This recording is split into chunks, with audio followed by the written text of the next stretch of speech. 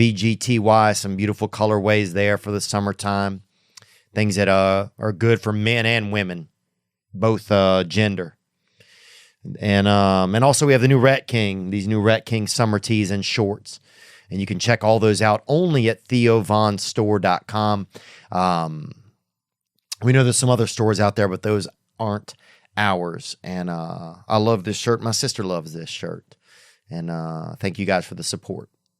I'm here today at the Wynn Casino in the green room. We just got off a stage, and so grateful to be here. Had a wonderful show on Sunday night. Today's guest is an actor, a comedian.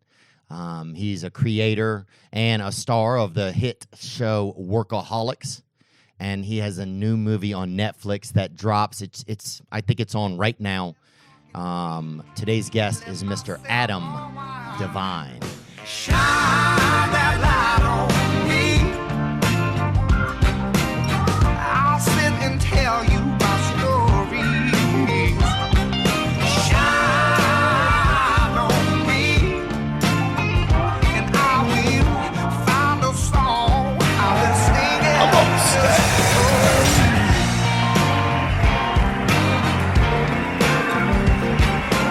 Gross much? You're in Nashville and here, huh? That's what friends are for. God.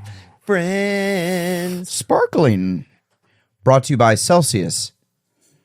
I'll have some. Crack one open. Zip, zip. Dude, remember they used to have the that commercial about the mustard in the car or whatever? Like the Grey Poupon. Do you remember? Yeah, remember that? Yeah, I do. And everybody, it was like, it was so, yeah. It was, And every dad and uncle would be like, pass the Grey Poupon. And you're like, bitch, we don't have that. We just got that yellow stuff. yeah, we don't have that because you're a construction worker. Yeah, Dad, you work for the railroad. We don't have Grey Poupon here. Yeah, dude. That doesn't go on our bratwursts. Yeah, we had this guy, this guy my mom dated used to be like, pass that yellow ketchup, he would say. Yellow ketchup? Yeah, that's what he used to This call is it, cool, dude. man. I think he was in like a war or something. He had some like, he might have had like some, he was in like Iwo Jima or something. But let me see this. There it is right there. That's the guy. Yeah, that's the guy, dude. Well, it looks like there was a lot of different guys over the years. They didn't stick. They didn't stick with the one spokesman. Yeah, this was for a lot of, this was the richest guy we'd ever seen. When they had this, we were like, no. Well, also, this is still the richest guy I've ever seen. Who eats with a full-on TV tray in their back of their car? That's pretty awesome. That's sick. That's sick, dude. That's pretty. That's Rolls Royce. Every time I'm like, I don't really want like a real fancy car because I don't give a shit, you know. Yeah. But then like I'll see a Rolls Royce. I'll see like DJ Khaled in a Rolls Royce or something. I'm like, oh, that looks pretty cool though. There's like feet warmers and like just the back part can be a convertible, which is kind of sick. Really, I've never seen that. Oh yeah, yeah. Pull DJ that up, Khaled. Zach. I haven't seen that. Yeah. Yeah, I think. Yeah, when I see like a super, I don't know. I think the fancier you get, the fancier you can get used to. And that to me always seems like super spooky. You know? Because then all of a sudden, look at that. Look at back convertible. That's sick. Wow. That is kind of neat. That's so cool. But that's like, hey, driver, you don't deserve to be in a convertible. But then also, like, then you have to have a driver all the time. Like, if you're like quickly, you just want to go smash some Carl's Jr. or something, and then you got to like call in the driver. Yeah. That's a lot. Yeah, that's true. That's too much. And people don't realize this. Somebody took me one time on a ride in a Rolls Royce or whatever, and they said we had to park so far away because they didn't want anybody dinging the doors or anything. Yeah. So we had to find a spot like in a lot that was like, it was you're probably a half mile away from the city. From the city, yeah. You gotta then get a car to get into the city afterwards. Like, we had to have an Uber. That sucks, dude. I take it back. I don't need a Rolls. Yeah, we don't need that, dude. Mm-mm. What do you drive? You're like a Rolls Royce. Yeah, I want to get in the back seat, but someone needs to drive the damn thing. No, that's true. No, I bought a Camaro Super Sport convertible, 2011. Like right when Workaholics came out, I'm like, whoop whoop, give me some of this good vroom vroom. Okay. And then And then I never bought a new car. I just have that car still. It's like, what, 13 years old now? 10, 12? Yeah, but if About you ever that. leave your family, I think that's one thing. You have to leave your family in that. Well, the Camaro Super Sport is the car you leave families in. Yeah, you do not. You don't have a family if you have that car. If you have that car, you're going to leave your wife. Yeah, that's the car. Uh-huh. That's like, hey, this car. It even has a goodbye Mrs. button on it. Yeah. Uh-huh. Yes. Yeah, and you're leaving with like the Applebee's waitress. Yeah. That's who you're vrooming off with. Yeah, you're listening to the Joe Dirt soundtrack, which people didn't even know they had that. Oh, do they? I bet it rips, dude. It I bet it freaking rips. gotta be good, man. Yeah, I'm doing my new movie, The Outlaws. Yeah, is it's coming out July 7th. July 7th On It's a Netflix. Happy Madison movie. So yeah. Congratulations. Thanks, dude. Yeah. It's the it was the sort of dream gig is to work with them because, you know, like you just said, Joe Dirt. Oh, yeah. and like so many goddamn classic movies. So Yeah, me at- and Spade just wrote a movie together, actually. oh, sick. And but this is about your Riff movie. Raff involved? No. Dude, Riff Raff hit me up and said he's involved. Really? I'm almost positive he said. I'm going to have to go back and look, but I No, swear, no. Riff Raff is not involved. No. All right, I fuck mean, it, fuck it. look, blessings to Raph, baby. I think Yeah. if I were coming out with like a fucking never-ending bubble gum or something, Yeah. you know what I'm saying? Yeah, dude. Or if I were coming out with like a, you know, like a shoe that made you jump so high that all the bitches wanted you. Yeah. Yes. Jump like Raff. Yeah, I mean, Yeah. like, Raff Air. yeah. Air. Those air rafts, Yeah, dude. air raft. Like you're literally, dude. What about giraffe raff? Who would that? If they had an animal called the giraffe raff?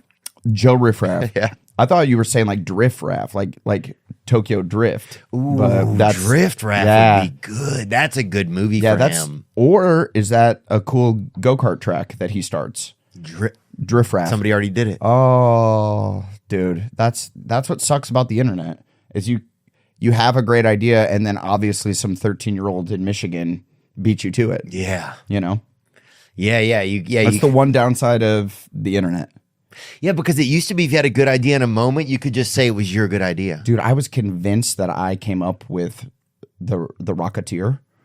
Remember the Rocketeer? The guy with the packet with on the the- pack. I was convinced that I had that idea first, and then when it came out, I was like, "How did they know? How did they steal my idea? It was in my journal. Oh, I'm in like 3rd grade or however old I was. I was convinced. how'd they get in there? How'd they steal it? Who did it? Who did it? Yeah, somebody. They had a rumor going around our area that pillows were taking people's ideas and sending them to the government. Who was? Pillows, Oh, like the pillows, big pillow. like sleeping pillow. Yeah, Yeah. it was like big pillow was like fucking everybody, and so people weren't using pillows. I remember for almost 8 months, and people were pissed. Yeah. Like we ain't fucking Yeah. that dream. So then you're just smashing blankets together, trying to form a pillow. Anything you could. yeah. You're just sleeping on bags of This? marshmallows. Yeah, Uh-huh. sleeping on your chubbiest brother's midsection. Yeah. Fuck you, table. But the Outlaws. No. First of all, congrats on being a movie star. yeah, dude. How weird is that? It's very interesting. Well, it's just when we knew each other way back in the day, you didn't. I didn't You were look a at you television going star. like this is the biggest podcaster in the game, and you didn't look at me going like this guy's a movie star. That's No. not what we thought. No, I I was thought like, you were- here's a guy in a hallway. yeah. Yeah, Here's a guy in a hallway. here's a fellow white kid doing comedy. Yeah, here's another one of those chuckle honkies. Yeah, as a lot of people have There's termed another them, you know? chuckle honky. That classic term. And look, whoever, if someone else probably made that term. If I'm sure if you bring it up right now, there's some third. Yeah, there's a grade- chuckle honky, and it's just our photos on a giraffe. Weirdly, don't know why. But some other kid drew us in his journal. Uh-huh. Some 3rd grader in Minnesota put us in his journal, and it's Yeah. actually our pictures. Like, how did he even do Yeah, that? and he wrote podcaster underneath your photo, actor underneath mine. And the year was 2012, and look at us now. Wow. But no, congratulations. Well, it's interesting because you start off just as a comedian. Yep. Is that? I mean, that's Yeah, essentially. I mean, we knew each other since like being in the hallways of the improv, like Yeah. back in the day. But was your goal always to be an actor? I don't know if you and I talked about this or not. I know you've had Workaholics. I know you've had a string of movies. I know all of this, but I'm just wondering where original idea was, because it's interesting when a comedian goes, they get into movies and they become a movie star. Yeah. Not a lot of people have that path, so it's just different. You know, you're a rare person we can talk to about Yeah, it. I think it was kind of always the dream. The Okay, dream it was was. like the dream was basically like Sandler's path. You know, like seeing like what he was able to do stand up. I wanted to do SNL, that just never came to be. And then do movies. Essentially I started when I was a kid. I watched a lot of like Evening at the Improv.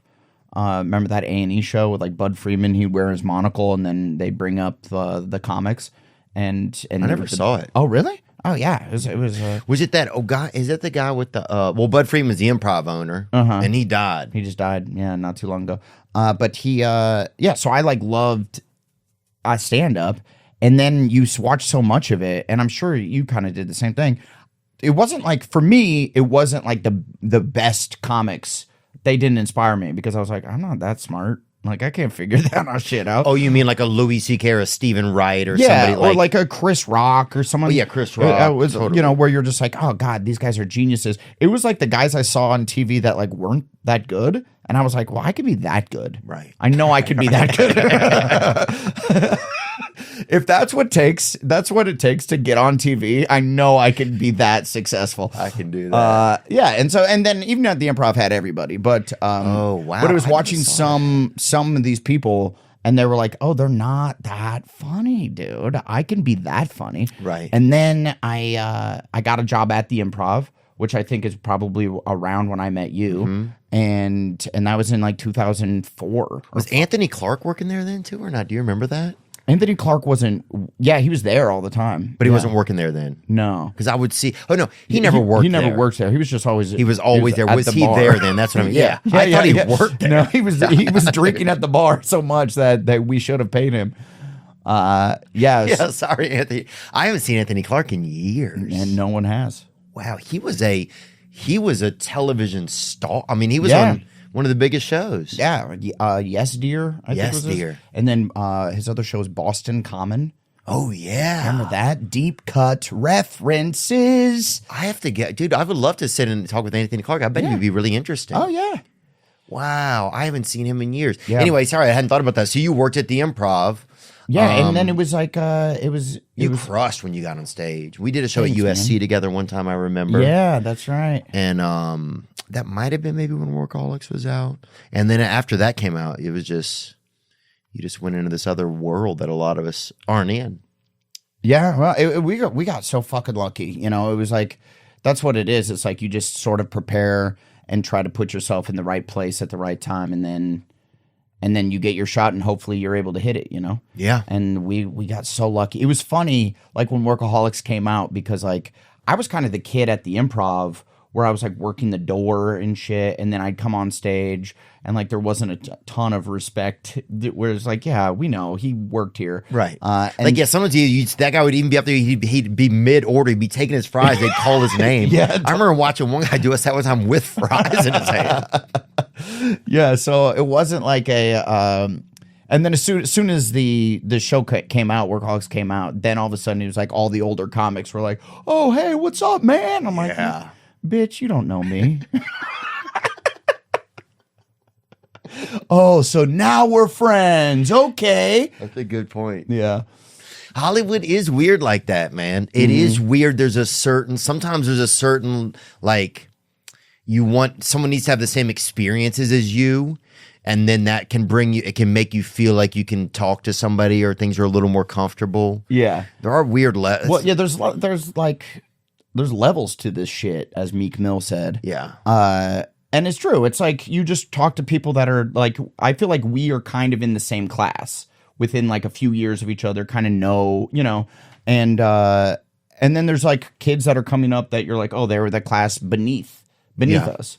And it's not that they're worse or better. It's just that they came up at a different time. Oh, yeah. I feel like it's like whoever you were like doing open mics with, or like doing the like first group of like bringer shows with. Yeah. That's who you're like, hey, Yeah. Hey, we're going to be friends forever because we performed in a Chinese restaurant, because we're performing when there's literally bowling happening right here. Like we're getting heckled by bowling pins.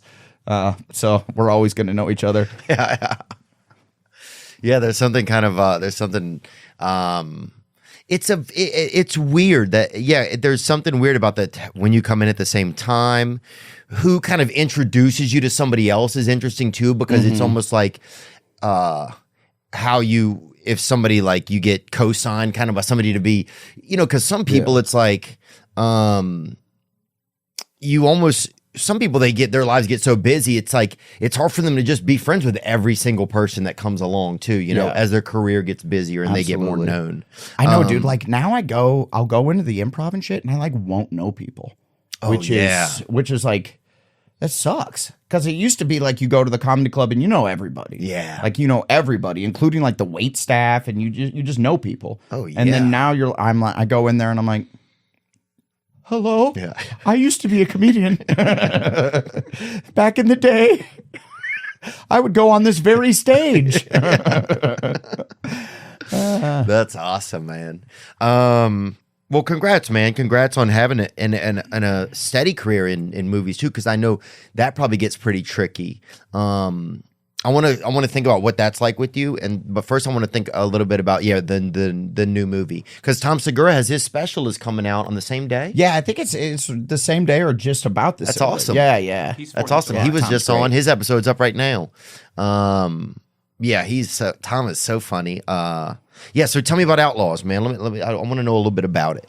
Yeah, so I mean, it was. You're an executive producer. I know that. Yeah, producer on it. The writers, Ben. I always butcher his last name. Like I got called out on it. My agent was like, "You're fucking up this guy's name. It's Zazove. Ben Zazav. Zazav. Great guy, awesome writer. Ben and Evan Turner.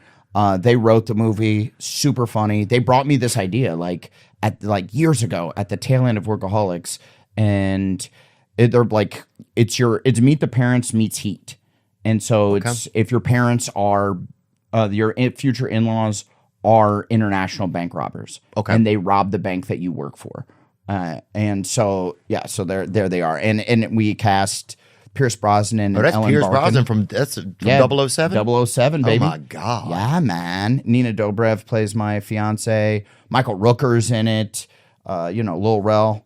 Oh, Laurel's in there. Yeah. My boy Blake Anderson has a small part in it. Oh, that's so it's the cast is sick. So they pitched me this idea, and I'm like, just a fucking idiot, dude. And I was like, that is a brilliant idea for a movie. I want to do this movie. Wrote it down in my notebook. Lost that notebook immediately, forgot all about it, and years later, I'm like looking through an old notebook, being like, "Oh, what brilliance did I write down in here?" Good. What gold? And you're like, "Ugh, gross, hated, bad idea, stupid." Yeah, recipe. Yeah. It just is apples. It's just saying to eat fruit. And then it was this idea, and I was like, "Oh, fuck, that's brilliant." I reached out to those guys. I was like, "Hey, I'm sure John Cena is attached or something, someone has already beat me to this." Yeah, Flava Flav. Flava Flav is probably, that movie star Flava Flav. And then they were like, no, nothing. So I developed it with them. We took it to Netflix, sold it, and then brought on Happy Madison, Adam Sandler's company. Oh, that's great, man. Yeah, it was cool. It's cool when it works out, Yeah, well, it's so hard to get a movie created into the finish line, especially these days. It seems even harder. Dude, especially comedies nowadays. You have to mask it. This is why it's a big action comedy, because you really have to go action, and then it's a comedy. But this it's just it's why I was so happy to work with Sandler's company, is we could just go full steam on the comedy, as opposed to you watch comedies nowadays and you're like, no, this isn't a fucking comedy. You're not. Where's the jokes? Where's the bits? It's bad. Yeah. Comedy's gotten kind of bad, huh? Yeah, it kind of sucks. Yeah. Movie comedy. Yeah. There's still good shows and stuff, but movie comedy, it's hard. But Why? Luckily, my theory is I think Marvel ruined it. I feel like superhero movies kind of ruined comedies because they people watch. You go to the theater, Yeah. and you expect to watch something that costs $200 million to make. And comedy movies aren't that. So you're like, well, why would I spend the same amount of money to go watch a little comedy in the theater if I could spend the same amount of money and go see something that is worth $200 million?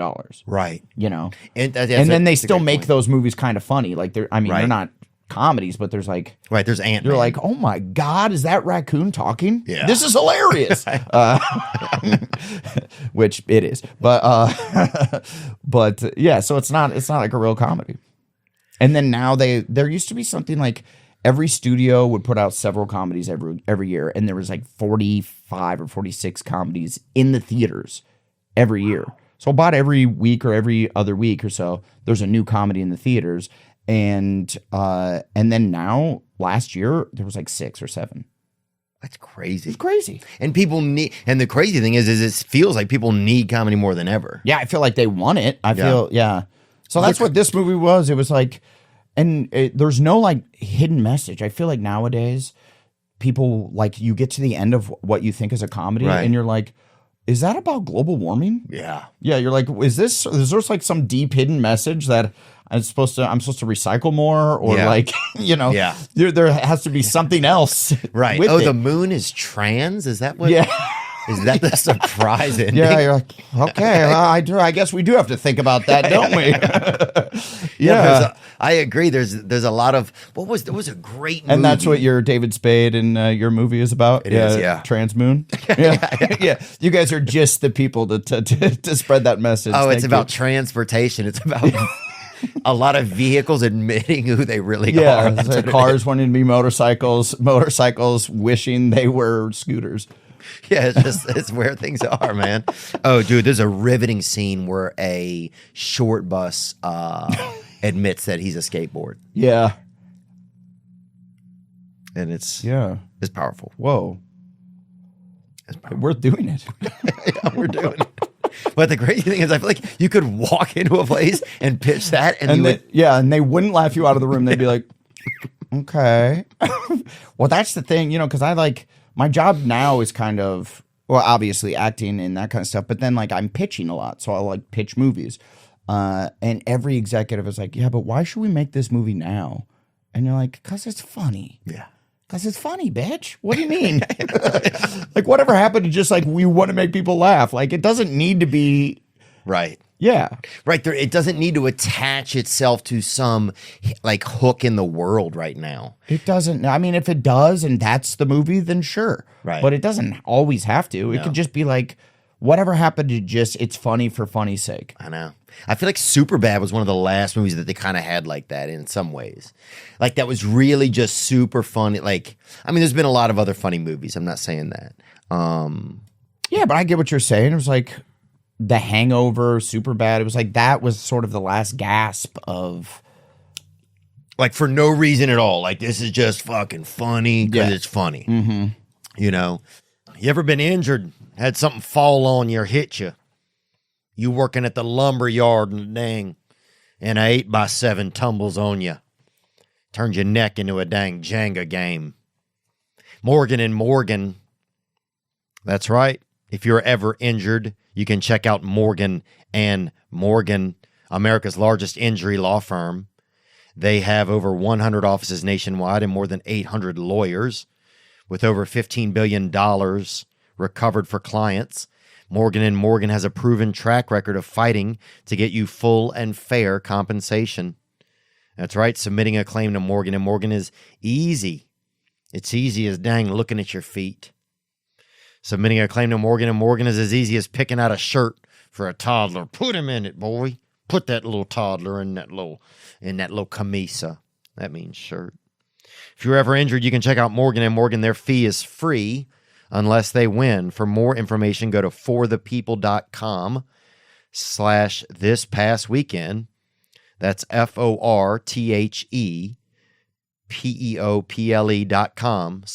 forthepeople.com/thispastweekend. Or dial pound law, pound 529 from your cell phone. That's forthepeople.com/thispastweekend.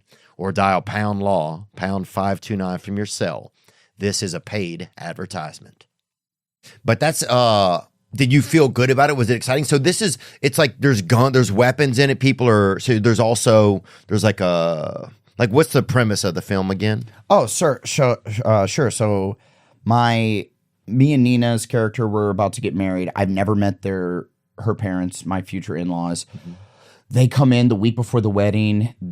I've never even seen photos of these people. They're like ghosts, and they're just the coolest motherfuckers. It's Pierce Brosnan, Ellen Barkin, and they take me out on like night on the town. We go skydiving. I get a tattoo. I get blackout drunk with them, and I'm like the straight-laced banker. So this is out of the norm for me. And I go to the bank the next day, and I'm talking to Lil Rel, who is a security guard, and I'm like, dude, last night was incredible. I just need a nice chill day at work, but my in-laws are awesome. And then click, there's a gun in my head. 2 people are robbing my bank, and they have masks on, and they say something that leads me to believe that they're my in-laws. Yeah. Wow. Yeah, dude. And then they end up owing someone money. Because they like bailed with the money last time. The person who cleans their money, like in Heat, the person who cleans their money, they stole that money from them and bailed, and so that woman kidnaps my fiance and is like, if you don't give me $5 million within the end of the week, I'm gonna kill your daughter, and we have to go rob a series of banks to get my fiance back. Yeah. Dang. Yeah, it's fun. Yeah. Seems fun. Yeah, it's really fun. How long did it take to shoot something like that? I had like, 2 months or something. Were you guys able to shoot it in California? No, dude. You don't shoot things in California anymore. Yeah. Unless it's drugs in the park. Yeah, huh? man. Yeah. We shot it in Atlanta. Oh, nice. Yeah. Nice. Which I like Atlanta. It was fun. Yeah, Atlanta's cool, man. Mm-hmm. I mean, it's definitely it's grown so much in the past 20 years, that city. That's amazing, bro. Congratulations. So this is your first movie you're executive producing too? No, so I produced Game Over Man, which is the movie I did with the Workaholics guys. Okay. And that was another action comedy on Netflix. But that one was like, this movie is, I feel, more accessible. Like, I feel like parents would want to watch this movie. Game Over Man, like, there's multiple dicks that are cut off. Yeah. I show my dick and my butthole in the movie. Oh, wow. Yeah, dude, you gotta check that out. And check it out. And yeah, so very, very funny movie, but I feel like this is a little more accessible to everyone. I haven't seen this. I can't believe I didn't even know about this. Yeah, dude. Yeah, It's so hard to know about things these days. Do you feel like that too? Yeah, there's so much happening. Yeah, I feel like it's there's just too much shit that's out there. And we used to, and also our phones are a device that we go to now for entertainment. There used to be one device, really. Yeah. It was your television, and then it became your television and your computer. And that's when streaming really was at an insane level, Mm-hmm. And then now it's your television, your computer, and your phone, So I feel like it's... Yeah, and it's also like the algorithm just kind of pushes things your way. And if for whatever reason... Yeah. It didn't push it your way, then you have no clue. Oh, dude, I walked into the last Blockbuster probably 1 year ago, and I walked in there, dude, and it was like it was unbelievable. And this is what was the most fascinating to me about it. First of all, somebody that worked in there was like, where was this? They would look over their glass at you like you were being an asshole, like, which is like how they always, one person always used to do that, and one dude would be cool, like trying to sell you weed or something, Yeah. This is in Bend, Oregon. It's the last one. Oh, wow. So there it is right there, boy. And that's because they don't get internet up there, or they're just really... I think just this lady doesn't want it to shut down, whoever this is in the picture, maybe. Yeah, that's probably her. But it's crazy. I mean, you go in and you walk through the aisles, and the interesting part is how many options there are. You don't realize how many, because when we look on a screen, there's like the 10 or 12 options. And even if you look around, you can barely find, but in the store, I mean, suddenly I'm like, oh, what about this movie? I hadn't thought about this movie. Or I pick it up and I'm like, oh, this one will really be great. And I realized how much of our ability to choose for ourselves without even realizing it disappeared when it went to streaming platforms. Yeah, it used to be fun, and you used to go just in like the weird artwork. You'd be like, oh, let's give this one a try. Yeah.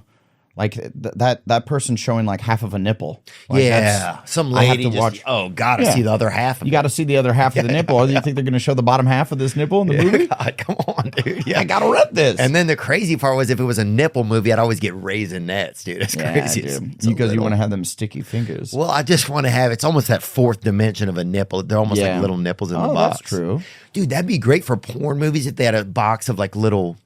Like you know how they have those like 4D seats in theaters now? Yeah. Like a 4D porn chair that you all this you're just getting hose spray. Weird smells like, oh God. Oh Jesus. Too close. Yeah, like, and then it like bumps you from behind if there's like a doggy style scene or something. You're like, whoa, who's that? Wait, so you're getting fucked in? Yeah, all right. It depends on what kind. Yeah, it depends on what you're watching. Yeah, it makes sense. I think there's different types of chairs. For sure, yeah.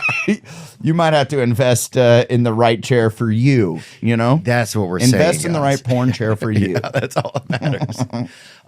But it was pretty fascinating just how many options there were, and I had never realized how much that went away. I mean, because next thing you know, I'm in the drama section, then I'm in the comedy, and then I'm seeing like, oh, what about this one, dude? I never saw this. I heard this came out, but it was like I had so much ability to choose, and anyway, it was just kind of fascinating. And it was fun because then you would watch those movies. Yeah, you know what I mean. Like that's what you were gonna do that night. Like. Yeah. Netflix and you know all the streaming services. I love Netflix. Yeah, Ted Sarandos, you're a good guy. They are my corporate overlords. But we're talking about how the business has changed, and that's okay. They're worried about it too. Yeah, you know? but like you could just turn off a movie. You could watch 15 minutes of something and go, fuck, I don't want to do this now. But like when you had the movie and that was what you were doing, you would watch a bad movie and watch the entire thing because you spent the $8 or whatever it was to rent the damn movie. So you're like, well, we have to watch this piece of shit. Yeah. We're fucking they're not even showing the other half of the nipple. So I don't know why we got to wait to the very end for the other half nipple to flop out. Oh, dude. Dang. There was something about that, huh? Mm-hmm. And also, I feel Big Candy's probably pretty bummed because you're no longer you're not going to the store because you're going to go home and watch Netflix and getting all the Jujubes and Mike and Ike's and all the candies. Hot tamales. What are other candies? Lemon heads. Oh, lemon heads. Oh, the ones that had the little bitty white crystals, the little white circles That's crystal on them. meth. That's crystal meth. Snow caps? Yeah. Snow caps. Okay. Which is also a street term for crystal meth. So that's no fucking. Bro, anybody that I knew immediately if somebody got junior mints, dude, that they were probably into some sick stuff with children. That's what I thought. If I saw anybody. That's my favorite candy. Oh, It is. Are you serious? I love junior mints. Well, dude, okay, hang on. It's not about. I'm not fucking kids. Sorry, I don't want you. Yeah, you set You're me right, up. Man, my bad. I walked into it though. I shouldn't have admitted it. But dude, you put but you get the popcorn. You put the junior mints in there. It's a sweet treat with the salty popcorn. They're not sweet. They have fucking mint in them, dude. That's a surprise. Who hides fucking mint? Bro, mint is like spearmint. Who hides it under a little layer of chocolate? Yeah, and it's all gooey. Yeah. Now, the gooey part is kind of, the texture, I don't mind. Yeah. But it's just some of the others. I just don't like mint. I don't want mint to be there when I'm trying to have something sweet. Dang, dude, I'm sorry. It's okay. Shit. But it makes me mad. I can tell, dude. You're flexing on me. It makes me angry. Yeah, dude. I can tell. It makes my fucking teeth want to climb through my gums. Oh, shit. Fuck. Hey, Imagine my they bad, dude. Hey, lemon heads are my favorite. All right. Okay. All right. Lemon heads were a little crazy too. Yeah. Remember how powerful some candies were when you were a kid? Whoo, boy. Yeah, I used to. Hot tamales were pretty powerful when you were young. Dude, when I was in high school, someone got me as a gift a 10-pound bucket of Mike and Ike's. Mm-hmm. I love Mike and Ike's. Mm-hmm. I ate the whole 10-pound bucket in a weekend. Wow. And when I took a shit, it came out at 9. Not even joking, dude. It was translucent. Oh. I shit out like just a giant Mike and Ike. That's unbelievable. That's beautiful. Yeah, dude.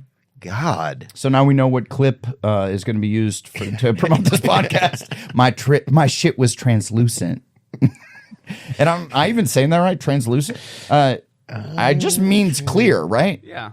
Yeah. Okay. All right. Yeah, they should just say clear. then. Clear. Yeah. I was trying to Yeah. be smart. You're fine. I don't know why they made that word for it. Yeah. Translucent. Allowing light but not detailed shapes to pass through. Yeah, that is exactly what I meant. I used it perfectly. The guy Fuck did yes. well.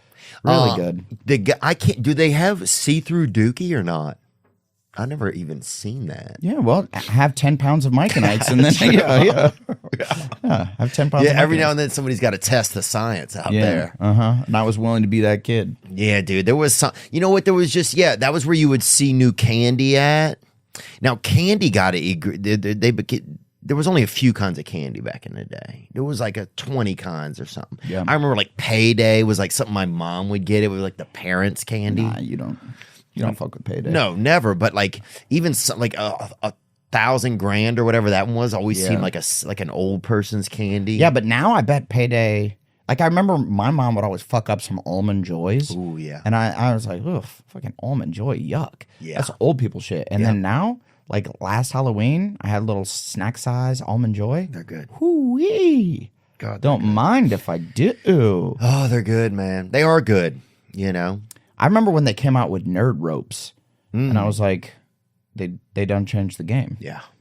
Nerd Ropes? You put it on some licorice? Ooh-wee. Yeah, you would see a lot of people doing unique stuff with them.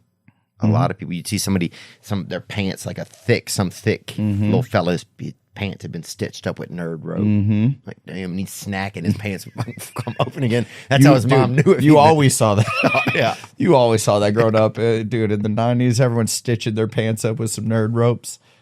Different times, maybe different times. Yeah, I miss boy. those days truly when like that was what you were doing for the day. Yeah. You were like, me and my homies, we're going to meet at somebody's front yard. We're going to then ride our bikes to the convenience store. Get a video game. Yep. We'll probably play video games in the store because they always had like Ninja Turtles or some shit. Yep, they did. And then spend $1.25 on way too much candy because that's how much candy you used to be able to buy, man. You would have as much as you fucking could. And I hated Whoppers, and then I'll tell you this, I loved them. Whoppers. Something just happened, those candies. Oh, yeah. The Whoppers are the little nuggets, little turd balls. With the little malted milk in them. Yeah, I like them too. God, they were good. At first, I was like, what is it? Yeah. And then I had some more, and I was like, I can handle it. Yeah, you could. I bet you could. It was good. Dude, we used to have, so this place by us, it was Pat's Video and Shrimp, right? So we'd bike over there, and you get you a little film, and then you get you a little pound of shrimp with it, right? Wait, what? It was a video and shrimp store? Yeah, off of Highway 190 in Covington, Louisiana. You bike over there. That's sick. Oh, it was pretty. I love a good combo store. It was interesting. Yeah. Yeah, so you get the video and you get your shrimp, man, and roll out of there. That's sick. It was pretty cool. But yeah, it was just a different time. You know, it was a different time whenever you would go to that. And that was even before the chain Blockbuster. I think they had, because before that it was like individual. Yeah. Like Ricky's Movies. Yeah, we had Main Street movies. Yeah, it was insane. Not even on the main street. It was like kind of in a neighborhood. You're like, that always pissed me off. I'm like, this isn't a main street. This is a side street at best.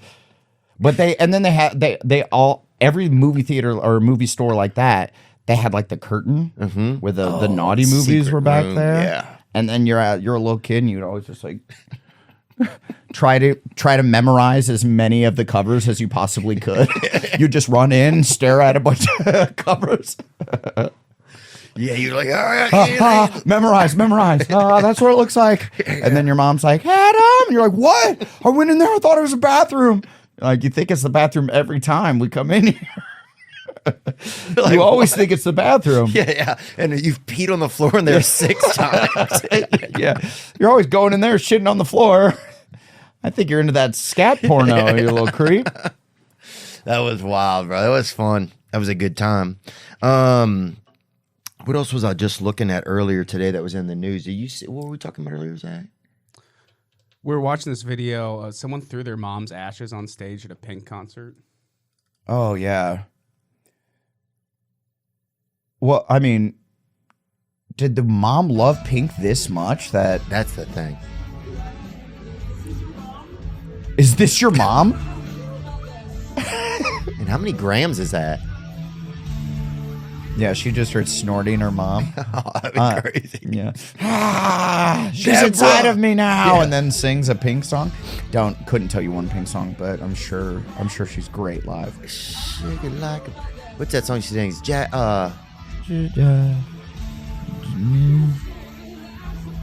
Life support, was a little rich. I don't know. Yeah. No, But that'd be something. Yeah, that's about the biggest thing you can do is probably throw somebody's burnt mom on a stage.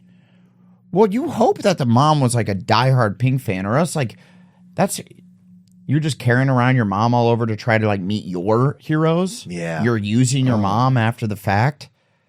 Like if I die and like my future, like if I have a kid and then my kid like uses it to like go to a JoJo Siwa concert or some shit, I'd be a little salty, you know? Like I'm up in heaven, I'm like, I don't give a shit about like JoJo Siwa. Why are you using me to get close to JoJo Siwa? Yeah, they're like, can I get in? This is my dad. You know who my dad is? And they just flash a little bag of you. Yeah. Throw me in someone's face. No offense to JoJo Siwa, I'm sure she's watching. Oh, I'm sure she's doing great. One of Yeah. my friends used to live next door to her, actually. Really? Mm-hmm. And doesn't she live in like a cotton candy castle or something? I think she does. Yeah. I think she lives like on one of those on the like northwest corner of the Candyland board. Yeah, absolutely. She's a Omaha. She's an Omaha girl. And so are you. I'm an Omaha boy. Yeah. Did you grow up around the World Series at all? Oh yeah. Did you go to it ever? Yeah. Oh yeah. As a kid. And then what we would do is we would go out and like people are so drunk there that they will just give alcohol to children. Yeah. So you would just stand by the beer tent and be like, "Come on, man!" And you're like 13, and they're like, "Ah, fuck, here you go. yeah. I don't care if I go to prison." This boy in a full-on body cast is asking for beer. He needs one. This boy petting this dead bird with a neck brace needs a beer. Totally, Dude, that's great. Yeah. Yeah, there's something about like there was some empowering thing probably for an adult giving liquor to a kid, huh? Yeah, I feel like I haven't done that enough as I've been an adult. It's probably fun to see a kid get fucked up. Is that an insane thing to say or not? No, dude, it's for sure fun. It's kind of like as long as they're in like a safe environment. Yeah, as long as it's a safe. And even if Yeah. it's not that safe, you know, you're Yeah. like, you got to learn how to handle yourself, young man. Yeah. But it is a little bit like when you see a kid who did not drink and then they go off to college. I remember like our valedictorian, or like she was, maybe she wasn't, but she was a very smart girl, was never at any of the dumb kid parties that I was at.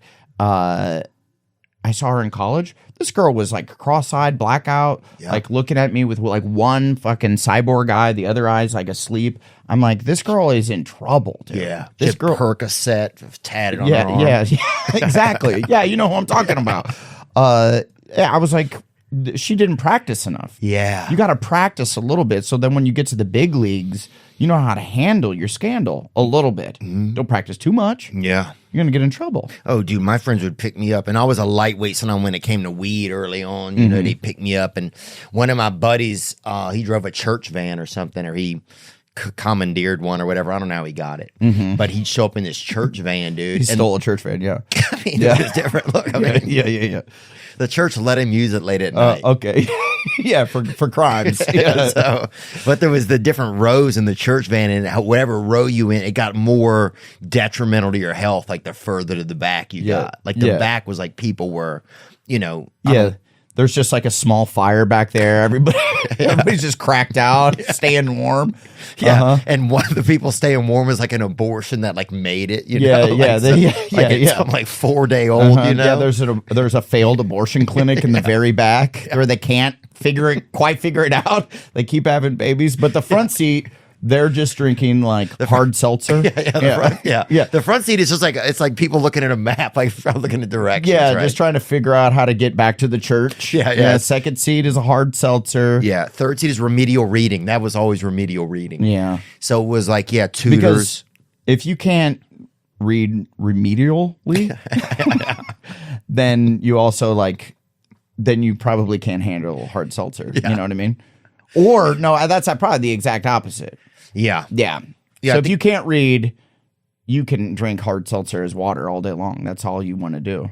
And it got weird, yeah. The further towards the back, it got weirder. But yeah, they would come and they would test. A lot of times they would give me the weed to test it out, because I was kind of like, I would fall asleep a lot of times. Like we'd go out, I would literally fall asleep because the weed was real strong. And then they'd wake me up when it was literally time to go home. Like I'd miss the whole night, Oh, I had a real sleeping disorder maybe for like 6 or 7 years kind of. And so anyway, but yeah, I remember just being in my buddy's dad's van, and we would sleep in there and just get really, really high. And one of the kids' dads had some sunglasses. He sold sunglasses for a living or whatever. Yeah, hell of a living. Oh yeah, and with the sun, there's unlimited. Was he like an Oakley rep, or these were like knockoffs? No, he was like a rep. Oh, sick. So we had all the different types, So that's a cool guy to know. It was pretty. Yeah, he was pretty cool. He was cool, actually. I didn't know him real well. We would sometimes do drugs at his house when he wasn't there. Yeah, so that's pretty cool. It was cool. We didn't get to know him though. Yeah, but yeah. Well, that's a cool dad. He's like, cool dad. Yeah. Not home, wrap around sunglasses at night.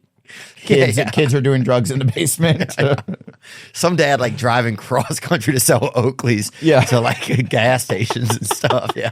While you're doing drugs at his house is a good guy. Well, you think he's a cool dad. Yeah, he's a total degenerate to other adults, but to the kids, he's like pretty cool guy. We're like, Todd, your dad's awesome, man. He's like, I haven't seen my dad in 2 months. Todd Sr. is for sure. For sure, awesome. But we would just get wasted and just urinate all over his glasses supply, right? Like at night. So then, like 2 days later, whatever, he rolls up to some place with a bunch of just soaking wet boxes. And he's like, they're selling like hotcakes. I don't know. Something about the stink of these glasses are flying off the shelves. Man, I feel bad about some of that shit. Yeah, we used to. There's this girl in high school that it wasn't me, but my friends would call her Skeletor, and she was very mean to us. But for some reason, we'd still go to her parties. And then my friends would like piss in her parents' closets and shit. Yeah, that's a mean thing to do. In hindsight, you're like wildly mean. Why are we doing that? This girl invited us to a party. Yeah, we're calling her Skeletor and pissing in closets. That's kids, dude. That's mean as shit. It's super mean. Yeah, people just did that kind of stuff. We had some kids bus these 2 gals, and one of them, she had, I guess, kind of like wide, kind of big nostrils like me, and this other one, she had like a lot of gums in her smile, and they used to call them, if you take nostril. And one of them they called Mr. Ed because she had longer gums. And Mr. Ed, if you said them backwards, it was Lurtzen and Derm. If you said them backwards, sure. So everybody always be like, "Oh, look, it's Lurtzen and Derm" all the time. It's just so dumb, but it was like people would just say it so many times. Yeah, and then like those girls definitely couldn't put that together. Never. So they're like, "Why are you calling us that? Yeah. That's not my name." Yeah, it was just life, man. Yeah. God, it was fun, dude. Yeah, I remember we did a bunch of LSD and this lady got caged up, or not lady, but like someone that was the same age as us got caged up in this room. Not even caged up. Caged up. People said, "Hey, you're caged up in here," and then they were on so much acid they just believed they were. Sure. Yeah. I'm like, you went to parties and people were in cages? Do we have to call someone? No, meanwhile, you could get out whenever you want. want. It's just an unlocked door. You're in a backyard. It's not even a room. You're like, there's no way you can escape.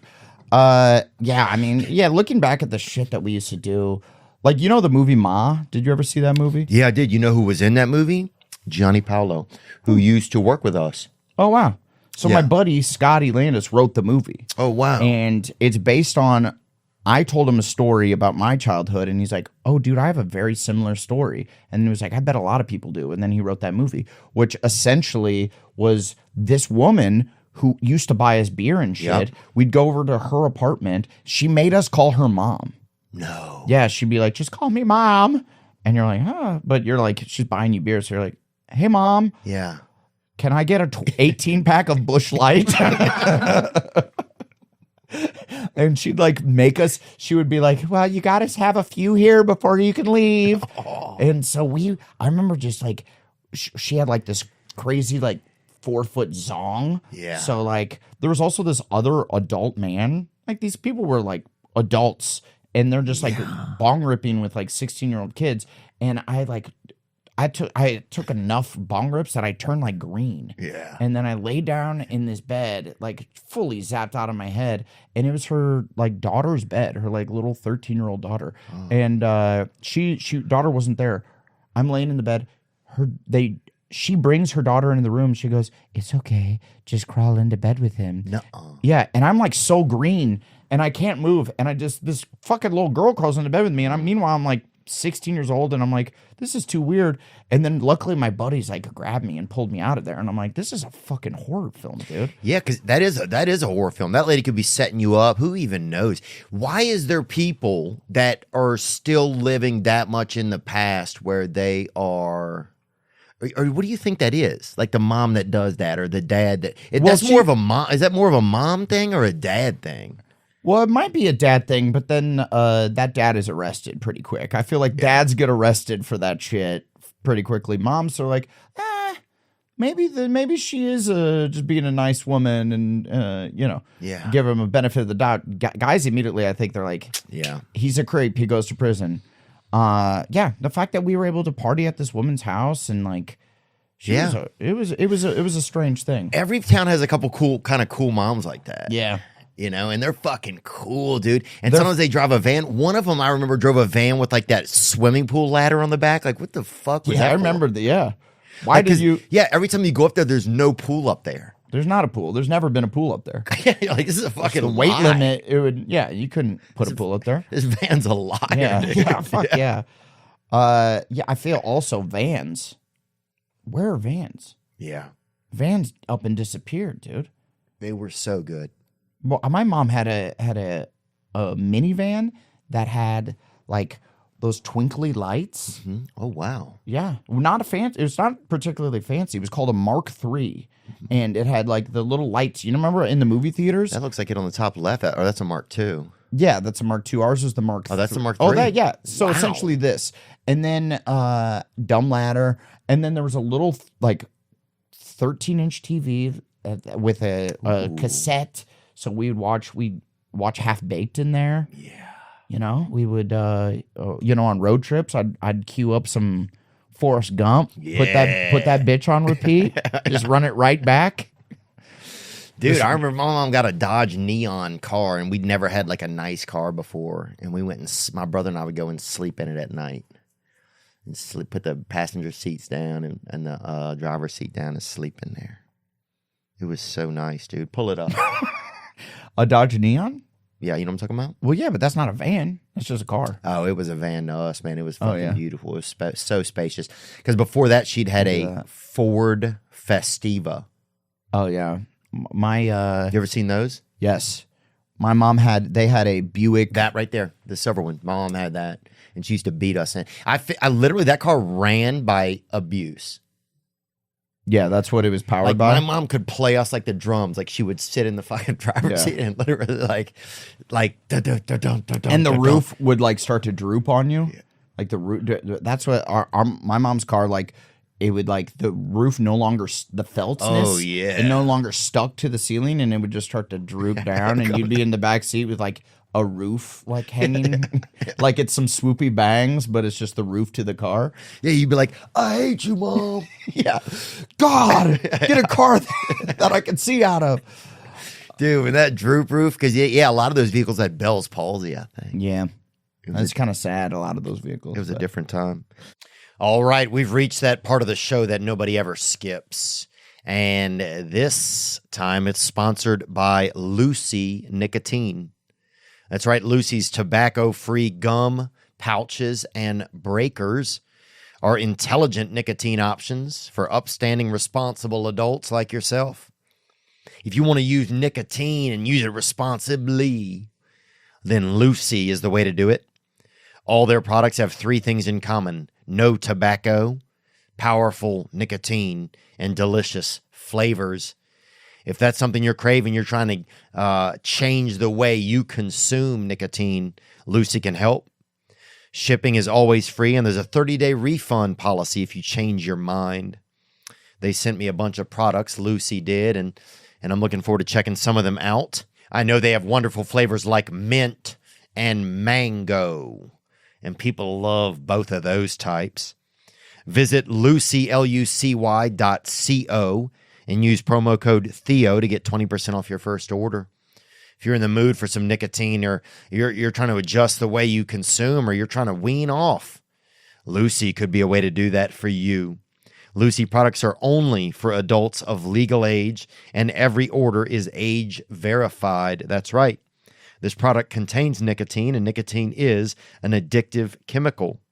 Visit lucy.co, use promo code Theo to get 20% off your first order. That's lucy.co,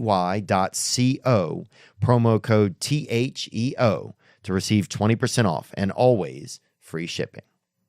You know what movie I saw the other day that I really liked was it was a Jim Carrey movie. It was called When He Owns the Theater, or he goes back and gets that movie theater, Majestic. You ever see that movie? Oh, I did, but that's been so long. It was I a feel good like one. that's a good. I'd go back and like just do a deep dive on all Jim Carrey movies because he's the legend. I won my 5th grade talent show doing Jim Carrey impressions. No way. Yeah, dude. Can you still do any, you think, or no? I mean, no, they weren't even good back then. It was just like somebody, It's just me doing Mask. Yeah. It was good. Did you ever go to? Because you grew up in Omaha. Yeah, I grew up in Waterloo, Iowa till I was 10, and then we moved to Omaha, and then till high school, and then after I graduated, I moved to LA. Did you ever go to the Field of Dreams? In Iowa, yeah. You Oh, did. yeah. Mm-hmm. Cool, isn't it? It's way cool. Yeah, it's in like the middle of nowhere. Yeah. It's just like a baseball field. Yeah, Dyersville it is. I love the Midwest. My mom went Yeah. to school over there in Iowa, but Where dude. at? She went to Colin College, I think. Oh, okay. There real. it is. Yeah, it's cool. It's cool. When you go see it, it's cool. Yeah, I like the Midwest. People give it such a bad rap, but it's just people are so nice. It's like beautiful. Like Iowa's a very pretty state. Oh, I love Like it, man. rolling hills and just green, beautiful fields. Cornfields. It's cool. Well, also like Those are from- Purina dog brand was from. There's a lot of famous old brands that are from there, like John Deere. Yep. What else? Russell Stover, I think. Where's that from? God, imagine knowing him. Russell. I'd love it. Kansas City, Missouri. Oh yeah, Kansas, right there. Kansas City, Missouri. It's like it's like accepted as the Midwest, even though I feel like it's getting a little Wild West kind of. It's a little bit. What I like about Kansas City is like that there was like a real mafia element. Oh yes, Yeah. because St. Kansas- Louis has a mafia Yeah, element. Kansas City, there was like the Kansas City mob bosses, and like they wouldn't go west to there. Like so, the mob bosses would be in there, and they would control Vegas because they couldn't get any closer because the feds would come down on them. Fuck, that's At least that's what crazy. like Casino taught me, the movie. Yeah, I believe a lot of that. Yeah. I believe a lot of that, man. Is there a movie that you've been thinking about? Like, so you have this one done. Is there like another movie that now you like? Do you have to wait to see how this one does to see if you get other opportunities? How does that kind of Kinda. work in your business? Because you've had a good run. A lot of guys don't get some of the same opportunities. For sure. Yeah, kind of. You always have to be thinking like, what's the next thing? But yes, I think this one. So I have a lot riding on this one. So they Netflix really wants it to do well. I really want it to do well, and I think if it does well, then Netflix will let me make it a handful more. That's great. Which would be great. Yeah, man. We'll make watch sure it July 7th. we will. Yeah. So but I have like the next couple ideas cooking right now. So as soon as the writers were on strike, so I can't go pitch a movie right now. Yeah. So like I have it ready to go, and then as soon as we are not striking any longer, I'll flop on into that movie studio and pitch my wares. Do you pitch something before you write it? Yeah, sometimes. Sometimes it's you want to. It depends. Every project's like different, but sometimes if the idea is like too weird that you feel like the executive wouldn't be able to get it, then we wouldn't. We would just write it and then go sell it. But if it's like a hooky idea like this, the Outlaws, like when you understand the movie when I pitch it to you, so you're like, oh, I get it. You could just pitch that idea and they'll buy that idea, and then you're kind of on the track already. Your show, The Gemstones, are you guys finished doing it, or you're just waiting to see if you can do it again? I think we'll probably do it again. Danny's pretty confident. He wants to do another couple seasons of it. It's so fucking fun, dude. Yeah. And Danny McBride is like, like you said earlier, I'm just like so damn lucky to like that they allow me to keep doing this shit. Yeah. And it's so ridiculous. Danny McBride is like a true comedy hero of mine. Like, I remember when me and the Workaholics guys, like way before we got Workaholics, when we were still doing like internet sketch stuff, Durs came over, Anders Holm came over with a DVD. He like knew an agent that slipped him a DVD of The Foot Fist Way. Yeah. You ever see that movie? So good. So good, dude. And so good. Jody Hill directed it. Danny is the star of it. And does Jody write on Gemstones? Yeah, he directs a lot of the episodes. Wow. What is he like? He's the best, dude. He's just like the coolest. They're all just the coolest, nicest dudes. And I mean, you get along. So fucking good, dude. When he's trying to break that, they fucking break that board.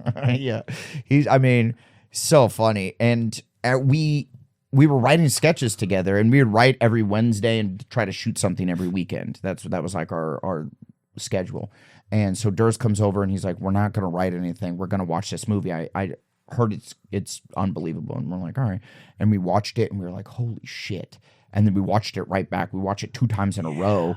And it was the first time that we were like, oh, we can, not that it wasn't great, because it was great, but it was like, they felt like we know those dudes. Like we can make movies like that. Like, you know what I mean? Like, like Will Ferrell, since he does like these big characters and his movies are like big and broad. Can't really do that. Yeah. It felt like unobtainable. Yeah. And so it felt like, oh, we can make a movie like this. It feels like down and dirty, and like we could do this like with our friends.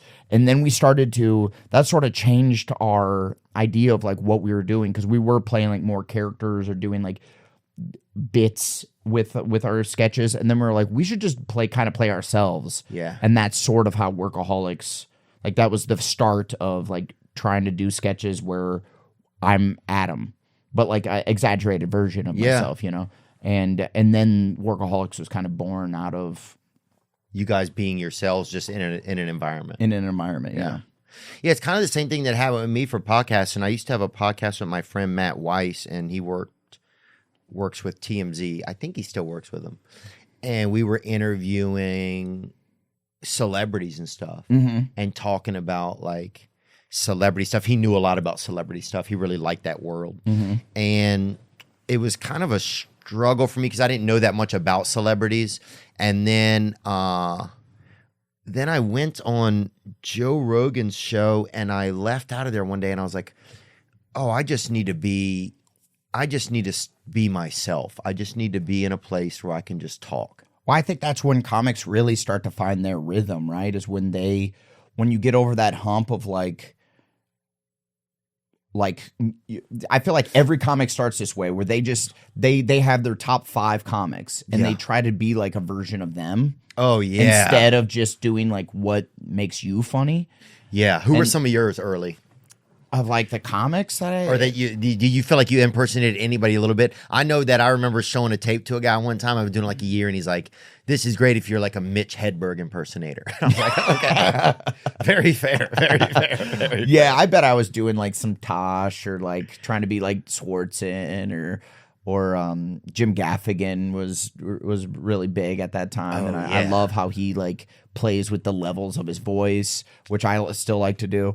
But I can see that now. You say it a little bit. Yeah. I'm sure there was some of that. And then I think like when you start to find your voice is when you go like, yeah, obviously like Chris Farley's like an influence of mine, and Jack Black's an influence of mine, and Sandler.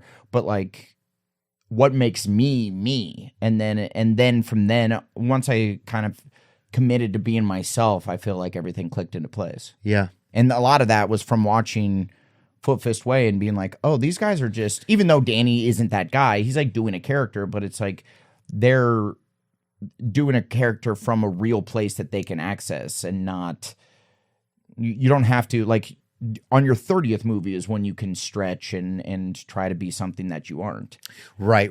When you could be Tom Hanks. It's like Tom Hanks didn't start off doing like these Polar super dramatic, Express or whatever. Yeah, Polar Express, exactly.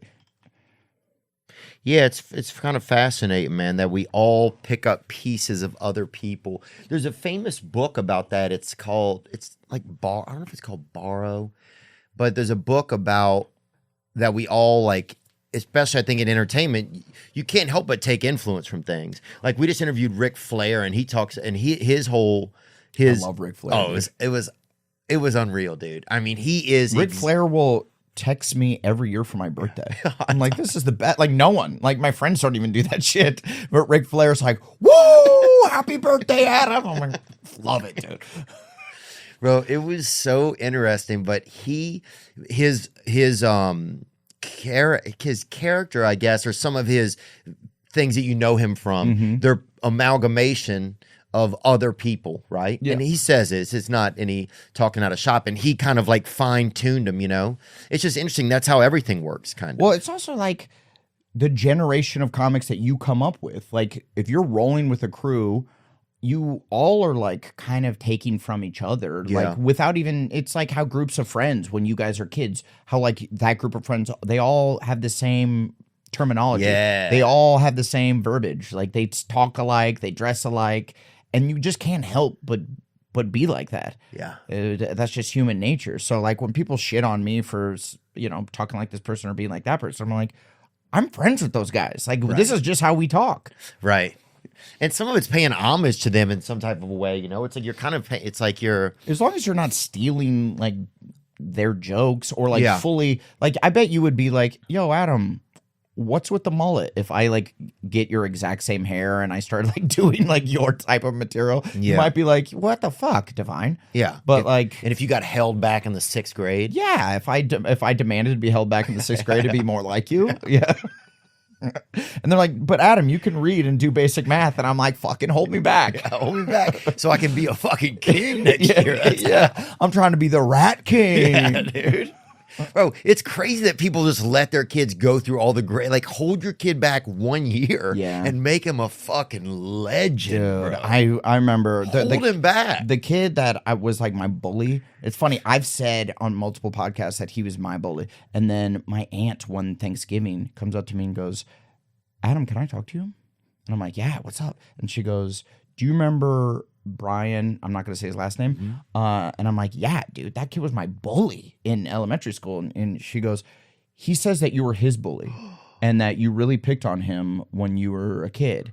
But this was the kid that he like failed a grade in like 4th grade or whatever and was held back. So he's like way bigger than me. He had like facial hair in the 4th grade. He was like, and he was drawn it on, but he had it. Yeah, he had it. And he kept picking on me. And I remember, like, my dad was like, is he bigger than you? I'm like, yeah. And he goes, well, then violence is your only key. And I'm like, what? And he's like, you have to strike first and strike often. And I'm like, this is some bad advice, This Dad. is a foot fist way. Yeah, totally. So like I like punched this kid in the face. Like he said some shit. I just like fucking whacked him and then would run away. But like so where he could never strike back. I kicked him down a staircase once. Like so I was like a violent little kid. And in hindsight, I was this kid's bully. But from my point of view, he bullied me, and then my dad just gave me the go ahead to be a violent little fuck. And so I'm sorry, Brian. I didn't know, dude. I thought you were my bully, and I was trying to stand up for myself. Yeah, we didn't know, Brian. Bullies are regular people. I love that song, dude. God, sometimes I see the bullies. Yeah. And I pray for them. Damn. Ugh. We got to get you in a Pitch Perfect movie. They don't Theo. make good music anymore, Yeah, huh? shit. How perfect are you guys going to make the pitch? That's what a lot of people are wondering. Yeah, isn't it perfect enough? I don't know. That's God what damn. people are saying. Yeah. It's like when Step It Up keeps coming out. People Yeah. are like, how? Yeah, they're taking it up to the streets. Like we get it. How many places? Amy do you have to Schumer step always up used to say that. How much do we have to step it up? Yes. Yeah. How perfect is the pitch going to get? Do you think will it? It's still getting, dude. I'm doing a spin-off show. I did. It's called Bumper in Berlin. Season 1 is already airing on Peacock. It was a fucking hit for them. And then yeah, so I lived in Germany for like 4 months last year, and like just being a song and dance band in Germany, dude. There's me. That girl has horns on her head. Yeah, it's a wild show. Interesting. Is Riff Raff in it? No, dude. That sucks. You're right. I should put Riff in it. Yeah, so yeah, the pitch is still staying perfect, dude. I'm riding that one all the way home. Wow, that's cool. Yeah, it's what fun. an interesting. Just for living an interesting life, man. Because to go stay in Germany for 4 months is pretty. Did you have to work every single day, or did you actually have some free time? Yeah, I worked a lot on that one because I was the lead of it, and it's like a song and dance show. So like I'm singing and dancing every goddamn episode. So like I have to on the weekends, it's like I have to go record songs and I have to like learn choreography and shit. And then, but it was a wild. Have you ever been to Germany? Yes. Okay. Yes, I have. My girlfriend. Somebody almost ran over my girlfriend with a bike over there. Oh dang! Where at? I don't know. It was by like this little. It was kind of like by a. I don't know what it was. I don't remember. I mean, I remember, but I don't remember enough to say anything else. Yeah, I've been there. That is a dangerous intersection. Yes. Yeah. Dangerous intersection. Yeah. So we were in Berlin, and awesome city, super fun, but like also like kind of cool in a weird way. Where like they have this club Bergheim, which is like the cool club where like everyone wears like leather dick pouches and shit. And they have this guy that they call him the piss goblin, and he's like a 65-year-old man who's just like and like you're supposed to just piss on him when you see him. Oh wow. Yeah. And is he like, in a chair? Is he sitting down? no, he'll just like, well, I didn't go to this club, but I've been told all about him. And then he'll just like go around the club, and yeah, that's it right there, the big square building. Yeah. And then it's just a warehouse inside, and yeah, it's scary. It's like industrial type music, and then the piss goblin will like lay in the trough. You know how they have troughs at in shitty men's bathrooms. Yeah, and he'll just lay in there and be like, and you can just splash him up. You can just splash him up. Apparently, yeah. Freaking put a batch on that dude. So man. it was like COVID was just starting to like wind down at that point, and so all the clubs were closed. And then while I was there, they all opened. And we were getting sat at this nice restaurant, my wife, Chloe, and I. And the guy recognized me. He's talking to me, and he's like, how are you enjoying Germany? And I'm like, oh, we really like it. And he's like, have you been to some of the clubs? They're so fun and crazy. And we're like, oh, we haven't yet. I'm working a lot, so don't have time to go to the clubs. And he goes, oh, it's so fun. You have to make the time. There's awesome parties, the piss parties. And then he goes, okay, your table's ready. Just so quickly, the piss parties. Okay, table's ready. Sit down. Here's some charcuterie. Yeah, dude. Here's some ginger soup. Yeah, here's some ginger soup. Enjoy the piss party. Well, dude, piss pigging is a big thing. I think now it used to, and even vegans are doing it. I think it's like piss pigging is, I guess, when there's like a fella at like a. What's pigging? What's piss pigging? Can you bring something up, Zach? You're leaving me on a branch here, brother. It's when people are drinking urine, I think, somewhere. Oh. And like it's like rich. I don't know if it's rich people do it, but it's like piss pig. Yeah, Here we piss go. pig. Well, let's yeah. don't look at porn. Don't look at porn, please. But I mean, Well, it's hard. It's hard That's not to what look it at is. porn with the piss pigging because it's probably pretty synonymous with. It's like you look up butt fucking. You're gonna see some butt fucking then, you know? Dude. Yeah, it's like you look up piss pig and you're gonna see some piss pigs. All right, whatever, man. Yeah. That's how you guys are gonna be about it. I'm just looking for more of a technical site. Okay. Like Yeah. I don't want to see that. I don't want to hear the symphony. I just want to read the sheet music. You know what I'm saying? get it. But I think it's people that will drink urine. So it's like at these high-end parties, I'm hearing you can go around and you pay somebody and then you just urinate into them. And it's like and people enjoy it, I guess. But that's something that's going on. But I think in Germany,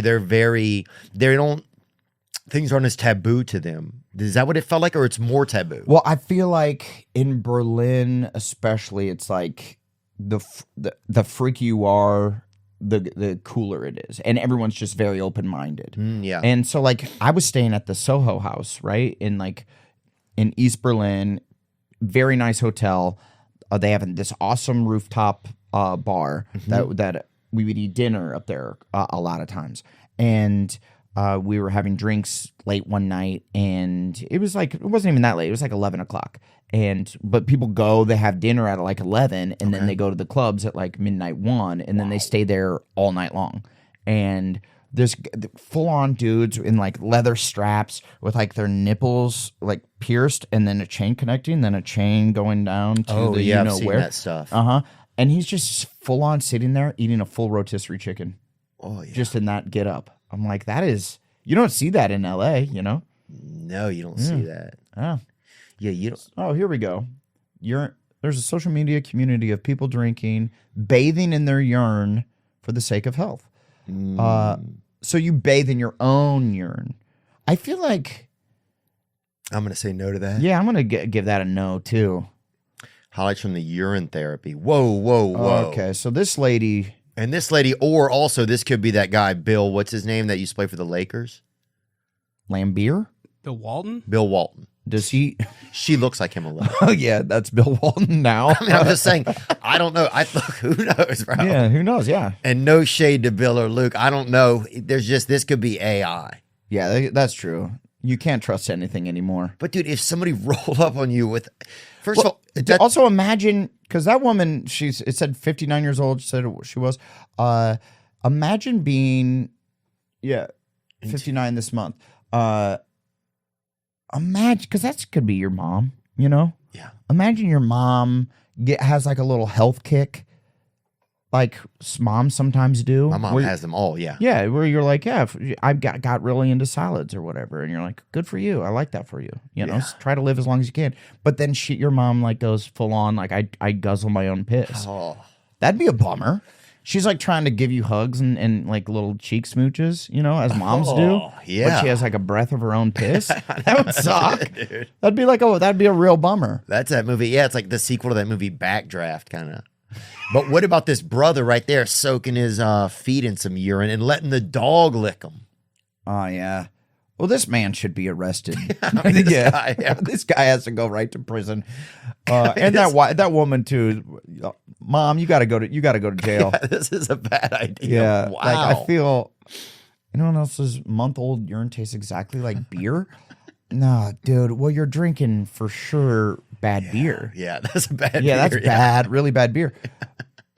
Like you could just spend like $1 more and get beer that doesn't taste like month-old urine. Yeah, non-piss, no piss in here. But what if that's the like Bud Light's new slogan? They're trying to gain some drinkers back. No piss in here, buddy. Is your wife an actress too? She is, yeah. She is, yeah. She's a very beautiful lady. You guys post a lot of pictures and do a lot of fun stuff together, it looks like. We do. We tried to do a bunch of fun stuff. Did you guys kind of fall in love? What was that like for you? Because you seem like you're in love, kind of. That's the vibe that I get from you. Yeah, I hope when you marry someone, you're in love. That's the key to the whole thing, I think. But some people don't put they don't. Yeah, because they don't want to. Yeah, I'm like I feel, because we want to have kids and stuff. And some people, I have friends that they like don't put their kids on their social media. I think I'm just going to put my kids all over. I don't give a shit. I just like my life. Like I'm a pretty open book. I'm like, yeah, this is my wife. These are my friends. This is my kid. Like, don't kidnap the kid, obviously. No. That's a prerequisite. Ooh, yeah. Yeah, that's a definitely no, but it's like... But even stalkers aren't that... Back in the day, I think a stalker would come to kids. Like, stalkers even nowadays are kind People don't give a shit about me. They're That's what's lazy. cool about comedians. Is like, there's no one really cares. That's a good point, huh? Like, it's like when people see you at the Starbucks. Or see me. They're just like, oh, shit, what's up, man? Yeah. You want some extra pumps of sugar-free vanilla? Yeah. Like, that's what I get, Or like, yo, this one's on the house. I'm like, no, dude, I can pay for the coffee. And they're like, I got you. Yeah. That's the level of stalker that I have, just like a cool guy who's a barista. But then when that dude shows up later in your living room and he's like, this one's on the house. Yes, you owe me for that cold brew. Bro, that would almost be a crazy movie of like a unique stalker that like just shows like Who just wants to brew me espressos. Yeah. Yeah. He gives you one free thing and you don't even want it. And then he holds that against you forever. That sounds like a Black Mirror episode. Yeah, where you're like, I didn't even want the egg white and ham sandwich that you made me get. It's like, I actually had breakfast, homie. I didn't even want this, but all right. I had a woman hit me after a show once, stop me after a show one time and ask her if I was leaving subliminal messages in podcast to her. And that was kind of crazy. And she was extremely serious. She was extremely serious. That's scary. It was way scary. But you were, right? What I said was, I haven't been, but I will. But you're going to start. Yes. 3 M&Ms. 3 M&Ms. Whatever that means to her. Yeah, I had one time, and this was really early on. Nothing this weird has happened since, but this girl brought me a bunch of cupcakes to a show. And this was like right when Workaholics was taking off. And I'm like, this is the best. I get baked goods now. I'm at baked good level. And so I was living with Blake at a time. We had just rented this like cool house in the Hollywood Hills. And I come back and I'm like, yo, dude, I got these cupcakes. Like, I'm at baked goods level. And I like bit into a cupcake. It was the first cupcake I bit into. Chunk of her hair, dude. Like a full-on tendril. Ooh, like a lock? Like a lock. Like she cut off a little chunk, baked it into a cupcake. It's so... How fucking weird is that, dude? I mean... What is she getting out of that? And then now I'm like, well, now I can't. That sucks. Because I want to be able to eat baked goods from fans. I want to be able to accept... That's Polish romance, I think, dude. The delicious, treats that are given to me, but now you can't. You never know. God, that's wild to have somebody's hair in there. Yeah. I guess it was like, I'd rather have hair than just like, they just, a ton of fentanyl or some shit. Oh. Yeah. Yeah. Like that's for sure better, but still They weird. had our Taco Bell in our town was famous. Somebody had been doing like duty in the meat or whatever whenever it first opened up. And I know this, people say this is an old wives' tale. Dude, your but this town- is a true story. Oh, okay. And they had, and I know people say this happened in our town, whatever. They shut our Taco Bell down for 2 months, bro. And people were losing their fucking minds. People were getting divorces outside of it. People were throwing bricks through the window. People were writing. Well, so people were, because I think the old wives' tale was like they used like dog meat or something, and you're like, what? No, but I love a cheesy gordita crunch. How could they do this? But then that wasn't like a real thing. So people were literally like a guy who was working They busted there. a guy doing duty in the meat, and you can look it up too, I think, buddy. But this was, in my town, I don't think anybody's gonna frown at half a pound of raw Bichon or something. You know what I'm saying? But I think somebody goes and feces up a meat. Somebody goes and feces up a one of those. What are they called? Crunchwrap Supremes or whatever. Yeah. But that really happened in our town, and it's unfortunate that kind of stuff happened. But That sucks. Can you find it? It may be on a Reddit. I think I found the article. It's just loading. I feel From 1997. It's an old article, bro. Good but year. Can't believe it happened. Dude, I remember one night I got out of my buddy's piss van with the sunglasses. I was so high, they woke me up because we stopped at Taco Bell. And I got out and I went to live with this other family in high school, and I get out and they were there. And I was like, you ever be so high and you see some people that you're like, I'm not supposed to see these people when I'm high. Oh, dude. Yeah, absolutely. It's the the worst. worst. That's the worst. Yeah, that's the worst. God, it was the worst, man. Dude, I the was worst like, what's is- up? I said what, like it's some insane vocal like, level. Ah! And they're like, hey, Theo, good to see you. It's lasagna tonight. Good, love lasagna. Yeah, my agents called me the other week. They called me like at 8:00 at night. Ooh, and I had, that's like, alarming. I like smoked weed, and then they called right then, and then it's like the whole team, and I like just changed agencies, and they're like, they're just wanting to talk to me about stuff and like career stuff. Man, I just talked for like 12 minutes straight. Didn't let them get a word in. It's just me like saying words that I don't know even the meaning of. I'm just saying shit, dude. Yeah. Afterwards, I like called my manager. I'm like, was I just saying a bunch of words? He's like, yeah, dude, you were making. So I'm like, fuck. Don't call me at 8. Like that's an afternoon. It's outside of sober hours for sure. I might have just smoked a joint. In which case, I'm gonna be spinning my wheels in the mud. Yeah. In the vocabulary mud. Oh, yeah. I think especially if agents, they deserve to hear something from you every now and then. Even if you call them like, hey, listen to me read a little bit of this stuff that I wrote. And you just read like the first chapter of like Scarlet Letter to them. You know? Yeah. They would love that. They would love you using their time like that. Yeah. They'll stay on the phone. If They you're, would. They if would you're have- doing well enough, Yeah, they'll stay on the fucking yeah, phone. They though. will, yeah. They'll stay on there and be like, wow, that's interesting. Wow, good stuff. And this is because are you gonna write a book? I know a lot of comics are writing books. Yeah, I thought about it. I've written a bunch over the years. I've written a lot. I've probably written half of a book for sure. Mm-hmm. I think sometimes. I'd read your book. I bet you got so many tales from Thanks, man. from your youth. Well, I we feel grew up like in a I'd like unique to- area, man. Ian Somerhalder was from our town. You ever met him? Show me him. His name is so familiar. God, he was handsome, brother. Really? Nobody had ever seen it. Oh yeah, yeah. No, I know this guy. This guy was in Vampire Diaries with my girl Nina Dobrev. I mean, if you're able to be, I mean, he's could be man or woman.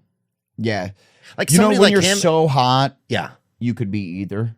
Like that's when you are at the peak level. Like Brad Pitt, put long hair, give him tits. That's a beautiful woman. he's at least an 8 as a woman. This Yeah. guy though has that. And Yeah, you might be right. He's got more. maybe not. I don't know. I guess it depends on what kind of woman you're into. That's a sexy lady. Yeah, but I mean, he was like they had the most. He was like the most handsome So they could get. is he like a right around your age? So you like knew this guy? He was maybe a little bit older than me, but So we he was heard in about him. Yeah, he was so hot. He went to another school, and you're like, word is that there's just like a hot boy in another No, he school. came.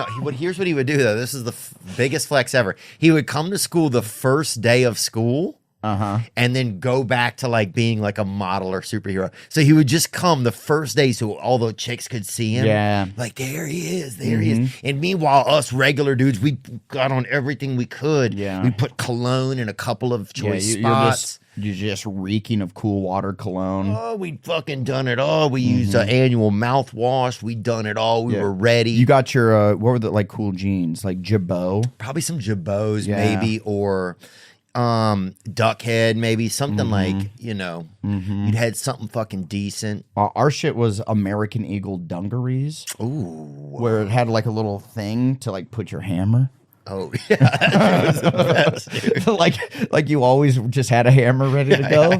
Yeah. Never used it. Never needed a hammer. But then you bring a hammer and hit somebody with it, and you're the bad guy. Suddenly you have to go to in school detention. Yeah. Suddenly you're the criminal. Yeah. Those are the sick jeans that. Yeah. $28. That's fair. I think Yeah, that's a fair price. pretty reasonable price. Yeah, I don't know why my mom was being such a goddamn bitch about buying me these jeans. They're $28, lady. And that was in what, 98, 99? Like that was, Yeah. I feel like Those were good, man. they were probably $11 then, you know? Yeah. Yeah, if they're 28 now. Yeah, I'm trying to think of what other big clothes was popular then, probably. Oh, dude, for me it was a lot of no fear. You didn't want to have any fear. Oh, yeah. You wanted people to know from like across the room that you do not possess any fear. Yeah. None. Oh, if you had a fucking ounce of fear in you. Yeah, you better not have any fear. And you want everyone to know that you have none. Absolutely none. Remember the eyes? Remember that little eyes thing? Every fucktard had that. Oh yeah, dude. Absolutely. Remember and then that and then shit? Massimo was another big one. Massimo was big, bro. Yeah, Massimo. dude. I feel like you might have had some money if you rocked a Massimo shirt. Yeah, I didn't. dude. My family wouldn't hook me up with a Massimo. They had one that was like, it was like they made it hard to see. It said Massimo, but then like the way they it was like the way it blurred built. vision. Yeah. Yeah. They had I remember some I would always end up living with buddies, and so I would use their shit, you know? Oh, So- so you kind of had a revolving closet. A little bit, dude, but I would always be like, "Oh man, I can't find your shirt," but then I'd have to wear. I'd be at school with them. They'd be like, "Oh, this is fucking." You're like, I was really looking for that shirt. Have you seen it, Theo? And you're like, no, haven't. I'd wear my backpack on the front in the hall, so they couldn't like fucking just the dumbest, dude. Oh, that's funny. Oh, it's so did you go through any like phases? You know, how, like Yes, bro. I went through. did you go through like a goth phase? Yes. Oh, I love that for you, Dude, I went through it, and we had the boot, like the kind of like what were those shoes? Dr. Martin. Oh yeah, Doc Martens. Yeah. yeah, I had some of them. So we had those. It made you a little taller. Yep. That was big for me. I was always kind of the short kid, so I was like, it leveled me up a little bit. Yeah, that's good. Yeah, for you, I could see that. I was afraid of heights. I didn't love having them on, Yeah, but I. you can't fall from such great heights. All 4 feet 11 inches to tumble to the ground. But I remember those. What I remember, like the hemp necklaces that had like the little silver balls in the hemp. You know what I'm Dude, talking about? I know what you're talking about. I was at home making them. I'd go home. I figured out how to make them. I'd go home and make them. I like not do my homework and just make hemp necklaces. Listen to Bush Razor Blade Suitcase on my CD disc changer, Everything's in. and just fucking. I don't think My so. mom was thinking I was just in there just inhaling weed smoke, but like I didn't even smoke. I was just like all about like hacky sacking and making hemp necklaces. Dude, hacky sack was so much fun, bro. Oh, dude, It I was pretty, dude. You know, stall it on your stall. back. Yes. You stall here, and then you flick Ugh. it, Yeah. and you always have to look around as if like, can you believe I fucking caught it right here, ladies?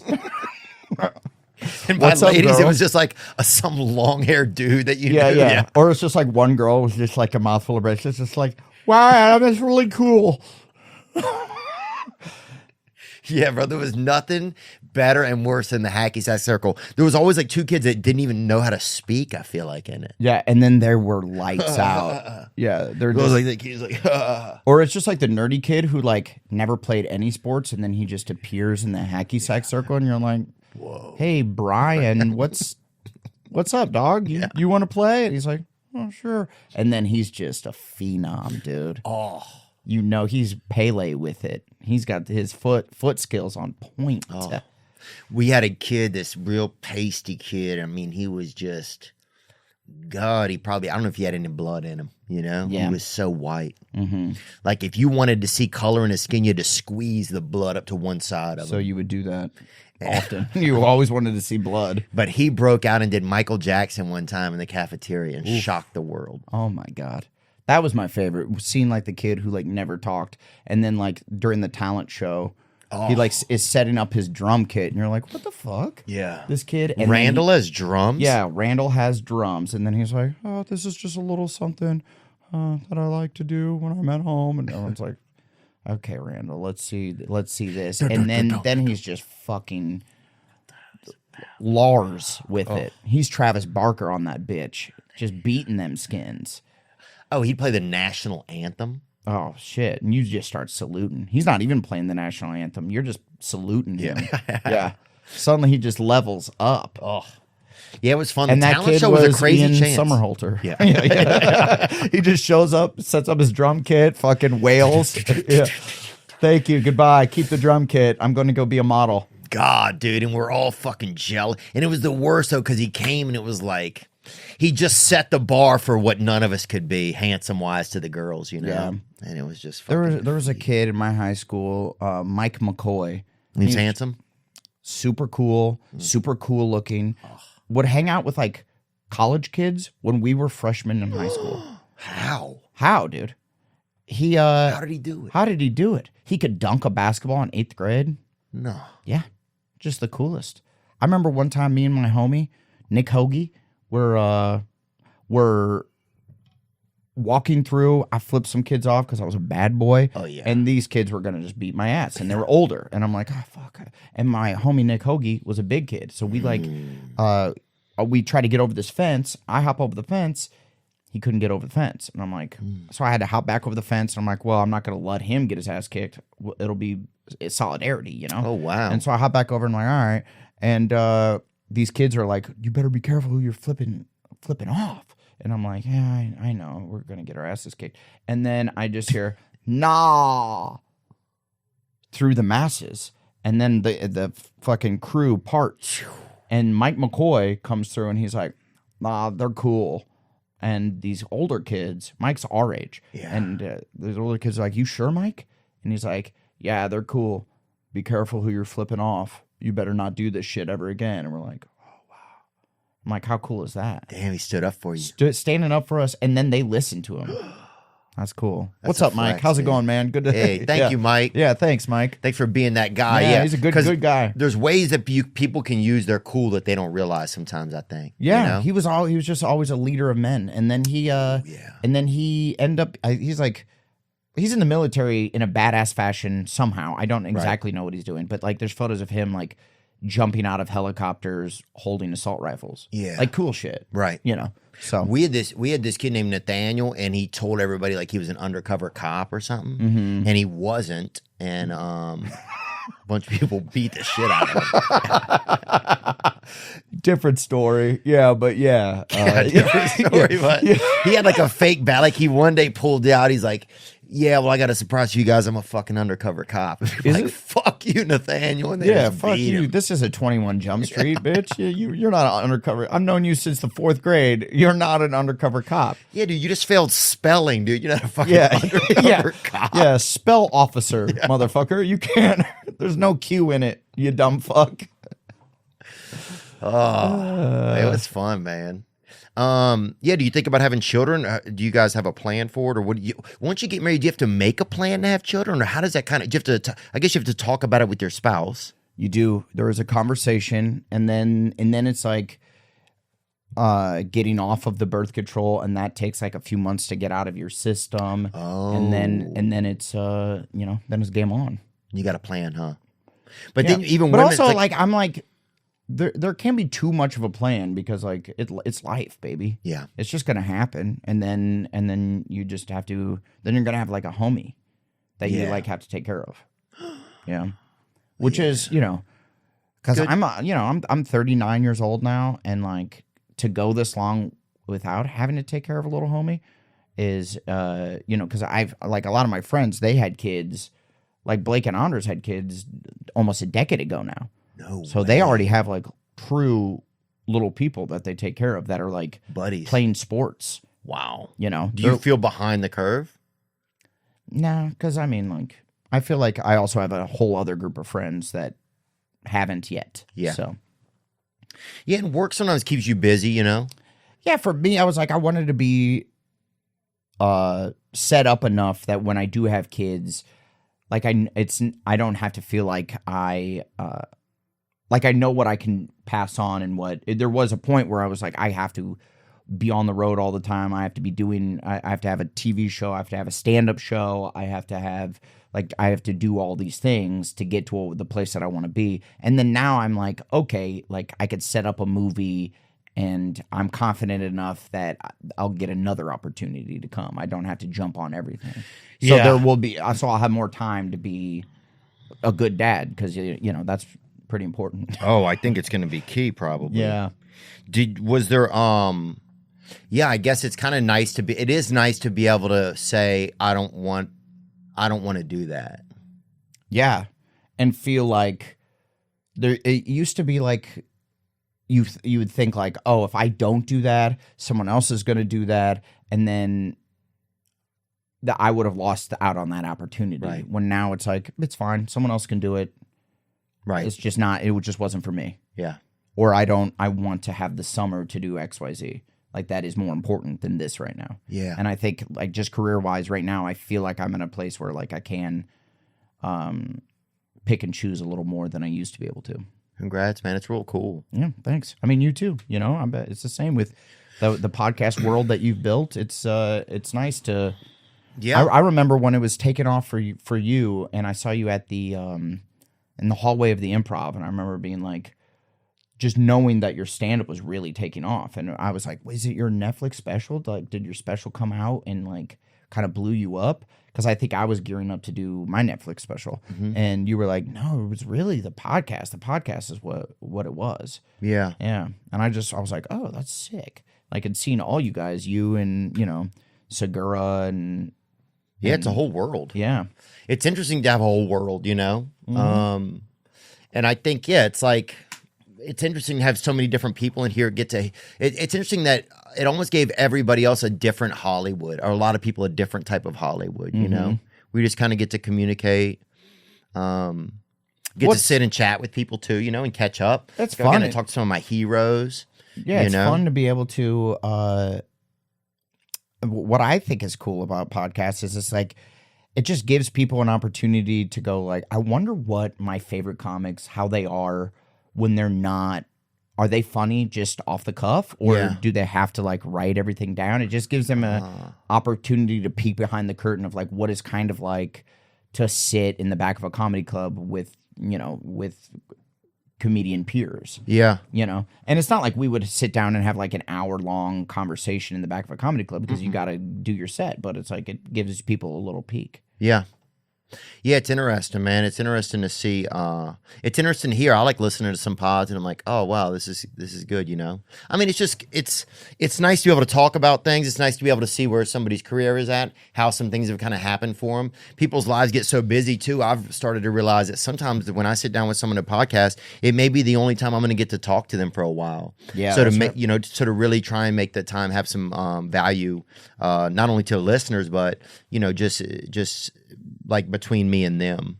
What's like you know, there's like some meme going around of like, I don't know, of like showing like kids playing, and then it's like at some point you're going to go out and play with your friends, and that'll be the last time you played with your friends in your childhood. And you're like, oh yeah. And it's sort of the same with like comics, where we all kind of were in the same circles when we were starting out at the Comedy Store, at the Improv, the Laugh Factor, wherever, and you just see the same people over and over and over and over and over again, and then all of a sudden something happens in someone's career and it takes them this way or that way, and then you no longer see those people, because it's probably been years since I've seen you. Yeah. So like it's cool for the podcast world to be able to sit down with people that you respect and like, and have conversations with them. Yeah. And get to catch up with people that you always liked, even if you only ever saw them for 15 minutes in the back of comedy clubs once a week. Yeah. I don't know what to say after that. Zach, do we have any other good news? Was there anything else that we were looking at in the news that was interesting? Yeah, well, so it looks, they just tweeted this photo last night of Elon Musk is training for his fight with Mark Zuckerberg. I guess with Lex Friedman. That's awesome that he's training. I love it, and I really want to see this fight, because it will be entertaining regardless of how good of a fight it is. I thought I read something about how Elon Musk's mom doesn't want him to fight, and came out and said like the fight is canceled. Wow. But maybe that's fake news. I don't know. I have no idea. Yeah, I mean, it's hard to know these days what is news, what is being used as like a ploy to push something. I think that don't encourage this match, Maye Musk. Okay. Wow. Well, I think she must know that Elon. I think they say that Zuckerberg can actually compete. Mark Zuckerberg, he's a lot younger than Elon, right? He's only 5'7". Now, Elon's 5'10" or 11. I don't know the weight difference, but if you have a guy that's really strong, that's small, I think he's going to defeat a guy that's weaker, that's big. Well, and also, Elon isn't known for being like a fighter at all, and I feel like Mark trains. He trains, right? He trains. He's like in the Jeff Bezos camp of like, he got rich and then now he just eats space food and treats his body like a temple, right? Yeah, I mean, Mark hasn't blinked probably since 91 or 92. Yeah, I think he had the surgery. Yeah. I mean, you can see that he's writing an algorithm with his fucking eyes, bro. Yeah, dude. He is human AI right there. It totally is. There's no doubt about it. He very much has an AI look. And Elon looks, I think Elon, I don't know how Elon wins, but if Elon is low key, I mean, he doesn't even look like he's holding his boxing gloves correctly. If you look at the boxing gloves picture. Yeah, that chin is way out there, buddy. Yeah, that's a great point. Even just right there. Yeah. And also the age difference, that is something. Oh, that'll wear you. Oh, yeah, your gas tank will be bad. But Elon has a gas, he can stay up all night and tweet. I mean, the guy will tweet it freaking. Yeah. Yeah, you're right. He's got gas in the tank, so maybe. I'm excited to see it. He's also a lot heavier. It's true. So, it's a good point. You just lay on top of him, you might win. It's a good point. Yeah.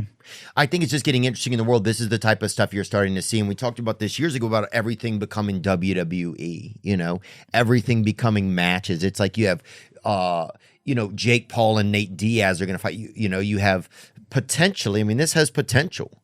Like Dana White wouldn't waste his time on communicating with these guys. No, I mean, I want to see it. Like it is weird. It sort of feels like Hunger Games or some shit. Like where like they used to make movies where like in a world where the two richest men in the world just duke it out. It feels fake, and it's so weird now that like if me and you wanted to just fight, we could fight and then we could like be at Staples Center fighting. When it used to be like you used to have to be a fighter. You would like have to go through training for it. It'd just be like me and you were like similarly built. It'd be like, Theo's got the reach, but Adam could get inside. And then we could be at least on an undercard. Yeah, we could be on an undercard. We could be on an undercard for probably like, maybe who else could go? Who else would be on that card? I'd like to see Josh Duhamel against somebody. I could. He's a big man too. He's Big got guy. that long reach. Big. Him versus Dak Shepard. Ooh, fucking, that's a bangerang right there. Good, that's it. Yeah, we're the undercard. People are trickling in for us. Yeah, they're trickling in. They're trickling in. They're like still getting their drinks and their foot-long Dodger dog. Yeah, somebody's explaining to his wife who we are. It's like, yeah. Showing clips. She's like, oh, I saw Bumper from Pitch Perfect is fighting the podcaster guy. Yeah. Huh. Honey, it's going to get better, honey. Yeah. It's going to get better. Yeah. Better. Babe, The fight will get better. Yeah. It's just me and you just dancing around each other. Neither of us really wants to throw a punch. You break into, I hit you once, you break into song. Yeah, I do I spin off. And then who else is on that card? Who's under us? You said Bangarang. What if you went like old school, like a Rufio type of like versus Emmanuel Lewis, maybe? Is Emmanuel Lewis dead? But hey, Don't look. want to put that out there if he's not. Hey, sorry. Whoever brought Pink's mom to the show, though, can throw him on stage. Yeah. That's his promoter. Uh-huh. Yeah, so. There No, we go. 52. Oh, no, 52. All right. Versus Rufio. So if you had them two, and we need a good female bout on the card, too. Yes, absolutely. Jane Lynch, Amy Schumer. Ooh, I like that. That's fun. Jane's a little older, but she's a tall woman. She's longer. She's longer. And she looks like she could go through a fucking she could run through a wall, that lady. Oh, she looks like a wind chime that'll beat the fuck out of some music. That is exactly what she looks like. That was a perfect description of Jane Lynch. That'd be fun, man. What else? Anything else, Zach? Or do you think we covered a lot of neat stuff? Did we cover neat stuff, Zach? Yeah, I think we covered some neat stuff, dude. Yeah. Learned about piss pigs. That was informative. Oh, that's so heartbreaking. Yeah, we couldn't really look it up because it is pretty pornographic. Thank God. Mm-hmm. And I have the blockers too on my phone and computer. But the movie is July 7th. That's right. July 7th, The Outlaws. We want to go watch it. And what do consumers need to think about when they go watch stuff, like, and how it affects what other movies are going to be created? Because I feel like that's starting to become like, it's always been a thing. But with only so many comedies being created last year, man, that's unbelievable. It sucks, dude. It sucks.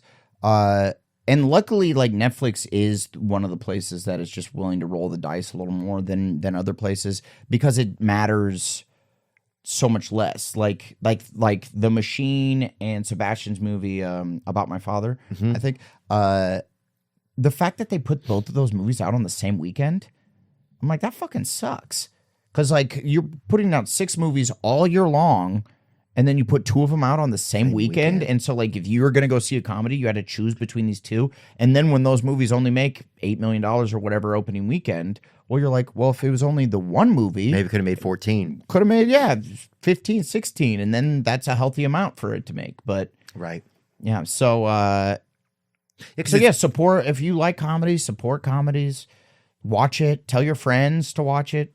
And then we'll have the opportunity to make more of them. And it used to be, people are like, well, if you made better comedies, then, and it's like, sure. But it's hard to make a movie, first of all. It's really hard. And secondly, there used to be like 40 shots in making a good comedy. And then maybe 2 or 3 of them were a classic comedy. And you're like, well, that old school. And it came out and you're like, well, there was 28 other movies that weren't old school that came out that year. You know what I mean? Right. So the more opportunities we have to make classic comedies, the more we'll be able to nail it. But I do think Outlaws has the potential to be one of those type of movies. So I'm really proud of it. Do you think of do you start to think of creating a movie entirely of your own, like, or partnering with somebody and using your own, like, and doing it direct to consumer? Does that ever start to become a discussable model? Maybe not in your space. I mean, you're kind of a just because it's the movies I want to make are usually like action comedies, and they are you need money. I need money. Like I don't have $30 million of my own money to invest in the movie. Right. So you got to need a partner. A studio. You need a big deal. Yeah, and you need a partner. And then also like it costs a lot to promote a movie too. Like that's where people forget, like buying TV commercials to play during basketball games and like things that people are actually watching live. That costs a fortune. Yeah. And to put billboards up and to have, radio commercials and like to get the word out there. Like I don't have that infrastructure. So like Workaholics movie, we were going to do a Workaholics movie and we were 5 weeks out from shooting. You'd already written it. We're in pre-production, had offices, we're building sets, had the whole cast and crew coming back. We're going to shoot it here in LA. Wow.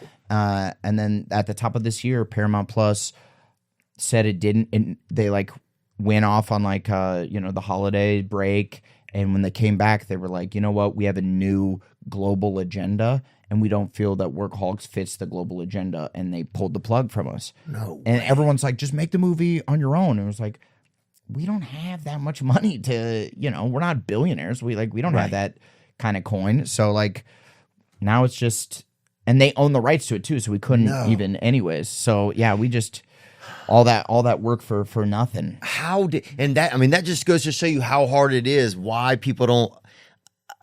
I can't imagine that movie. I can't imagine that not getting made. I can't imagine if you're going to find a brand that people love. Yeah. That they would not think that would have an audience. It was so heartbreaking because it was. I did get to write a really funny press release though about I said butthurt like 15 times and how butthurt I am that they pulled the plug, which it was funny to see like on Variety and the Hollywood Reporter saying Adam Devine says he's very butthurt that the Paramount Plus canceled the Workaholics movie, but they like were gassing us up. They're like, this is the home for Workaholics. We want to build out the Workaholics universe. Yeah. And they're like, we want to do like a spin-off show that you guys executive produce. Maybe we do an animated project. We'll do the movie. Like, we want your brand of comedy to live on Paramount Plus. And we're like, thank God. Like, we have a home base that we could just go to. We can make all of our stuff there. We can people love it. We could keep the Workaholics family alive. Like so many friends and people that worked on the show that was going to be their opportunity, and then they just pulled the rug out from us. So God, super butthurt about it. But anything else? Zach, anything? That's unreal, man. Yeah, it just shows you how hard it is to get something past. it's like, do people not? It's almost like if it doesn't have global power, if they don't think it can sell, if it can sell tickets to everywhere. Well, see, that was what was weird is like I've been in the Amazon jungle. I've been up the Amazon, and we stayed in a little hut. And the guy who was like in charge of feeding us, his teenage son knew Workaholics. Oh, yeah. Was a fan.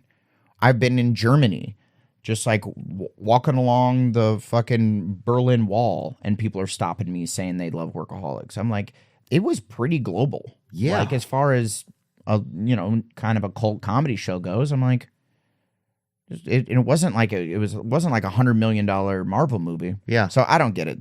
I feel like they're really trying to figure out what they're doing over there at Paramount Plus, and they have not fully figured it out.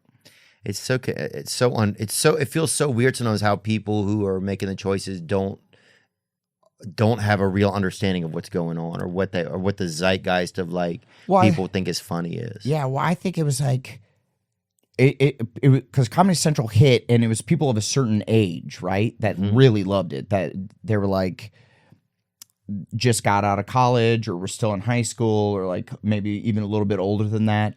That were like, oh yeah, that was just like me when I was in college, or kids that were younger that were like, oh wow, that seems crazy. Yeah. Like when I have my first jobs, I hope me and my friends still live with each other and party, yeah, boy. and party all the time. And then I think like they're like people who had kids that were the right age know about Workaholics because they're like, oh, my teenage sons loved Workaholics. And I think it was just like the generation, the guys that are in charge now didn't have, their kids were too they don't young, know. so they didn't know. Fuck. And I think it was just that we missed that window, I think. What a fuck. It's all right. Things are going well. Yeah, things are going well, Yeah, right? yeah. But it is interesting to hear about that. Dude, the other night after a show, this Mexican kid, this guy at the show, he's a Mexican guy. He comes up and he's like, this is the craziest request I ever got. He goes, hey, bro, can you make a video for my cousin Oscar? And I was like, yeah, man. What do you want me to say? And he's like, he got possessed by ghosts. That's what he said, right? And he was not joking, dude. Yeah. He's like, oh, he got possessed by ghosts, man. So just fucking tell him something positive. So just try to exorcise his demons. Yeah, I was like, Oscar, homie, we miss you, homie. We miss you. Come back to the light. I didn't know what to say, bro. But that was probably one of the craziest requests that I've gotten from somebody. That's so funny. Oh, dude, in Germany one time, we're biking on the thing. We're biking somewhere. Some guy's in a park, had a wiener on him. I mean, a real fucking, like a Datsun. You know what I'm saying? He had that thing would go get the paper. Yeah, the long, thick. Yeah, he really had fucking, I don't know how he did it, but he did it. Mm-hmm. And he was swinging it like a rope in the fucking park. As you have to. If you got a thing like that, you got to swing it. That's true, huh? Yeah. And it's also Germany. They don't even care. That's just an afternoon there. Right. We were shocked. Other people were literally splitting up a, maybe a little, cutting up a kiwi right next to it and having like a little lunch. Yeah. It's fine. That's just an afternoon. There's some. Yeah, some of them. But eating is fun, though. Yeah. Most so of them having a good fun. time. Yeah. Yeah. There's violence. A lot of it's by the streams. Mm-hmm. And so, kind of. That's fun. Yeah. It's fun if you're into that. Yeah. And I think most animals, and I'm also into water. But but that's where things get violent is down there. Oh shit! That's what I'm saying is. I think nature's a blast, right? Yeah. You see it. They're herding the animals. The woodpecker comes down. Mm-hmm. He's like, he makes noise, and people are like, "Get the fuck out of here. We want to sleep in." But you don't think for him that's kind of fun though? It's just like, wake up, motherfucker. Yeah, he's obviously been using or whatever. He's one of the animals that got a hold of a bag somewhere. Absolutely. Who else is rolling up like that? Just so early, just slamming their head against the wall. Yeah, and then taking off. Yeah. Unless he's like Morse coding a message from the heavens or from like AC/DC or something, But I'm sure every animal, they all conjointively hate that MFer. Conjointively, I think they are. When they see, unless one person had to get up early for work and he's like, guys, I had to invite him. Yeah. And we started to talk about this because of stretching. Well, yeah, I'm just saying. So stretching, like, is you said sitting down. Yeah. So I'm just saying, I don't know if we're supposed to be sitting down. Like, say if you went into nature, Yep. And you saw a bunch of animals. They were doing stuff, scratching their backs on trees, eating berries and tickling each other or whatever. And then there's one animal off to the side who's sitting in a chair and he's vaping or working on his computer. Yep.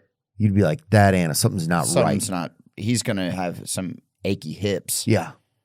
Because humans, they weren't sitting back in the day. That's what I'm saying. I mean, rocks, they're not comfortable. No. We've made all these comfy chairs, get us all sloven. Yeah. Right? So that's what I live in Orange County, so I drove up here to do this, among some other things. But I drove up here, and it took like an hour, 40 minutes, and then I get out of my car, and my hips are like, Yeah, my body the top starts to lean forward. My top half of my body will start to lean forward like that. Yeah. Well, do you know my body fell apart, dude. You know, I was hit by a cement truck when I was a kid. Were you really? I was, dude. And how full or was it? Had it, It was already? a full cement truck. No way. Yeah, even if it wasn't a full cement truck, because that's still fucked up. But it was a full one, dude. Full one's really bad. It was, I think, 32 tons, something like that. Oh my Yeah, god! yeah, dude. It hit me. I ran over the first under the wheels, and then spit me out. I flew 500 feet, dude. You're lying. Truths. Oh my god! What's the longest field goal ever kicked? That's insane. Bring that up. Yeah, I mean, it has to be more than 500. No, maybe not. How long is the 66 yards? So quick math. I think that's 1,000 feet. Quick math. No, what is that? For real? 188. 188 feet. Oh my god! So that's like more than double. Yeah. Wow. Oh my god! Wow. Bro. What did you land in? 'Cause that's- I skidded up up the street or down the street, however it goes, and I was hit in one county and I landed in another county because the street was like the dividing line between the counties. Still count? Yeah, still counts as a cool factoid. Of And me. is this the style you got hit by? What'd you get hit by? Yeah, it was a similar style. Yeah, so I got taken under those wheels. Those Peterbilts are nice, huh? Yeah, that's a solid truck. And now what happened? Were you, because I have a friend who got hit by a train, right? And he's doing. Not as funny. Oh, yeah, I agree. Yeah. He was doing great. He was listening to, I think, Alanis Morissette or something, walking with his headphones on. Yeah. And he's like, isn't this ironic? yeah. Yeah, well. Don't you think? Well, because It's the like craziest thing. listening to my song, getting hit by a train. Craziest thing was he'd been listening also to Train earlier. See, that would actually be ironic. Yeah. But I think, that joke only works if he had been listening to Train earlier. Yeah. Yeah, But- we dialed that one in. Yeah, we did a good job. But yeah, you believe that they're noise canceling, and then you're like, no, they're not that noise canceling. He couldn't hear a train coming. That's So That's that, wild. But it's effective, is all I'm saying. Those headphones are effective. Yeah. So you're walking. Where are you when this happens? it was Omaha, Nebraska, and we were going across the street to get candy or whatever. And I mean, true facts were we were going to, like, we would steal pages out of Playboy or Penthouse magazines, and we were like 12, 11. And so that was our move. We would go there, we'd rip out. I don't know why we didn't just steal the magazine. Because the ripping sounds loud. It sounds It's like they way would- louder, but in little kid brain, I was like, it's not as bad if we only steal a few pages. That's fair. Like we're gonna get in less trouble if we get caught. Right, like I got one page. Like, I only got a couple pages. Yeah. I only got like half a tit here, Mom. What? I I didn't can't steal a get. magazine. It's just a magazine. You still have the rest. Yeah. Yeah, and they say they buy it for the articles, Mom. So I left the articles. So we would do that, and so my one friend was across the street, or my two friends were across the street, and they say, "Come on!" And I took that as coast is clear. Coast wasn't clear, Theo. Oh. Yeah, 3 cement trucks are going up the hill as 2 are coming down, and I couldn't see the other side of the street. It was like the suburbs, so new houses were sprouting up all over. So 3 were coming up, 2 were coming down. He yells, "Come on!" I'm like, take his word for it. Walked out behind the 3rd cement truck. Boom, bam, hot damn. Did you even have a second to see it, or you was just lights out? I don't remember it. This is all what people have told me. My friend could have thrown me in front of the cement truck for all I know, but I don't think so. Danny Hendricks did not try to murder me, I don't think. So Danny yeah. or Denty? Or dead? Yeah. So Sounds like you may have to me. yeah, maybe. I don't know him. Maybe. I don't think so. He's a good guy. But Is he? What does he do now? I mean, dude, I don't know what he does right now. Danny Hendricks, there he is. Wow, great job, dude. Staffing ninja. Helps medical labs locate and attract exceptional talent. So that's, he's got a real job. That's cool. He's got a nice smile. Yeah, he does. Yeah. Very nice. Yeah, he's a handsome guy. He's got. Well, he didn't have to put his smile back he's got, together off of a street curb either. Yeah, that's true. Like had to cobble myself back together. But yeah. So from that, all those injuries, I am now like my body's just all fucked up. Well, how long were you in Were you in the hospital from it? I was in for like a month and a half, but then I had like 24 surgeries within a short. Dude, my legs are all fucked up. Look at this. It looks like uncooked chicken. Can I show you? Yeah. Does it gross you out? Well, it's okay. I can see it. Okay. Look Wow. at that, dude. Okay. That's the real deal right That's there. a flat. Yeah, that looks like some uncooked chicken meats. Damn, homie's got a flat on there. Yeah. And is that wow? Can I touch that? Yeah, touch that. Oh my god, that's magic. It's very really smooth, right? This is what like older Wow. ladies. This is what they want their skin not to look like, but to feel like. Yeah. Right. Touch it. Oh, again. that's off-road skin. yeah. But that's kind of smooth, right? Yeah. Yeah. Touch that pretty again. I good. don't think you're getting. Yeah. Let me touch the underside Yeah. of it. Get the underbelly of Ooh, it. I wow. can't feel that, Theo. Underside tickles Yeah. me a little Yeah. touching it. I can't feel that. You can't really? No. So a lot of nerve damage. Like, was that thing just hanging on? What happened? Because that looks kind of Yeah, rekindled. both. Like it looks like. And then this side isn't wow. as okay. bad. That one has a dip in. It looks Yeah. like. This is because this is like the actual muscle, and then it dips here. Oh my god! Yeah, dude. You know what it reminds me of? That Body Wars thing that comes to all the exhibits. Body World. I think it's called Body World, I believe. And it's also Body World is pretty incredible, man. It is kind of fascinating. There's one where they spliced a pregnant person. You have to. Okay. Oh, you have to I mean- splice a pregnant person. That's a way to do a gender reveal, I think. But the exhibit is set up so that one starts at the skeletal system. It's an exhibition showcasing human bodies that have been preserved through a process called plastination and dissected to display bodily systems. It opened in Tampa, which is I wouldn't have expected that. Tampa. They allow a lot of stuff. Yeah, but it seems like it seems like a thing that would sprout up in like Boston. Like some Harvard people were like, "Yo, let's start up this thing." Right. Tampa doesn't feel like it should. That's a good point. Yeah, but They may have good for won them. it. Somebody won it in a lawsuit. I think it probably had to start it in Florida, maybe based on legalities or something. Yeah, it was a divorce. Yeah. Yeah, It like was somebody someone's wanted like, a "Well, divorce." I'm keeping the exhibit." So that idea we had, I'm keeping that, and I'm running with it. So the exhibit displays internal organs and organic systems, bodies staged Hey. in active poses, and fetuses in various stages of development. it opened in 1995. Guess when I was ran over, dude? 1995. You're lying. Oh my God. Maybe they read about me in the paper and were like, hey, I have an idea. Yeah. Let's take this show on the road. Let's take it on the road, It's a hit. dude. Yeah, I thought I wonder if I won't shut up about getting hit by a symmetric. I hope I didn't retell that story. It's fascinating, Yeah. man. No, I don't think so at all. And here's a little bit of Real Bodies, the exhibit, and you just get to see the texture. That's what this reminds me of. You have a very kind of beef jerky from the knees down. but smooth. No, it's nice. Yeah, it doesn't. it's not a hard jerky. Well, it just also seems you seem strong. Thank you for saying Do that. you think your legs had to be stronger after this? Because It was a ton of physical, like years and years and years of physical therapy. And what sucks now, dude, is I'm back in the physical therapy grind. So Because like, of it? Yeah, whatever happened, like 3 years ago, I was shooting this show in Germany, and I like was wiggling around, and I like kicked my leg up, and I was like ping, and something pinged down here in my groin. I was like, I got my balls popping out. Like you have a hernia, and like my insides are oozing out, not oozing out. They weren't. So then it was just something like got tweaked, and then it was just like bing, bing, bing, bing, and the muscles all got fucked up. And so I had 2 surgeries. I was like, it's my hips. So I got hip surgeries on each side. It wasn't the hips. No. So it's been 3 years of like trying to cobble my body back together. And I was so fucked up and I was so tight and tense and I was getting these spasms. I went to the doctor. The doctor 1 month before my son was born was like, you're dying.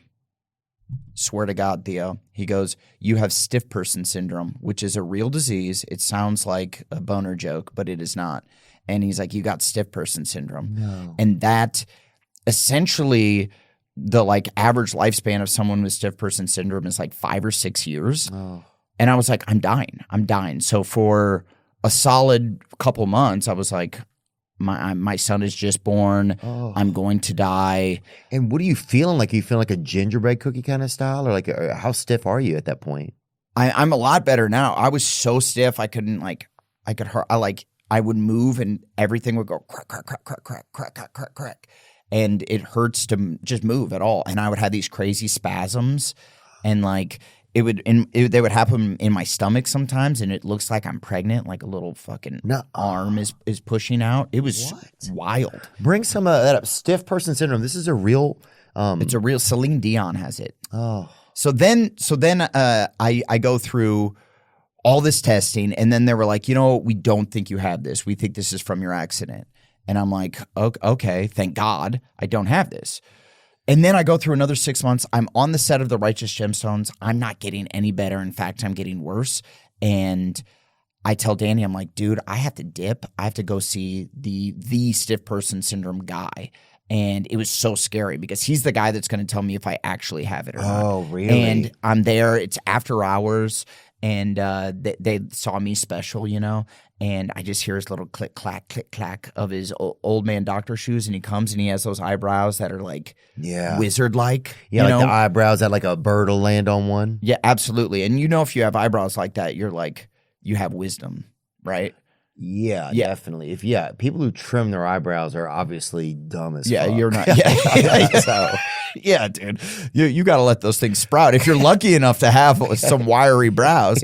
And so he comes, and luckily he tells me I do not have it. Oh so my thank God. God. But it was like a wild ride where I'm like, I think I'm dying. It's now, like a now I'm verdict. like, it's from my accident. It sucks, but hopefully I can get better. So some of the mental fear is gone away because you got the verdict. And then I think from that, some of the physical has gotten a little better because the mental, because I'm not just like, because I wasn't sleeping. I was sleeping like 3 hours a night. I was just going online, sitting on the toilet and watching TikTok videos of like people with like, that are like, I'm living with stiff person syndrome and I'm living an okay life. And you're like, oh, this is... I'm doing good. Yeah, it's like, I'm doing good. Yeah, and you're like, somebody set me on a counter so I can look at the children or whatever. yeah, totally. You're like Elf on a Shelf, dude. That's exactly what it was. And I'm my like, God, and dude. it's, I feel so bad for these people. And also in turn, I'm like, this is going to be me, dude. I'm going to like, my wife is just going to have to like wheel me into the living room as I watch my like little son walk for his first steps. I think it's going to go like that. But luckily it's not. So that's been since I saw you last, dude. That's what you've been doing. That's what I've been doing. And that's so stressful, I can imagine, man. Yeah. I'm so sorry you had to go through that, dude. Yeah, That's yeah. unbelievable. And where you started, and like, So that's why I was stretching. That's why. Well, you can get dysplasia too. That's one of the things that, So dogs get a lot. well, a lot of Australian Shepherds get it. My friend Scott has an Australian Shepherd. People say I'm an Australian Shepherd as a human.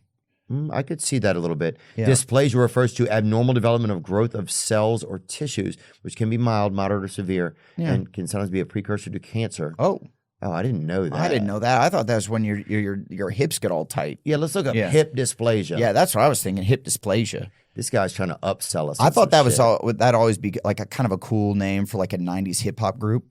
Check it out. Hip dysplasia. Yeah. Yeah. Hip dysplasia condition where the hip joint does not develop properly, Yeah. resulting in an abnormal fit between the ball and socket of the hip. Oh. Mm-hmm. The exact cause of hip dysplasia is unknown, but it may be related to genetics, Yep.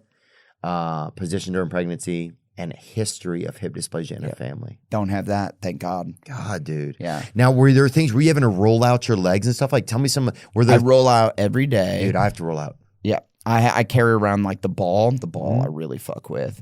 I do acupuncture once a week. I do body work at least once a week. I do a thing called functional patterns, which is it teaches you like how to stand properly using weights and different kind of things.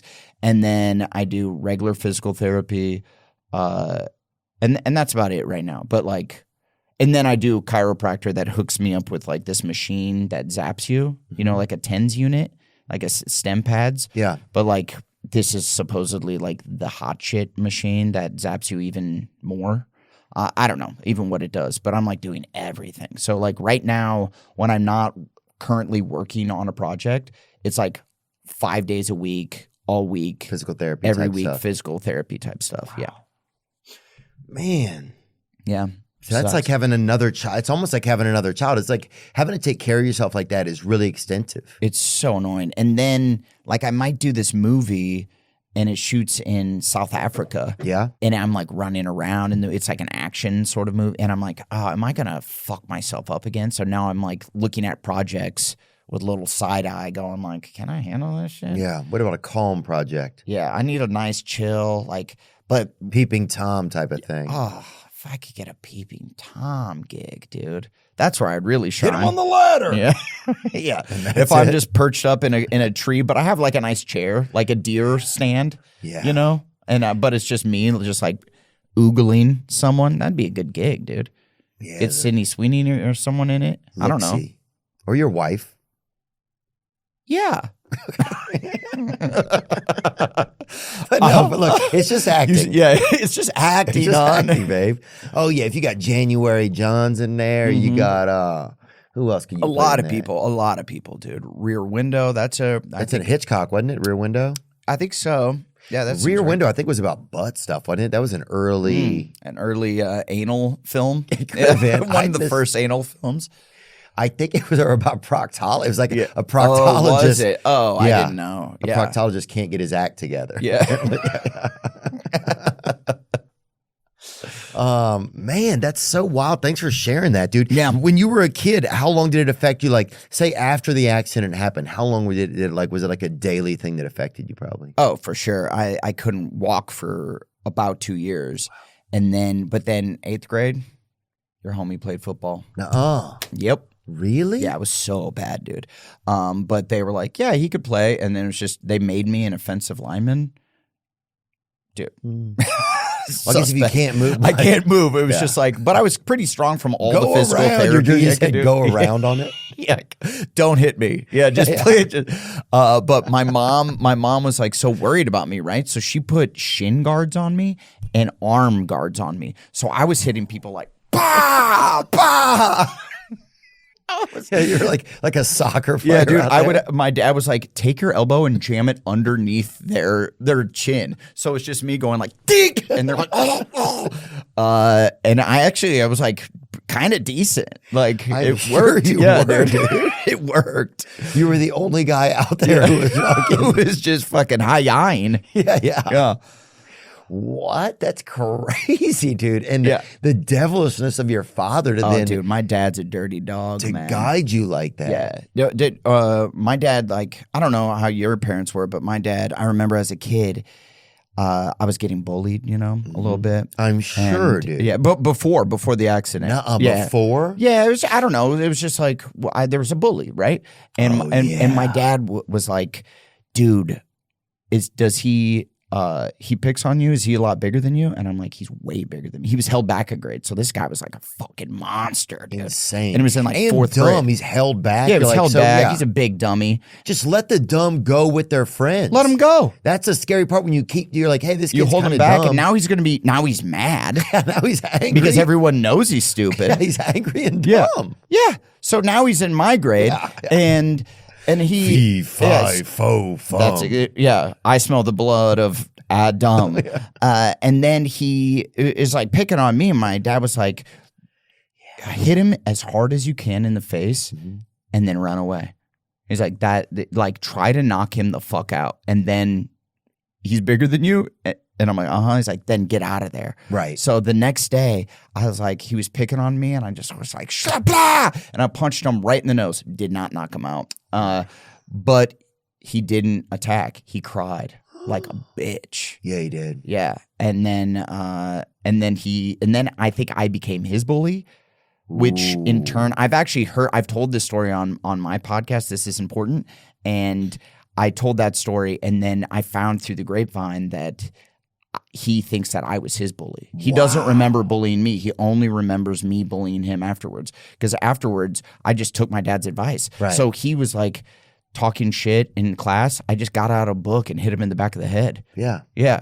And like he was talking shit at the top of the stairs. I fucking kicked him. Checked and he him. fell down the stairs, dislocated his shoulder. Did he? Yeah, dude. So I think I was like fucking really violent. Yeah, it sounds like you don't remember things correctly. Yeah. It sounds like you were I did. It does. a violent guy. It and- does. But I thought in my head, he's the aggressor.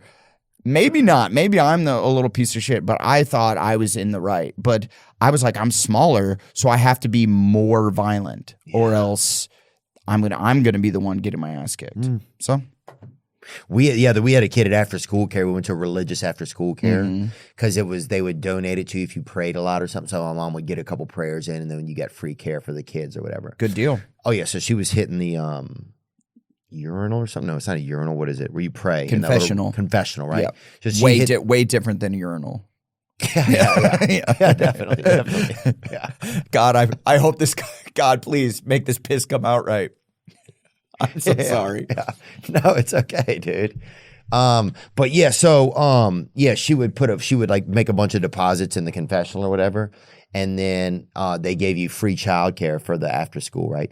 And we had this one kid named Jeep was his name. He was named after a vehicle, right? Yeah, So they named him Jeep. And I was like, well, that's not how it works, but that is but it. my buddy Scott's daddy was like, you know what? If he's being mean, you go up on that upper deck and hum a piece of concrete off at him.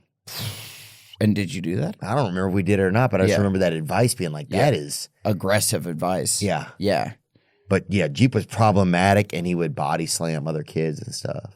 Yeah, it sucks, dude. Yeah, so But everybody had a bully, man. But you talked about it on a new podcast. You have a new podcast. Wait, I know this with the guys from Workaholics. You guys started a new podcast. that's right. It's not new. We've been doing it a while now, but But did you re-pick it up or something? yeah, we don't promote it. So we've just been doing it in silence. Yeah, no one knows about it. It's called This Is Important, but it's me and the Workaholics guys. It's super fun. Yeah, Yeah, bet, it's dude. fun, dude. And what a way to keep that thing alive. What a way to keep an experience alive. Yeah, it's just a fun way to get together. It was during the pandemic, actually, we started it, and we were like, dude, we never see each other anymore. We're bored. Let's just crank this bitch out. And Bring up then- a photo of the gang right there Yeah. with the pod. Yeah, This Is Important. We're actually pitching a new show together. Yeah, Really? so the boys might be back. Dude, Yeah. that's so cool. Yeah, we're What a great group you got with, too. yeah, it's fun. Anders. It's rare that you have a show, right? Like Workaholics, which was such a hit. And then you now get to have an experience where you guys are still kind of together, even podcasting, right? And with Gemstones ending, what's it like when something like big like that ends? Like, what's it like when a project that you've done for a few years ends? Like, I know even just doing a small movie that it was like the last day, it felt like the last day of school. And it was like, and we were kind of close, but it only been, maybe 30 days. But this is years of your life. What's that? Dude, it's way different. Like a movie, doing movies is so fun, right? Like it's a lot of work, like way more work than people think. They think it's all glitz and glamour. It kind of sucks. It's a nightmare. Yeah, it's a lot. It really is a nightmare. It's Yeah. a living, you're up and you're down and you're up and you're down. You're almost like a zombie that has to do some stuff. I love it though. I love like putting all the little pieces together and you feel like you're the quarterback of a football team and the whole crew's working together and everybody's working for one common goal. But then when it's wraps, a movie, you really only spent like 2 months together or however long. And so it's like saying goodbye and it's difficult because you made friends with some of these people. But then on a TV show, it's years and years of your life. Yeah. And you really form like real friendships with some of these people. So I like that better in the way that you're like some of these crew people I'm going to know for the rest of my life.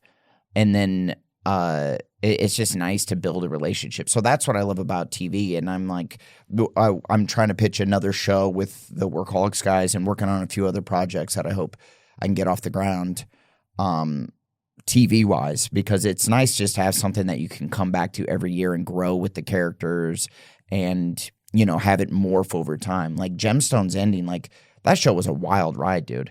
It got us through the pandemic, through 2 strikes, through all these ups and downs, all this turmoil. It was nice to come back and have this be, you know, kind of home base. Wow. And I know you just recorded with Danny a couple weeks ago. Yeah, it was great. Oh, isn't he the best, dude? He's so great. I was a little bit nervous. I wish I had just talked about more regular stuff. We talked about like some family stuff. It was great. Yeah, it was great. You know, you just always kind of have your druthers, you know? Yeah. But I didn't know. I had no clue what he was going to be like. There's not a ton of stuff out there about him. Well, he likes to be mysterious, you know? And it's good. He does a great job of it.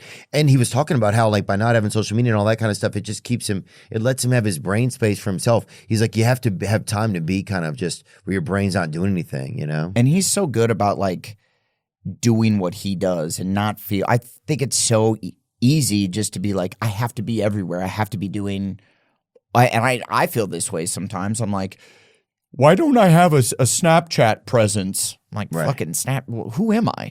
Yeah. I'm not like a 14-year-old TikTok girl. Like, yeah, you'd be a pedophile everywhere. if you had one. Yeah, I don't need to be a pedophile. I just want to. Everyone's doing it. It is Hollywood, dude. It's Hollywood, man. Yeah, so he's just the coolest boss, man. It was so fun. Yeah. You know, you meet him and you're like, I was the same way. You're a little on your heels. You're a little intimidated, right? Because he's such a presence. And I remember the first time I met him, it was at an after party for like This Is the End or something. And we were doing a movie that Seth Rogen produced, Game Over Man, which I did with the Workaholics guys.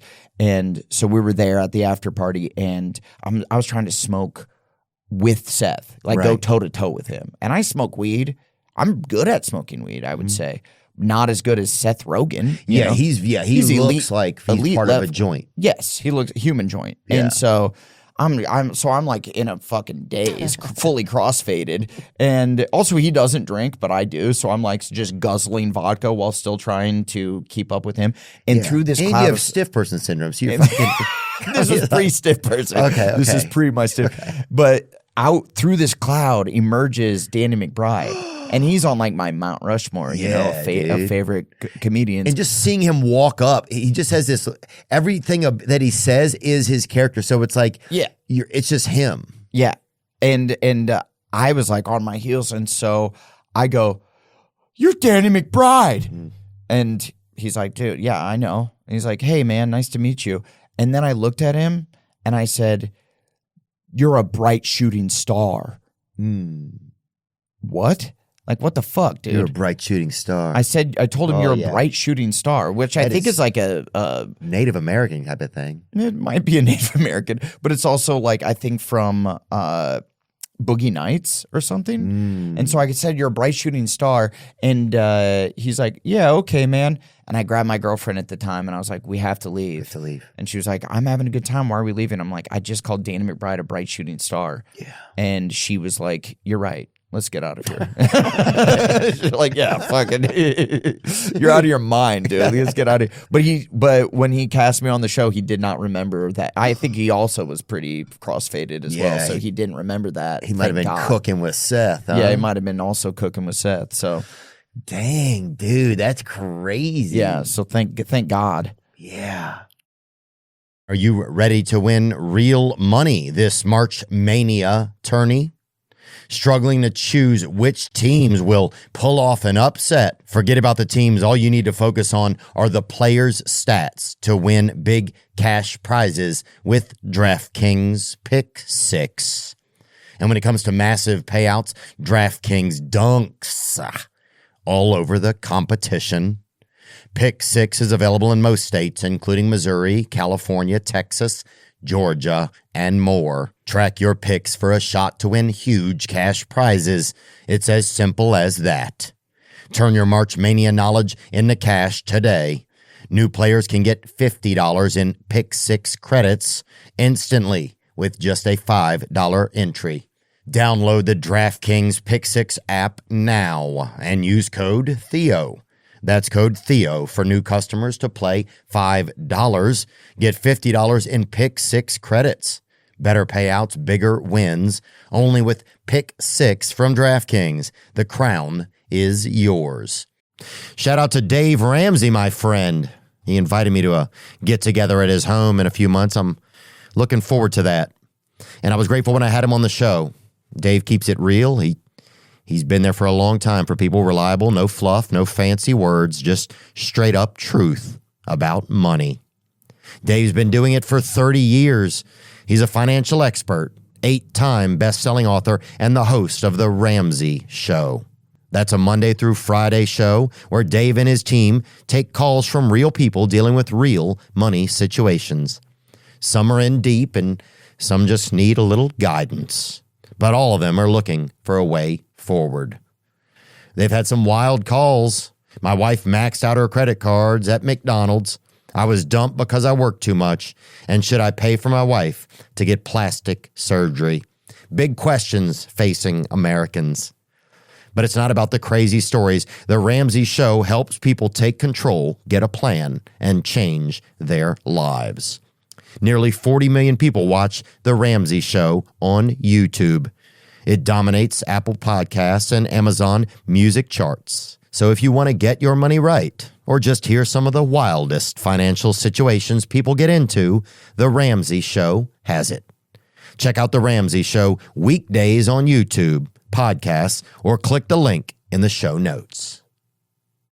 Yeah, he's just like, I don't know. It's tough because you want to impress him, but you also want to just learn about him. There was a lot of little stuff. And to know that he liked the directing side and the thinking about and the program, that he thinks about that more than it seems like he does probably the acting side.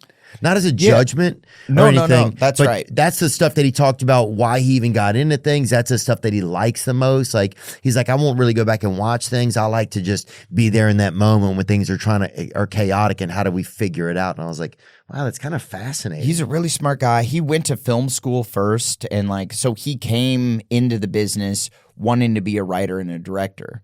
And that's what I wanted to do too. Yeah. And I remember telling my mom, I'm like, I think I want to go to film school. That way I can learn the other side and then put myself as the lead in projects. And then I could have all the creative control. And my mom, bless her heart, was just like, you're an actor. Just go be an actor. He was like dunking on me a little bit. Like, okay, dummy. Just go be the actor. Yeah, you've already been hit by a cement truck. Yeah. Let's not push our luck here, okay? Yeah. Next, all you need is a lumber truck and it's a wrap, dude. Yeah, dude, a freaking steamroller. Dang, dude. So Jim Stones is but no, yeah, getting to see him. Well, it was funny because I went in the lobby and they were waiting in the front room, and they're like, Danny's here, and we were trying to get ready a little bit, and just been a long week, and I go in there and he's just pretending that he's sleeping in the chair, which is just so fucking like kind of something a kid would do, you know? He's the best. It was just so, like, you know, I've walked in there and there's been 100 guests in there, and never once has one just pretended that they're sleeping. Dude, you know? he'll like, when you're on, he likes to keep things light and fun, and but he's also just like, he's like a little rascal, you know? And so you'll be shooting your side of a take, right? And it's over his shoulder, and he'll just go, like, as you're trying to act, and you're like, what the like, dude.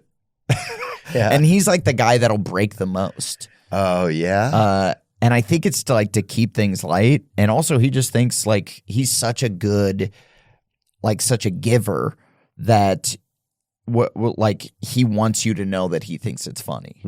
So. Yeah, he gave me a cock light, a little light that can do cocks with it. That's sick. Oh, it was great. You need that, honestly. He had like a little wiener laser or whatever. It was like, you know how they have that light you can shine on somebody at like somebody who's giving a conference or whatever. Like a laser pointer. Yeah, and you shine it on him, and then circle like, his dick with it. Social Security comes up and rescues him or whatever, so they get shot or whatever. Yeah. Well, Secret Service. I don't think Social Security is wrong. Sorry. Yeah, actually, Social Security, apparently, Trump's taking it out of business or whatever. Yeah, it's nowhere to be found. So, yeah, dude. It's just going to be your grandma being like, what? I need this to survive. Here's a cock light instead. Yeah. Yeah, that's what Social Security is going to send you a gift each month. Yeah. You know? Like, hey, we don't have money anymore. They took that. But here's a cock light. Those days are over, but yeah. I mean, maybe for some people, worth it. What about this labia nightlight we're going to give you, though? Yeah. Yeah, this was it. It projects 5 different dicks. And I didn't know that. He didn't take me through all the cocks. He showed me that one. Well, right have you, there. I mean, yeah, I feel like this is something that you need to spend some time with. Yeah, I feel like you got to dust that one off and I play brought with it a little bit. I brought it to Las Vegas with me this weekend. And I that's was fun. even using it during some of the fights. I would low-key, people didn't know it. Oh, that's fun. But like there were some of the fights were going on and I'd flash a cock on somebody. Which is get crazy. I'm sure you get weird gifts like this all the time. I get weird shit constantly. Like where they want you to talk about it on your podcast or they, you know, what I'm saying. I just got this gift. It was like offensive. There was this dildo company or something, like a sex toy company, and they sent me one that it's to fit over your dick so you have a bigger dick. It was called the Little More, and you strap it onto your dick so your dick is bigger. And I'm like, why was I singled out as the guy? A little more. Yeah, I think is this it? Maybe yeah. It's you strap it on, you put it under your nuts through a little hole. Oh, you put your nuts into it as well? Yeah, underneath so it can stay on. Oh, I see. So you kind of put your nuts through a hole and then it stays on and top? then it stays on top. So do you even need to use your Not own... that I've tried it on. Not that I know everything about it. Yeah. And is it a 41 regular? What size is it? That's the only thing I'm asking. It's a 42 short. It's stocky, like me, just a short, stocky little. Yeah, that's exactly. It was amazing. I like a little more 5.5 inches. That's so sad, dude. If that's your little more. Hey, look. Hey, you know, I guess that person would really need it. Like That's kind of the smart car of cocks, dude. Totally. That's something that your wife or girlfriend gives you. I like that one's sold out. I know, yeah. That one's sold out. They ran out of those. They're like, that means you have to have like a 4-inch dick to then. And you want to rock up to a 5.5. Yeah, for like your wedding or whatever. Yeah, for a big event. I wonder if I would like, I guess it's kind of nice because then your wiener could not even have to be erect. You can kind of be soft as long as you're able to fit the mold and just rock this thing. Yeah, that's good if you're like, you're a little jet lagged. You're a little tired. Oh, yeah, I've been jet lagged for 20 years then. Yeah, so, and then, you're like, you don't really want to give it up, but then, But still, these women crawling all over, oh my God, it's exhausting. Oh, you got to smash them just to keep them off the ceiling fan, For real, I know exactly what you mean. No, dude, I'm married. I have a 1-year-old baby. My wife is like, please stop touching me. For 18 more years, do not touch me. There we are. Oh, there we are. We're a beautiful family. family. We're a beautiful family. Wow, dude. Yeah, that must be nice to have a beautiful family. It is. Is that a real picture? That's a real, that's our living room. Yeah. Y'all have a boat? Yeah, dude. You're lying. Got boats, dude. Oh my God. That's what happens when you have stiff person syndrome. You're like, you know what? I'm basically a retiree now. Now I just stretch. I do like yoga in my backyard, and then I take boats out. They just tie you to the front, like in that. What about Bob? Yeah, yeah. I'm exactly like that.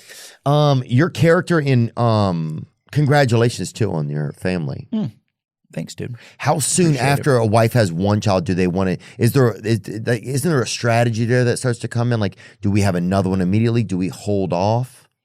Yes, because you don't want to have an only child. I don't think we don't. We want a 2-banger, the 1-2 punch, and I think we want to try to go fairly soon. Just to pound it out. Yeah, keep. I the feel things once going. you're used to doing diapers, I'm like, let's keep this thing rolling. I know how to do whip. I know how to do this quick. Like, you don't want to get out of the diaper phase and then suddenly you're like, oh fuck, I gotta do this again. You have to dust them off or Yeah, whatever. well, like, how do I even? Yeah. What are we doing? What are we doing here, dude? Yeah. I guess that's true. Knock them all out. We just had Candace Owens on, and she has had 4 kids in a row. 1, 2, 3, 4. She's on her 4th child right now. That's a lot per year. So it's just like, oh, that's a lot. Yeah, dude. at that point, you're kind of running a distillery. It seems like. Yeah, that's too much. I feel like it finally got to the point that like my wife is allowing me to touch her a little bit, right? Like sometimes. So then I know if like we run it back and have another kid, then it's off the table for another year. Yeah. You know. Yeah. So that sucks. But it kind of fits with your Gemstones character. Your Gemstones character is now fully a homosexual male, right? That is right. That is right. And what's that been like? What's that journey been like? How did you? My wife doesn't love it. Okay. She's not super attracted to that guy? That guy. Yeah, it was, it kind of seemed like it was going that way. And it was really fun to play like a character that had like a secret, little secret that I didn't want to divulge.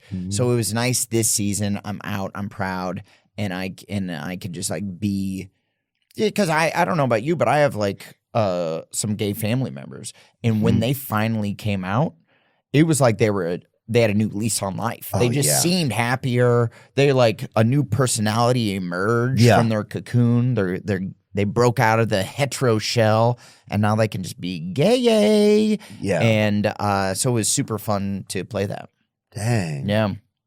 Yeah. And did you have to like channel any specialty or special gay folks, or do you call a gay that you or a gay person? Did you contact some other gay people? Did you take like a small, like a weekend retreat or something? Is there any? No, I didn't. Yeah, there wasn't a lot of gay like channeling. Yeah, it was mostly just acting. Okay. I didn't go on any gay retreats. Not that I'm opposed to it. No, but I'm just wondering, do you have to ask is there like a, because like sometimes with some black stuff, if you want to use any word, you have to get a pass. You would, but you really need a lot of co-signers on that. Yeah, definitely. Yeah, like a lot. There'd have to be like a long list. It was like all these people said I could say it. Yeah. Yeah. But anyway, I was just wondering, do you have to get a gay pass from an acting guild or anything to play? No, I think I just did it. I hope I don't get in Okay, trouble. you're rogue, dude. Yeah. Fuck. Now that you're kind of airing it out, I'm a little bit like, did I do them dirty? But I don't think so. I have some gay friends, and they were like, "It's great. It's good. fantastic." Yeah. Because I think I walked the line of being a little flamboyant in moments, but then not in other moments as a gay man. And as your character, let's bring his character up too here, just so we can get a gander at him as well. I also have been pulling some looks the last couple of years, dude. For sure. My fashions are on point. Yeah, I think it was not shocking, I don't think, to people that your character could have this going on. Yeah. Because there's always a surprise gay person in a lot of religious families. Absolutely. And look at this. Look at that guy. Look at that sex pot. I mean, that guy could be 7 or 41. That's exactly how old I am. And this guy's been fucking... This is unbelievable that this even exists. Really. Yeah, dude. I know. It was such a fun character to play. You know where I channeled the character was a lot of wrist work. Like I just do because when you're acting, for me, if I'm not playing like Adam DeMamp from Workaholics was pretty similar to myself, just the more manic version of myself, So I didn't have to do a lot. But other characters where I'm like, he's different than me. I have to find something where I can click in physically. I found like just doing different things with my hands, I would be able to channel him in ways that that isn't me. You know? I can totally relate to that. Like sometimes when you go to costumes for a part and you'll try on different ones and then you'll put on like a certain outfit or something that they have you in and you're like, oh, this is kind of it. And you start to feel a little bit different, or you'll like kind of like if you walk you hold around yourself a little differently, you strut around a little differently. Yeah. For me, it was on Gemstones. They gave me these. Well, I actually requested them. You know how like certain people will wear glasses even though they don't have anything wrong with their eyes. Yeah, I'll do that. It's like a fashion thing, and so you put them on, and just Look to at like, these. I'll even do it right now. well, those are sunglasses. You just look cool. Oh, you're saying This is just any type of glasses? Just like a regular glasses, but okay. So, no sun. Window glasses. Regular window glasses, and they put them on. Yeah. Just for like a fashion sake. Oh yeah, I've done that. Yeah. So that to me, when I put that on, I like became a different character. Yeah. I was like doing a little bit of a thing. Yeah, I like that. And that's how I morphed into Kelvin Jamstone. Well, there's a lot of gay activity in nature as well. You know, if they back to nature, dude. Well, By the stream, they're either killing each other or they're fucksing. bring up that they just had 2 humpback whales, if you can find that, having sex, and they're both males. So this shit. So I'm just saying, gemstones Inspired them. is not the only people that are finding themselves. Yeah. Right? 2 male humpback whales are seen mating off the coast of Hawaii, of course. Yeah. Obviously. And, oh, dude, I'm in Hawaii. I'll fuck anything. Yeah. When biologist Stephanie Stack first saw the photographs of 2 humpback whales mating in the warm waters of Hawaii, she says her mind was completely blown. When I realized that it was 2 males, it was not what I was expecting. I thought, oh my gosh, this is incredible. Says this is the first, she's a biologist at the Pacific Whale Foundation in Maui, which sounds like a something that Doge is going to bust soon. Says this is the first time humpback whale sex has been documented. She co-authored a paper about the rare sighting in the journal Marine Mammal Science. Yeah. Elon's going to be like, so we've given $2 billion for gay whale porn?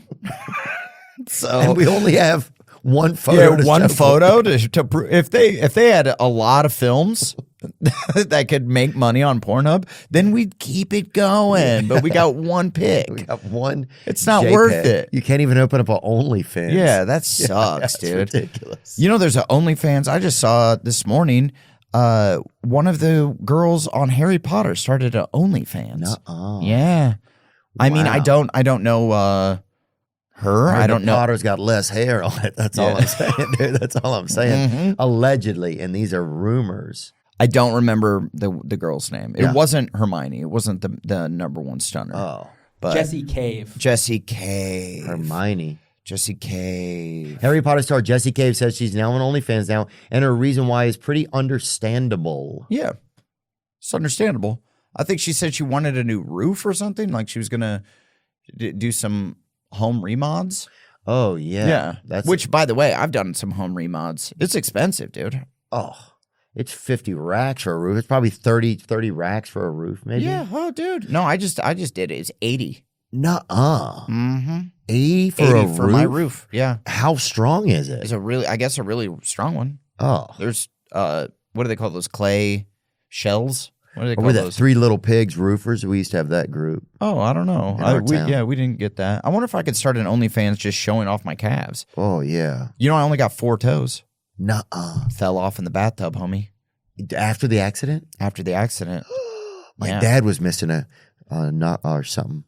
One of his Yeah. little arms or finger. Finger, they call it. Little Hand arms? Yeah, hand arms.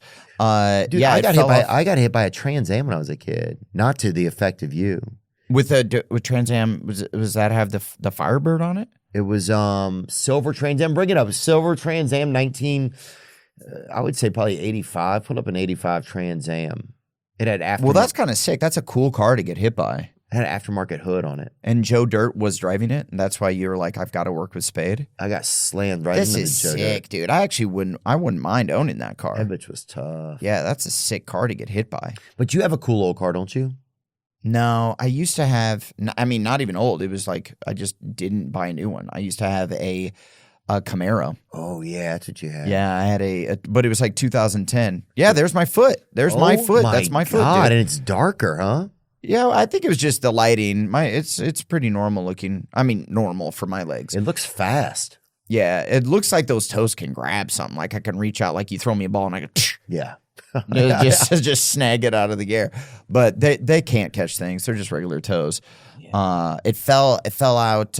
It fell off. I've told this on my podcast, but it fell off in the bathtub when I was masturbating for one of the first times in my life. You're lying. 7th grade. I was masturbating masturbating. I just learned that my penis did tricks, and I was playing with it, and it fell off in the bathtub, dude. Baby girl, why?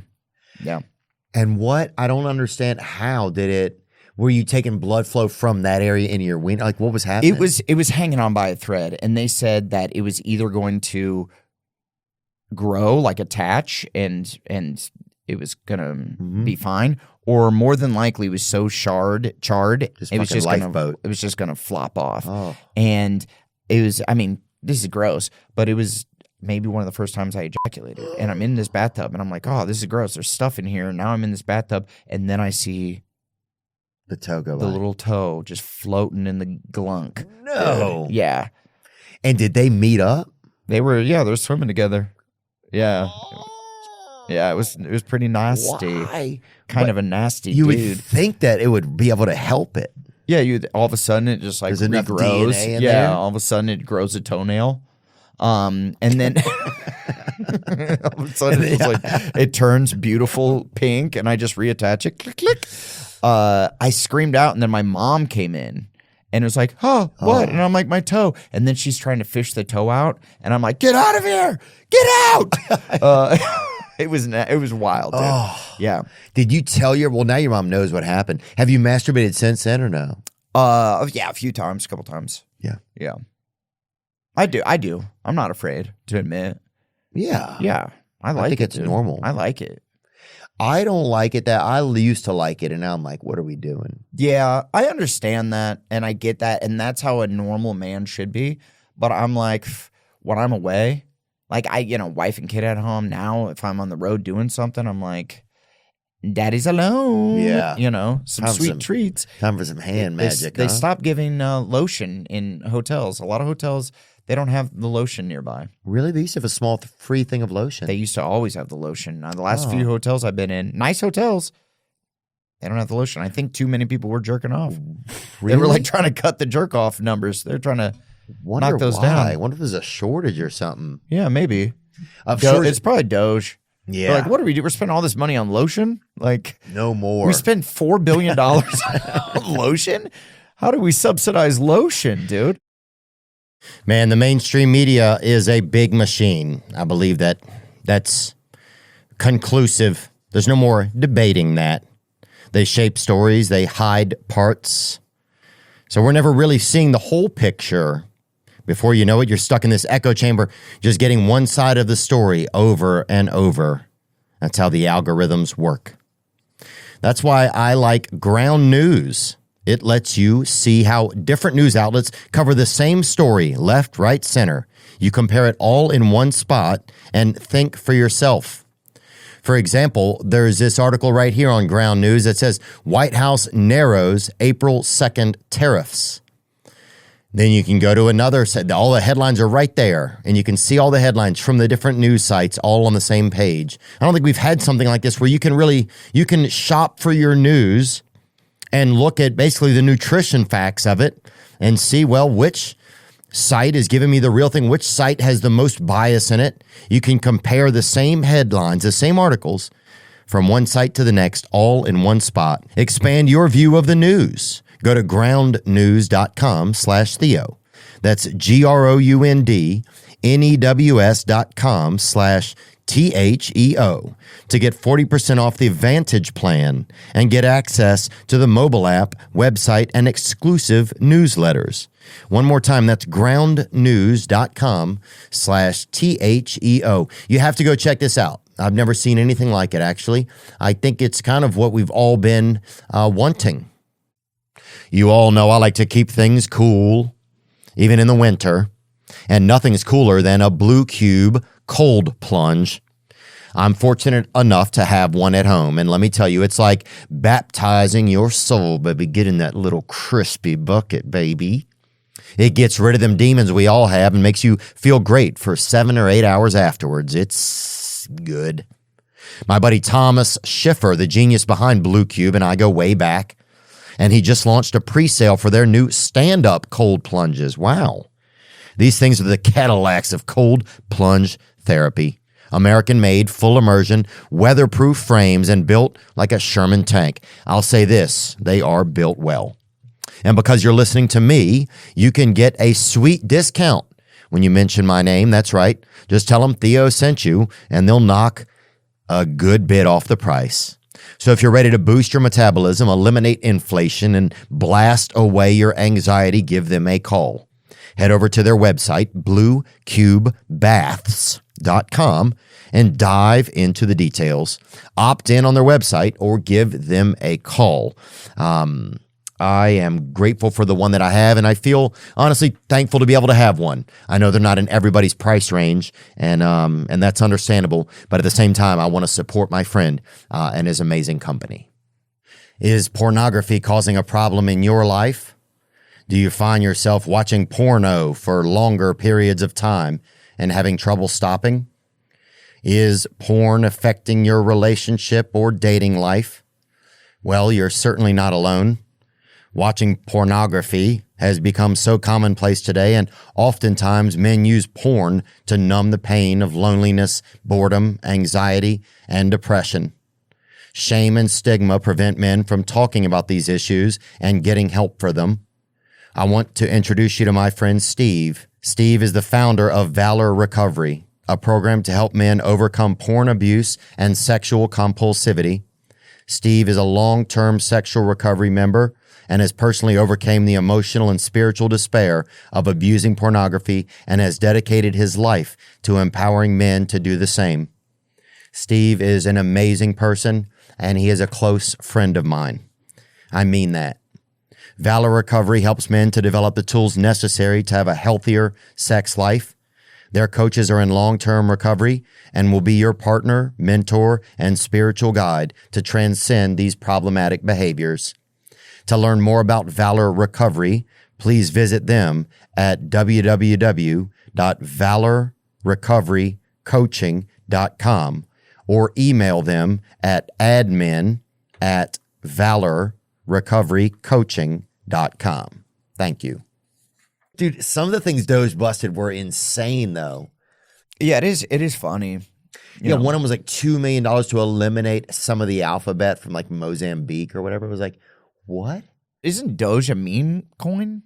I thought it was. So it's funny that it's also like we're going with this for the name. Like whoever owns the Doge coin is probably kind of stoked that they're getting all this free pub. It's free publicity for sure. Yeah. Because they just started advertising it. Yeah, for all those those things things hit rock bottom, dude. You know what? I will say this because they need different types of because your Gemstone character, his job is he's a youth pastor. Yeah. Well, now I think he's just he runs like a sect of the church called Prism. Mm-hmm. So it's very inclusive. So like if you're gay or non-binary or whatever, someone who's been othered by society, you now can join Prism and God's light will shine through me and I shoot the rainbow onto you. Ooh, baby. I love that. We need that. We need, like when I was younger, there's only like a couple types of gay guys kind of. There was like, or it just seemed like there was. Now we need more like, you need more. There's all different types. Yeah. There's all different types now. I understand what you're saying. Like when you're a kid, what you see on like movies and stuff, there's only like a secret gay guy. Yeah, like, there's a secret, like don't tell. And then like a gay guy who's so straight tell, that you're like, tell. he's not gay. And then the most flamboyant man alive. Yeah. Yeah. And then a woodpecker. And then a woodpecker, yes. Yeah. Or, a guy would just come to, a guy was like, it was just waking people up. Yeah, will not shut up about how gay they are. Yeah, who keeps just talking about Jessica Simpson all the time. I mean, if you were to pick, that would maybe the last pop star that I was going to think you're going to pull out of the crate. But yeah, I mean, now there's sure. like gay construction workers. There's gay like people that are archers. Yeah, I think there always kind of was. But now it's just more popular. Now you know. Yeah. Now it's known. And now you can even in church have a gay section of church, right? Apparently, according to the Righteous Gemstones, I don't know if other churches are doing this. I think they should. They should allow, if there's just, or maybe they don't have to make it exclusive or include, just make it, but. I don't even think you need a section. Right, that's a thing. Yeah. But now there's more there's just more gay people everywhere now. and more common. I like to see even more. Like I would love to see gay train conductor or That's what my dad was. really? Yeah, he was a train conductor. Nuh-uh. Yeah, I think you know what I'm sick of is you watch a movie. It's I like wonder if he hit my friend, dude. I mean, now that you say it, it rings a bell for me. He didn't hit your friend, but he did. He has murdered people. Really? Yeah, With a train? with a train. Unreal. With a train. Yeah, he would say that you go. He was like, it's so gross, obviously. And my dad's so funny. He's like, yeah, I tell you what. I'm like a little kid. He's told me this story. He's like, hit a hobo. Yeah. And I'm like, oh, what? And he's like, yeah. And I'm like, oh, is he alive? I'm a little kid, so I'm like, is he alive? And he's like, no. Looked underneath the train. I'm like, geez, looks like ground beef. I was like, we could grill up some burgers with this bum. And I'm like, geez, chill, dude. This is a human being. Who wants a bum on a bun? Yeah. Yeah. So so he's murdered. Bum fights? How about bum with fries, huh? like what? That, dude. I can't believe A that. happy meal. a very unhappy meal. Yeah. Where was he? In what district was he hitting people in, or what section of the country did he even? I think this was Iowa, Nebraska zones. Yeah, so that's a good area to if you know. I feel like bums be passing out on train tracks there. That if you were to think of like a classic bums be sleeping on train tracks, that would you think of that area. That's the realm. Yeah. Why do people? It amazes me that people get hit on train tracks. It's like that's the only place you can be 5 feet away from there. Just don't fall asleep there. Like why there? I don't know. I wonder if it's warm. Maybe the tracks they conduct some warmth because the trains go up and down them. Maybe I would just also maybe 15 feet away. Right. And and cover yourself up. You know how there's usually rocks along the side. Just cover yourself up with the rocks. Yeah. Off to the side. Right. That Stay seems warm. warm. That seems I warm. agree. Yeah. Yeah. Look at this warm guy under these rocks, huh? Yeah, dude. Do you think you would be a good homeless person? Let me think for a second. I think you get the hang of it quick. I think I would commandeer an area of a park. That's what I would do. Mm-hmm. I would find a park, stay in it for a couple of days, and see like an area where nobody really goes. See, that's the hard part because in LA, there's people everywhere. You gotta go. And maybe some of these fires were. I mean, I don't know. I'm not pointing blame, but like it would make sense. I know if I was a homeless guy, yeah. I'd be up in them hills, man.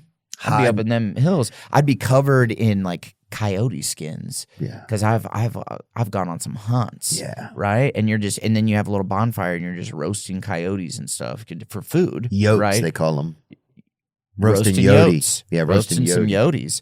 And then you maybe have your own little like barbecue stand, but only for other homeless people. And they're like, oh shit, I got to roll up in them hills, get some yotes, get a yotes burger. Ron's slinging yotes. Yeah. Mm-hmm.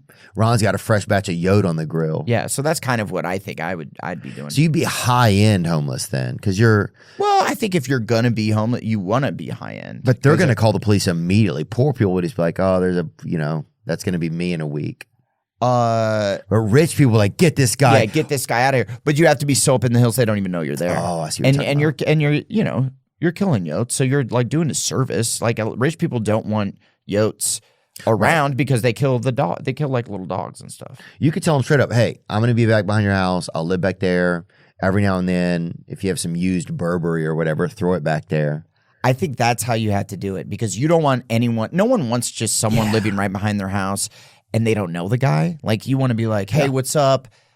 Hey, what's up? I'm Theo. I'm going to be living directly behind your house. I'm going to be on the lookout for yotes. Yep. I'll be calm. I'll be quiet. Mm-hmm. I'll fend off woodpeckers. You'll sleep. If you got like a dirty blanket or something that you don't want anymore, toss my way. Bag of limes or something. something. I'm not asking for anything. Yeah, I'm I'll not be out asking. here. I'm just out here. Yeah. I'm protecting your home. Yeah. Honestly. If you hear somebody singing Jewel once in a while, that's me. Yes. Just singing these foolish games.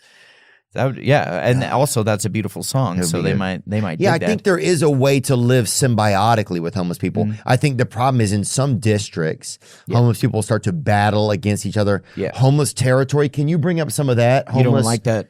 territorial fights. Oh yeah, there's straight wars, dude. Well, there's a lot of that. And there was a group of homeless people that attacked a Renaissance fair one weekend. Really? I and guess they you couldn't tell who's who. Like you don't know who's fighting who. You're like either he's Renaissance guy or he's homeless. I know he's covered in fur and eating a turkey leg, but that's either a turkey leg or a yote leg. I'm not sure which one it is. the yotes are thick, homie. That's all I'm saying. Yeah, you got some thick yotes in them hills. Let's go to this Quora right there. It says the top one. It says, "Do homeless people ever get territorial?" Oh, yeah, dude. Most hobos have a campsite. Tread softly. They know the area extremely well, and I've seen a couple of really interesting alert systems. systems. I've heard of some being booby trapped, but never encountered that myself. Okay, and I like that on this forum we're bringing back the word hobo because I don't think hobo is a derogatory term. In fact, if I was homeless, you know how now you have to say there's like a new term for homeless. It's called like unhoused, I think. Right.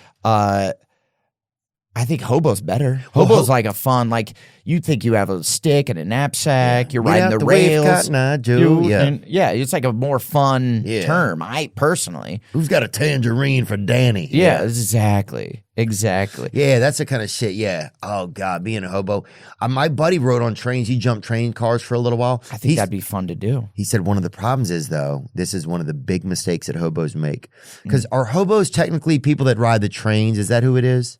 That rings a bell. Bring up hobos. How do they travel mostly? My dad said that part of his job was to walk up and down the trains and kick them out. And my dad was like, I'd let him sleep. Oh, that's a good man. It's just crazy that your dad, what's up, Dennis? That your dad hit people with trains and then you got hit by something. Yeah. A hobo is a migrant worker in the United States. Hobos, tramps, and bums are generally regarded as related.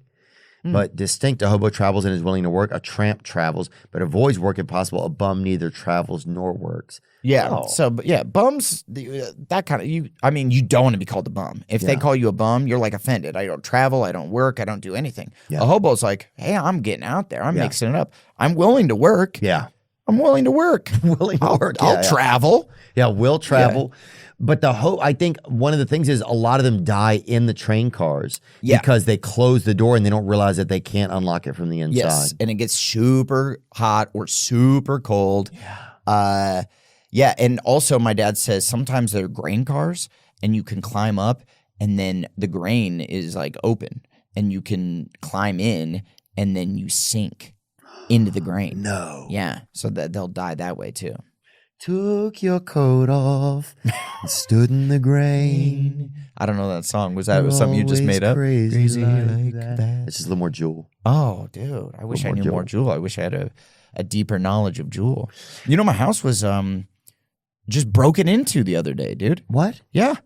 My house was the house we just saw the photo in with the baby and the boat in the yard? Different house. I have a house in Hollywood. And they broke into my house in and out in under 8 minutes. Pros, dude. Oh, that's a long 8 minutes. 8 minutes, bang. Adam Devine, cops take a scary spill. This is the second part of this story. Okay. So then they robbed my house, and then they totally destroyed my security system. By the way, security system didn't do shit. They dismantled it like that. Nuh-uh. These guys are pros. They just came in, they cut some wires, it was done, and then they were gone. So I'm like, gotta redo my security system. So I pay for them to come and set up the whole thing again. And then the cops come because they didn't do it right. The alarm goes off. I'm out of town. So the cops come, they're checking the property. This poor cop falls 15 or so feet, like trying to check out my property, breaks his arm. No. Gun goes flying, baton goes in a bush. Yeah, dude. Did they catch the guy? It's a gnarly fall. No, so when the alarm goes off, there was no one there. I get a call and the cop's like, hey, do you mind if we walk through? Your door's unlocked. I'm like, oh, did I get robbed again for the second time in 2 weeks? And he's like, can I walk through your property? So I'm like, sure. He walks through. I don't get a call. And then my neighbor calls me and he's like, hey, is everything okay? He sends me a video of this. I'll show you later, of this cop absolutely eating shit. Oh. I felt so bad for him. Also, like, you don't want the cops to hate you. I'm like, and did he fall off of something, off of a ledge or something? yeah, so how they broke into my house was where they were checking. You can climb up the side of this hill to get in my bedroom, and they like smashed a window to get in. But the cops, when they put the window back in, my contractor didn't lock my door like a fucking bonehead, right? So Like a hobo. like a true hobo move, dude. That's more of a tramp move. Yeah, more that of is a tramp move, That's dude. a tramp move. Bum move almost. Yeah, almost. I won't say that because that's too offensive to my contractor. But that was a tramp move, Greg. Guy, why'd you do it? Yeah, so And so the cop went what? one cop went in the house, didn't find anyone lurking, and then the other cop, I guess he was being a nice dude. He was like, I got some mud on my shoes. I don't want to tramp through this guy's home. So he tries to climb back down, splat, falls 15 feet. He gets up, his arms kind of dangling like this. And the other cop is down there. He's like, are you okay? He doesn't say, when you're in a lot of pain, you don't say a word. Like a lot of, You make a sound that doesn't have any sound. Yeah, it's like, Yeah. and so he didn't say anything. And I was like, oh, he's not feeling right. Fuck. Yeah, felt bad for the poor guy.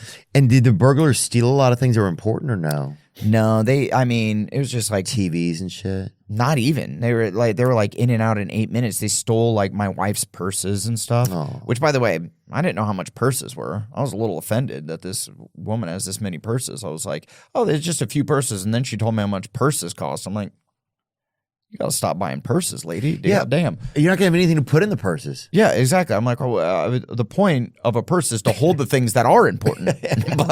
but evidently the important thing is the outside? I didn't know that. That's kind of crazy. It's kind of an anomaly for what life is like or whatever. Yeah. I don't know if anomaly is the right word, but that's unbelievable, dude. Yeah. God. Yeah, so it sucked. It's the second time that house has been robbed. I'm a little bummed.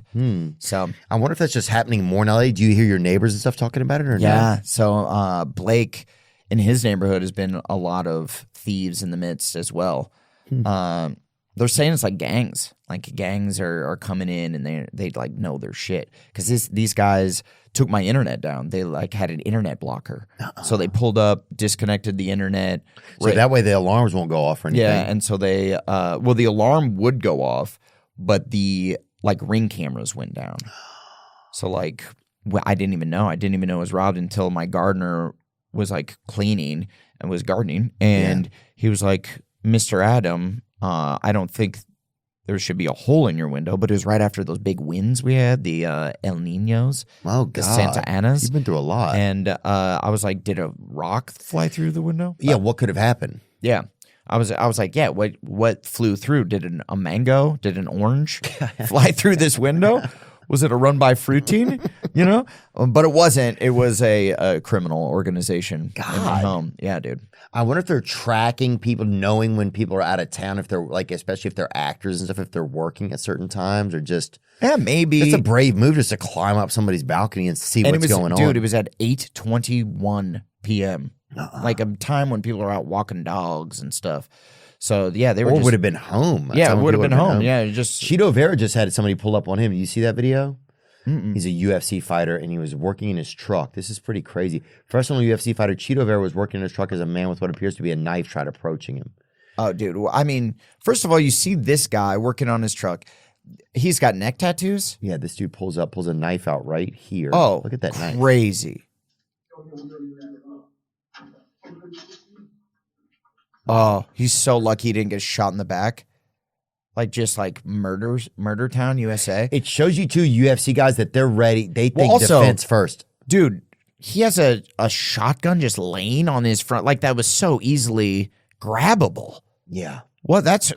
I mean, you're ready. You're ready. Those UFC guys are ready, dude. If you even fucking whisper to them wrong, you hit the wrong octave during a secret, and those guys will ready. They just all of a sudden they just got like throwing stars, just like think, think, think, think. Oh, they will remodel the way you breathe, dude. You have to really. You got to be careful around those guys. They're severe. I feel like I couldn't. I mean, I own a gun. It's so tucked away.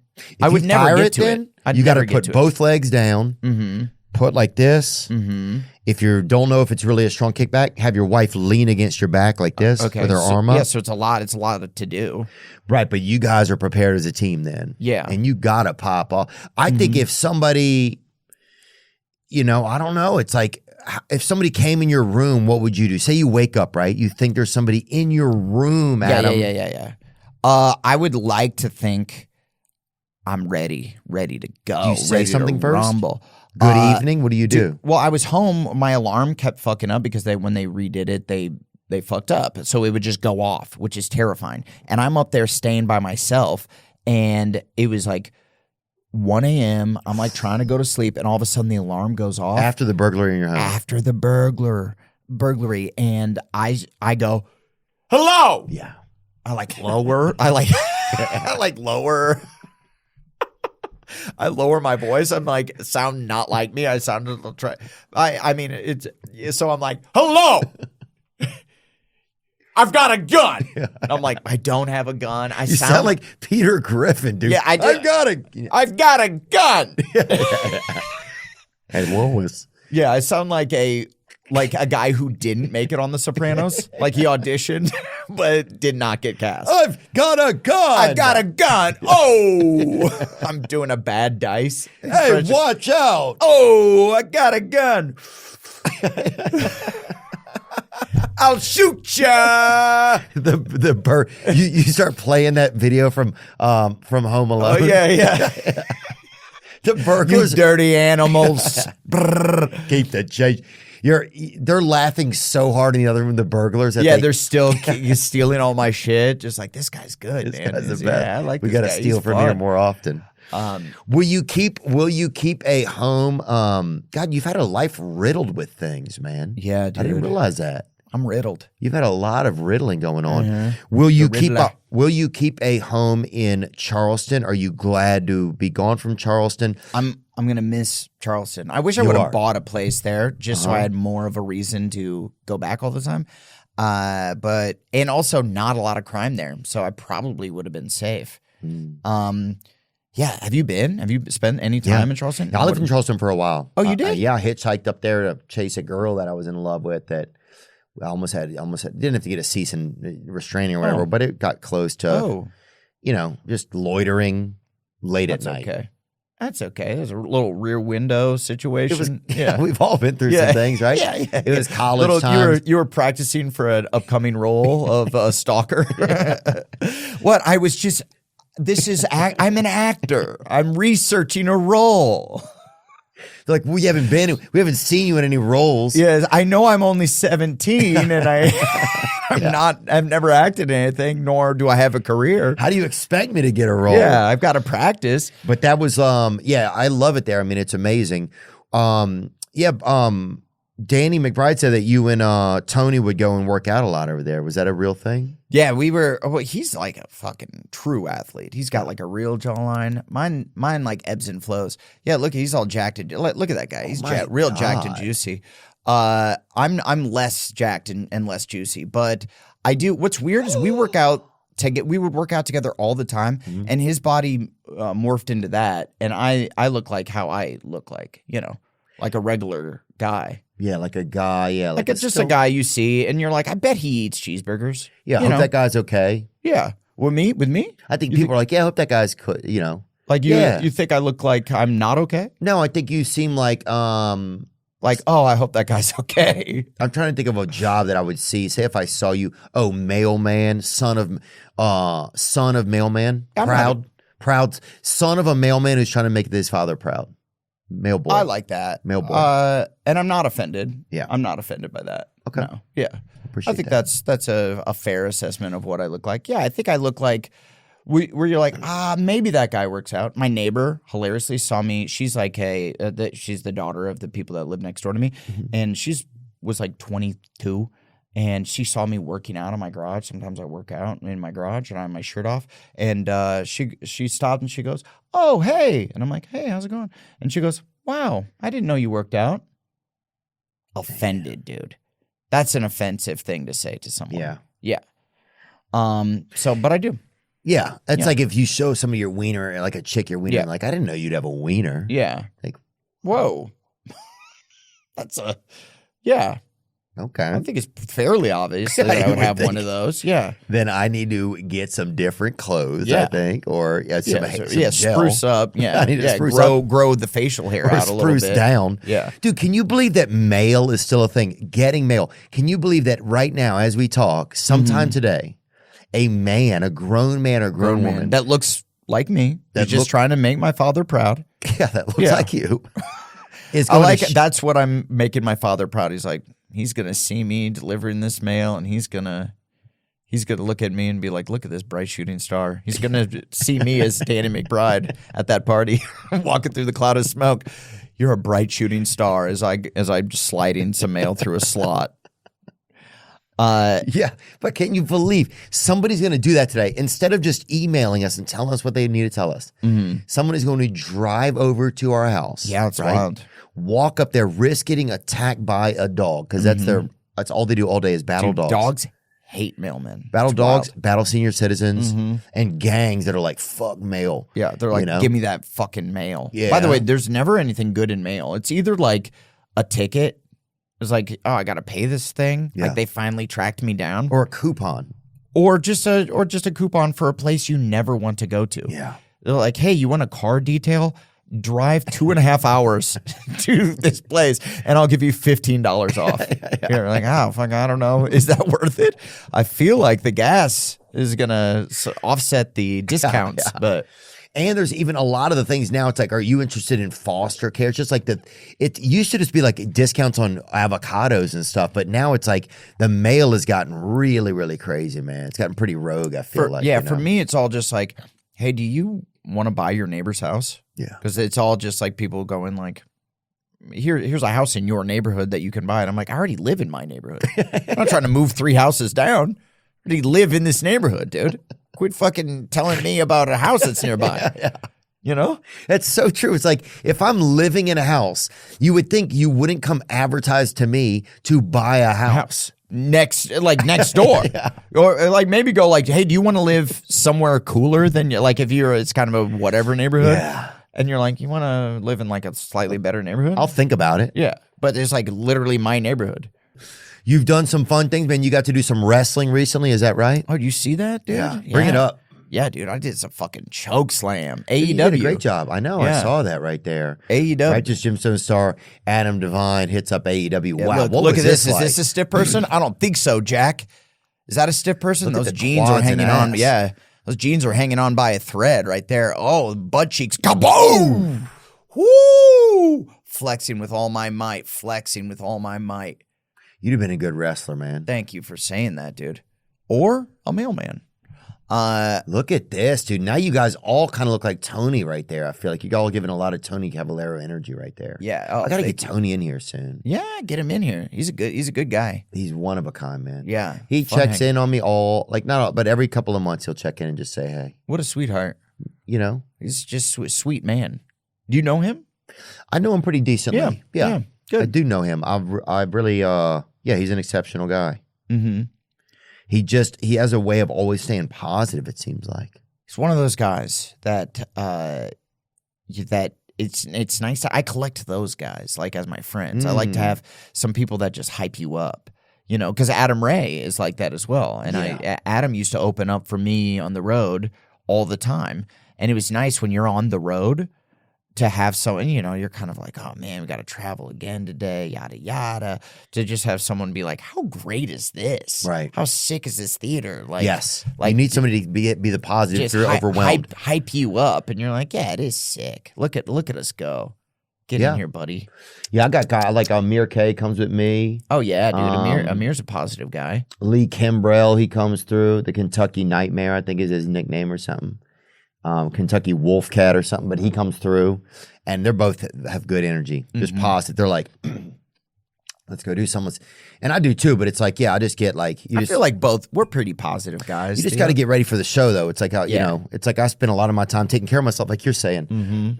stretching. Stretching, I'll get into town. It's like, stretching, get into ice bath, trying to work out, get into You IV. fucks with a cold plunge? All of it. Dude, me too. I was in it like last night. I like a cold plunge. It's so nice. What you keep your cold plunge at? Me, I keep it right at about 54. Ooh. But I'll do 10 minutes in there. 10 minutes. I keep it at 40, and I'll do 3 to 5.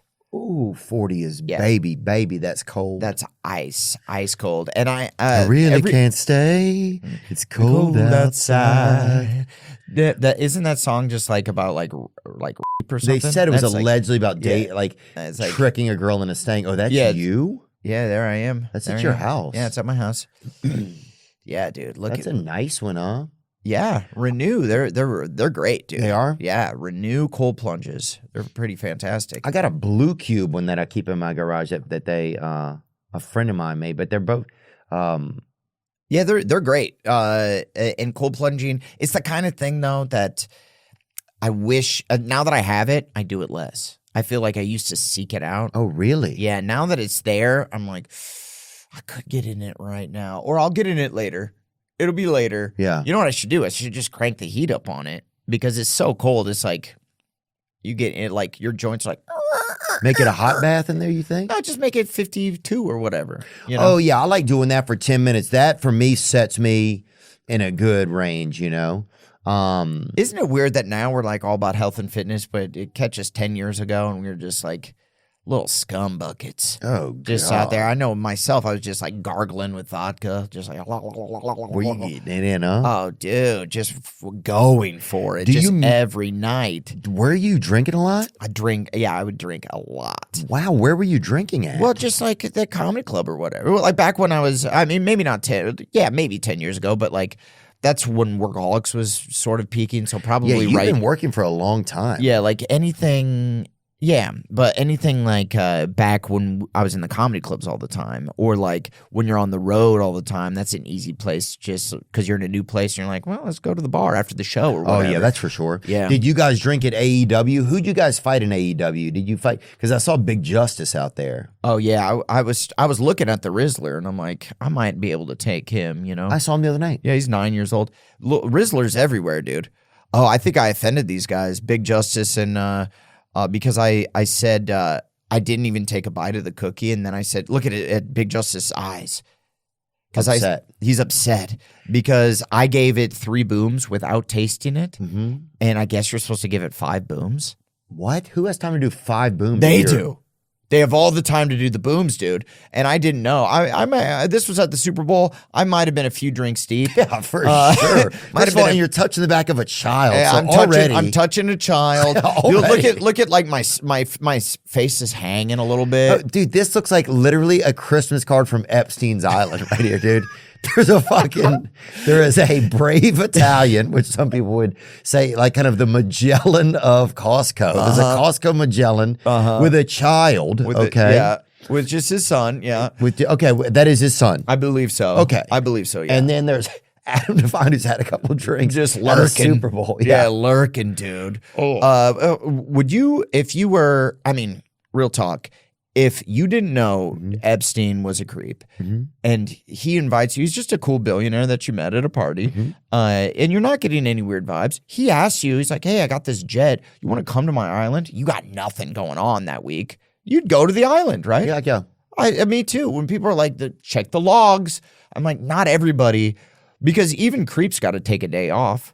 Like even you're not fucking the kids every day. Yeah, like, if you're that's a exhausting. pervert, yeah, that's probably a seasonal or like Yeah, it's a special event for right, or them. it's like just when your dudes are there to party. It's like, but otherwise you have to also have like regular people come. Regular. Because here's the thing, you have to keep up the glad ruse Yep. that it's a regular place where people go to have fun. That's what I think. So that the guys who do go in perv or the females that do go in perv out there, Yep. because it could have been men and women that doing it. And Yeah, I'm we not don't talking know. about the young people. We don't know. But the adults, they need to be able to trick their spouses into believing that they go there And they're for like, you've fun. been there the one time. Right. You know it's a chill place. There's Yeah, you- coconuts. Yeah. There's coconuts and There's a trees. ukulele. There's like that guy doing the ukulele. There's the fire dancers that come out and perform. Yeah, It's just there's a like regular. there's like a lot of young kids whose parents aren't there starting a band or Yeah, whatever. they're just starting a band. Yeah. Yeah, they're just, you know. This is getting dark. Yeah, Sorry. there's a character. Yeah, there's like a guy just Yeah, doing funny. caricature Yeah, artist. yeah, it's just doing little artwork where you're like makes your nose too big, something that kind of offends you, but you're like, it's funny, right? And everyone's like, it's really funny, and you're like,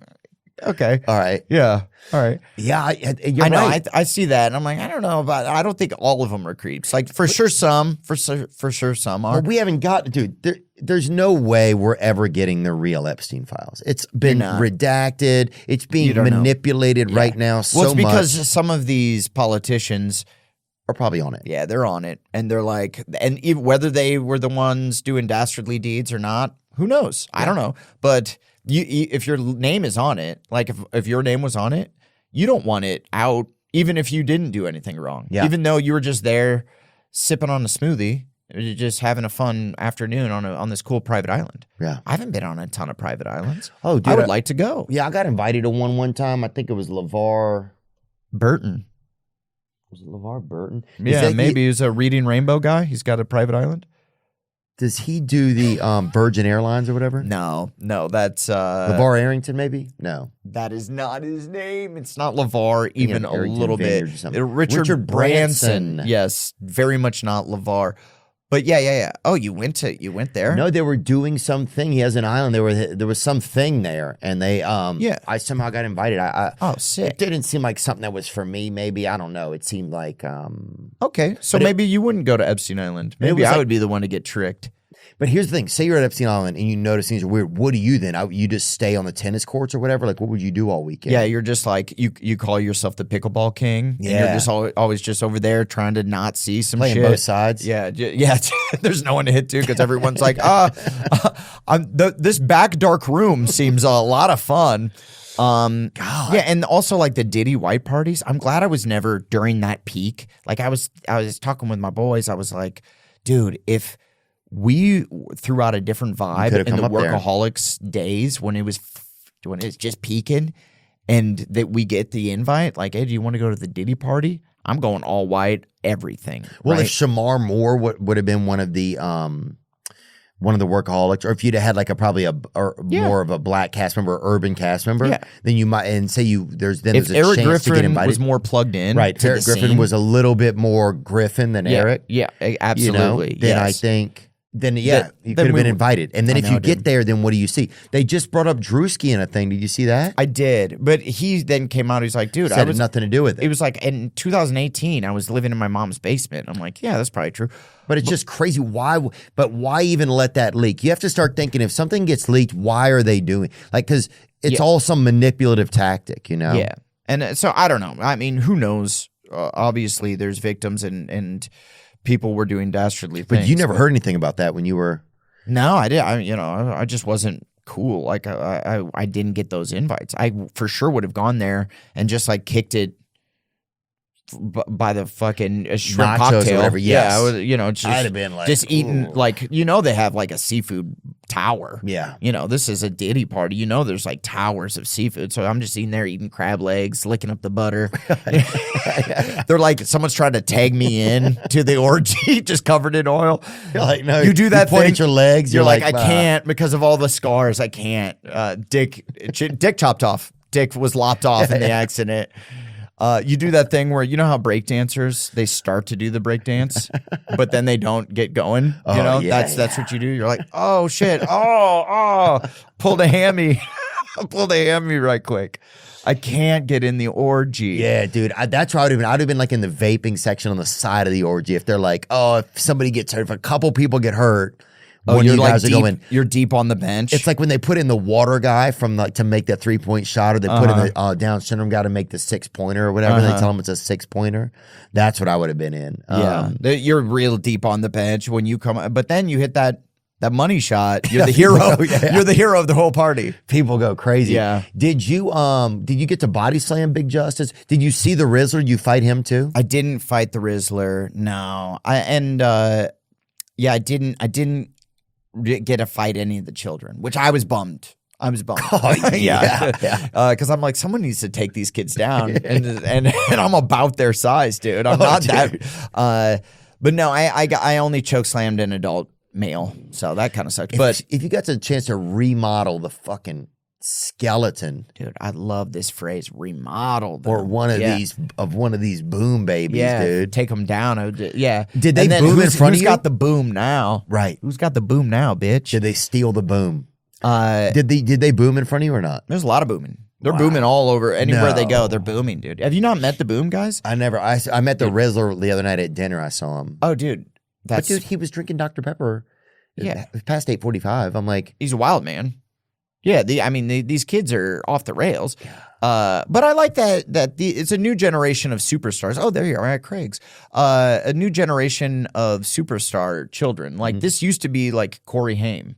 You know, right? Oh yeah, he's the Macaulay Culkin of our time. Yeah, that's what I said. Yeah, exactly. But it seems like they're not going off the rails. We'll find out here in 15 years if he's going to have like a sad tale about his time. Well, how does it end? Yeah, that's the thing. Yeah. You have to look 10 years in the future because he's a superstar, dude. He does this maneuver. People go wild. He was crazy. Man. It's his you know. Yeah, look, right. someone already beat you to it. They knew exactly.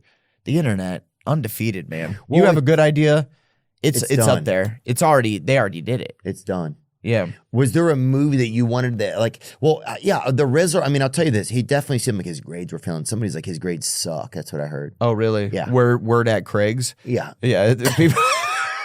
People were passing around those pot pies they have at Craig's, and they're like, "Hey, before you take a bite of that, just know the Rizzler's grades fucking suck, dude." Dude, he had a little tattoo. It said "fuck social studies." Oh, damn, like, dude, that's rough. Crazy. That's a wild tat to have at that age. So obviously, he's been going through a lot. You know, he said he said these lips haven't seen a school lunch in 2 years. That's what he said. So obviously, he's living high on the hog. Dude, I don't even know. I thought he was mute. Because all I've ever seen him do is, yeah, you gotta. It's the shh. He does too many things though, kind of. Like, I think it's just this, right? And he's showing his jawline. That's what's kind of cool about him is he doesn't have much of a jawline, but I like he's just like I don't give a shit. I got the Riz, so come at me. It's like a good way to build up self-esteem, you know, for children that are out there. Some people are saying he's Young Gravy. He's the actual Young Gravy. But you know, Young Gravy was at the wrestling event too. Nuh-uh. Yeah. The Young Gravy was at the Super Bowl where I was also hanging out with Big Justice. Oh. So they're running in the same circles, dude. You guys have the same menstrual cycle or something. Yeah, I guess so, yeah. But that's crazy. But here's the craziest part to me is that Big Justice isn't related to the Rizzler. So I thought they were brothers, dude. These are just two social media kids getting together, doing their social media things. Dude, years from now there will be like these like baseball card signing things where it'll be like the Rizzler. You and me will be there. That'd be sick. Water baby or whatever, some baby that survived on like You know, I think I'm gonna do a thing with Topps to have a baseball card. Really? Yeah, you should. I bet they'll make a baseball card of you. It's kind of sick. It's kind of cool. It would be kind of cool. Yeah. And then there's these kids, MD Foodie Boys. Everybody's been watching them. I like those MD Foodie Boys. I like them because they're so sincere about like, have you tried nachos with jalapenos? Yeah. It's actually pretty good. Yeah. And Let's watch one.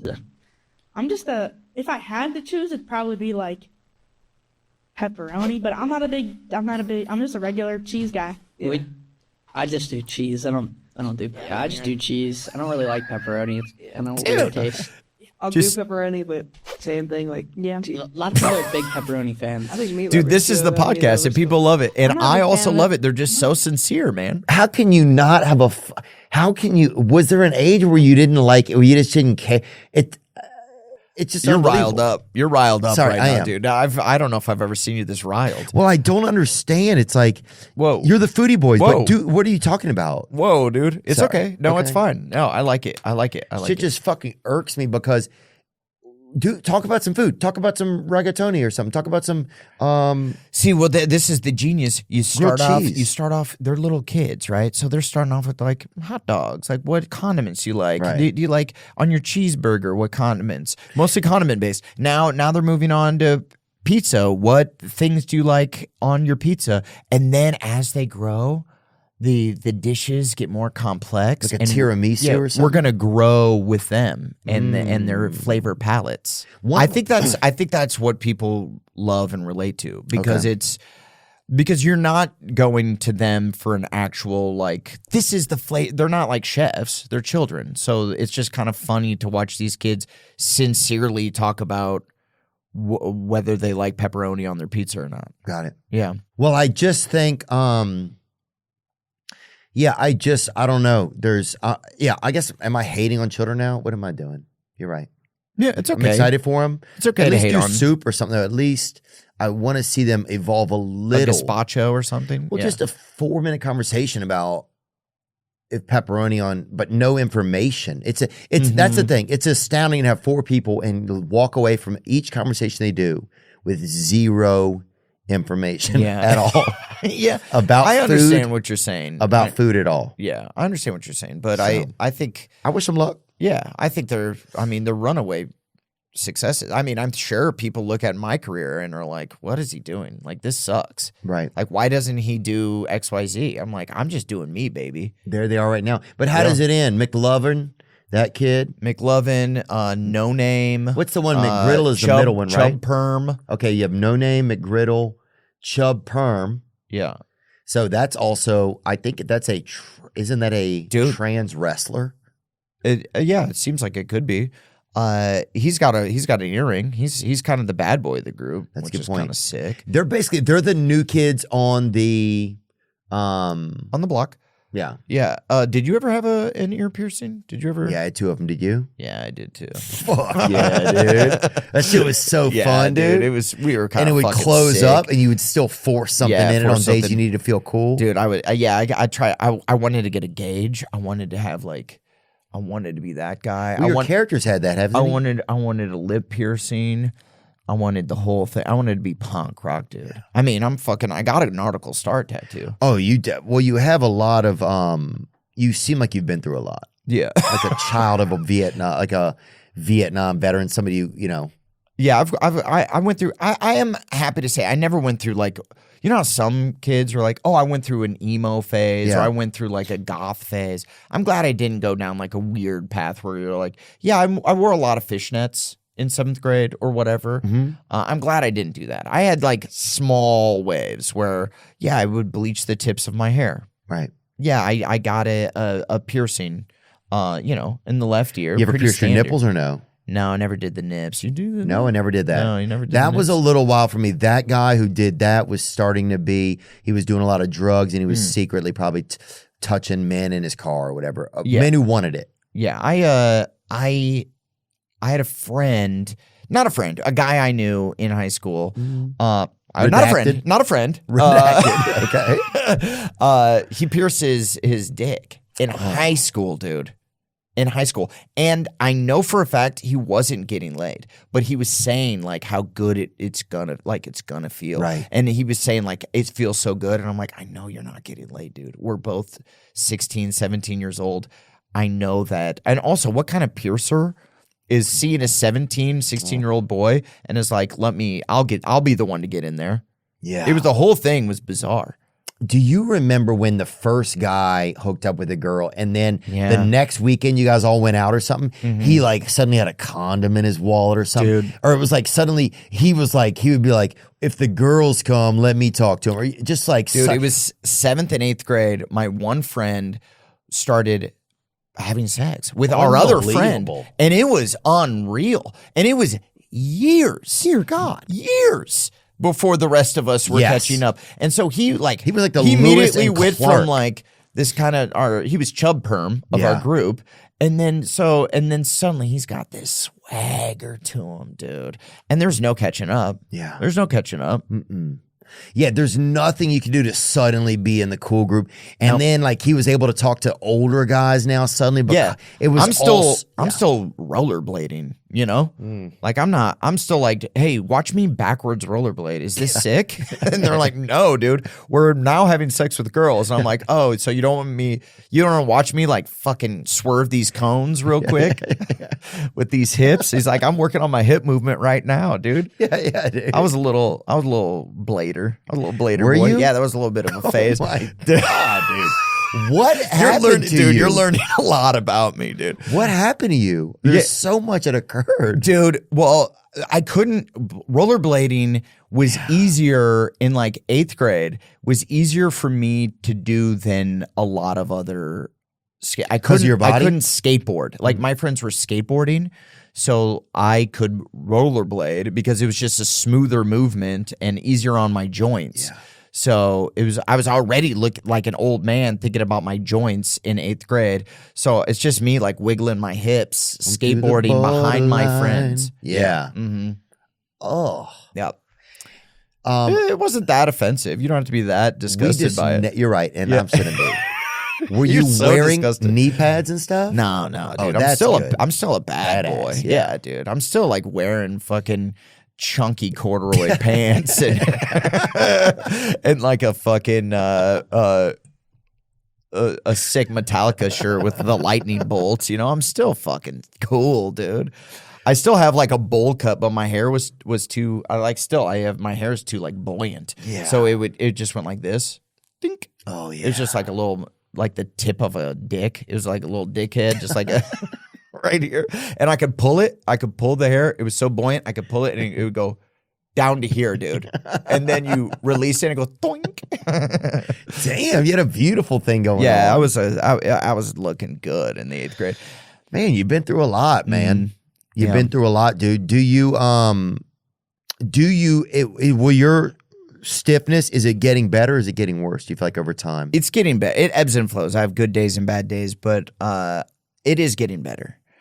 So I'm still hoping to be in Marvel if they give me a call. I got a lot of shit. Last time I came on here, I was like dunking on Marvel, saying that they ruined comedy movies because everybody wants to watch these big budget things. Dude, people were very mad. My agents were upset at me. Really? Yeah. Since you said that, everyone in the world has agreed with that exactly. Yeah. Including a lot of agencies. It's like, well, look, if we can't get him in a Marvel movie, what are we going to do? You know? Yeah. I mean, we've had a lot of great. They were very mad at me. They were like, don't fuck with Marvel. Like, I cannot believe you said that on that podcast. I'm like, I wasn't dunking on Marvel, dude. I was just saying I wish there were more comedies, but they don't make comedies anymore because everyone wants to see a $200 million epic, Well, if they need like Mailman or something, then Marvel will come. Thank God. If there's a mailman superhero, I think I'm the guy, dude. What superhero would you making be? your dad proud. Yeah, huh? Yeah. I would be someone that like an unexpected superhero where they're like, this guy is not a superhero. Right. This normcore little bitch boy. Smoothie man or no. Soy boy. Yeah, soy boy. There he is. Yeah, little soy boy. There's so many heroes now, though. It's like, are these all heroes? I feel we're getting a little exhausted on the heroes. 100%. Yeah. Well, even a lot of people were saying, who was it? Just came out and said that they're not even. It's hard to even have independent projects these days.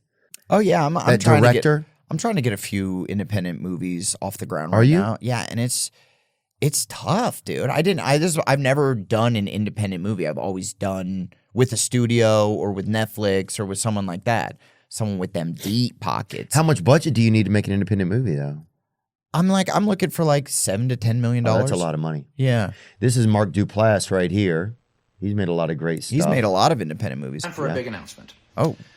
For those of you who know our company, you know we love risking our money and making things independently that the traditional system would never make. And we've done it for years with movies like The Puffy Chair and The One I Love and Safety Not Guaranteed and documentary series like Wild Wild Country and Evil Genius. And we're doing it in television now, with shows like Room 104 and The Creep Tapes and Penelope.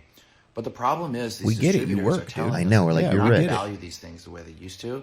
And honestly, we're sick of it. And we know that you value these things. So we are going to be bringing you our newest independently made TV series, The Long Long Night, directly to you, the audience members. It's interesting. Click the link below or in our bio. You guys did your movie You can independently, pre-order right? The Long Night. Yeah. And you guys put your own money up? Yeah. Whoo, boy. Okay. Well, thanks, dude. Yeah. Dude, what's the name of it? Do you have It's a name called yet? Bus Boys, yeah. Bus Boys. Sick. So it's just Spade and I both worked as bus boys in Arizona. Oh, I thought you were both hit by buses. I was like, this would have been kismet. Oh, man, Yeah. that would have been crazy if Yeah. we're all here, right here. Yeah. Get Spade in here. He just pops out behind the curtain. He's like, I'm crippled.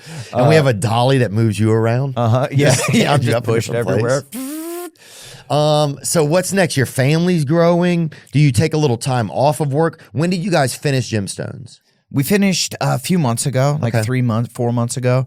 And I've been just dad mode right now. And I have a movie in development at Netflix.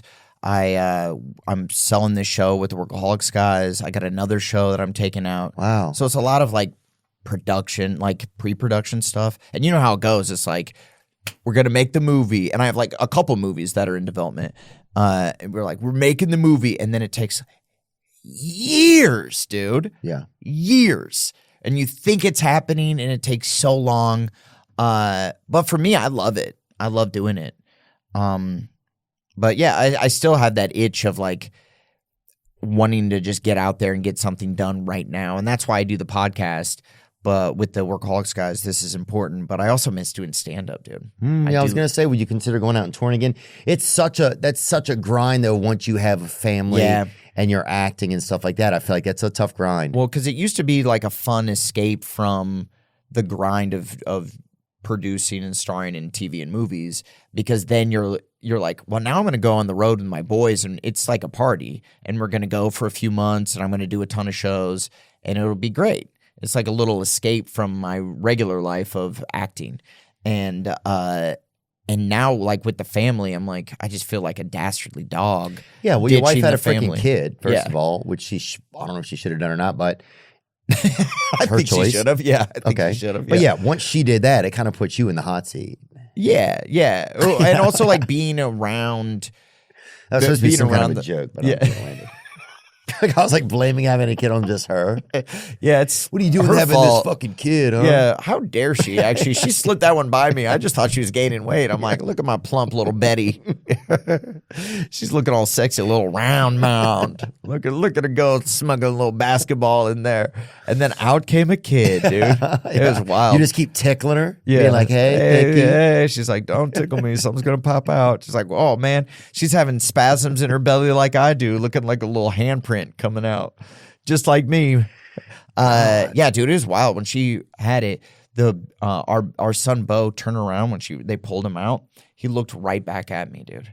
It was like it stopped my heart. I was like, everyone says it's like a transformative thing to see your son or daughter be born, but it stopped me dead in my track. He looked right at me like, bitch, what just happened? Like, I've been all cooking up warm inside, Right. and now I'm out here all cold. He turned around and was just like I'm the captain now. yeah, it's like I steer this ship. I rise. Wow.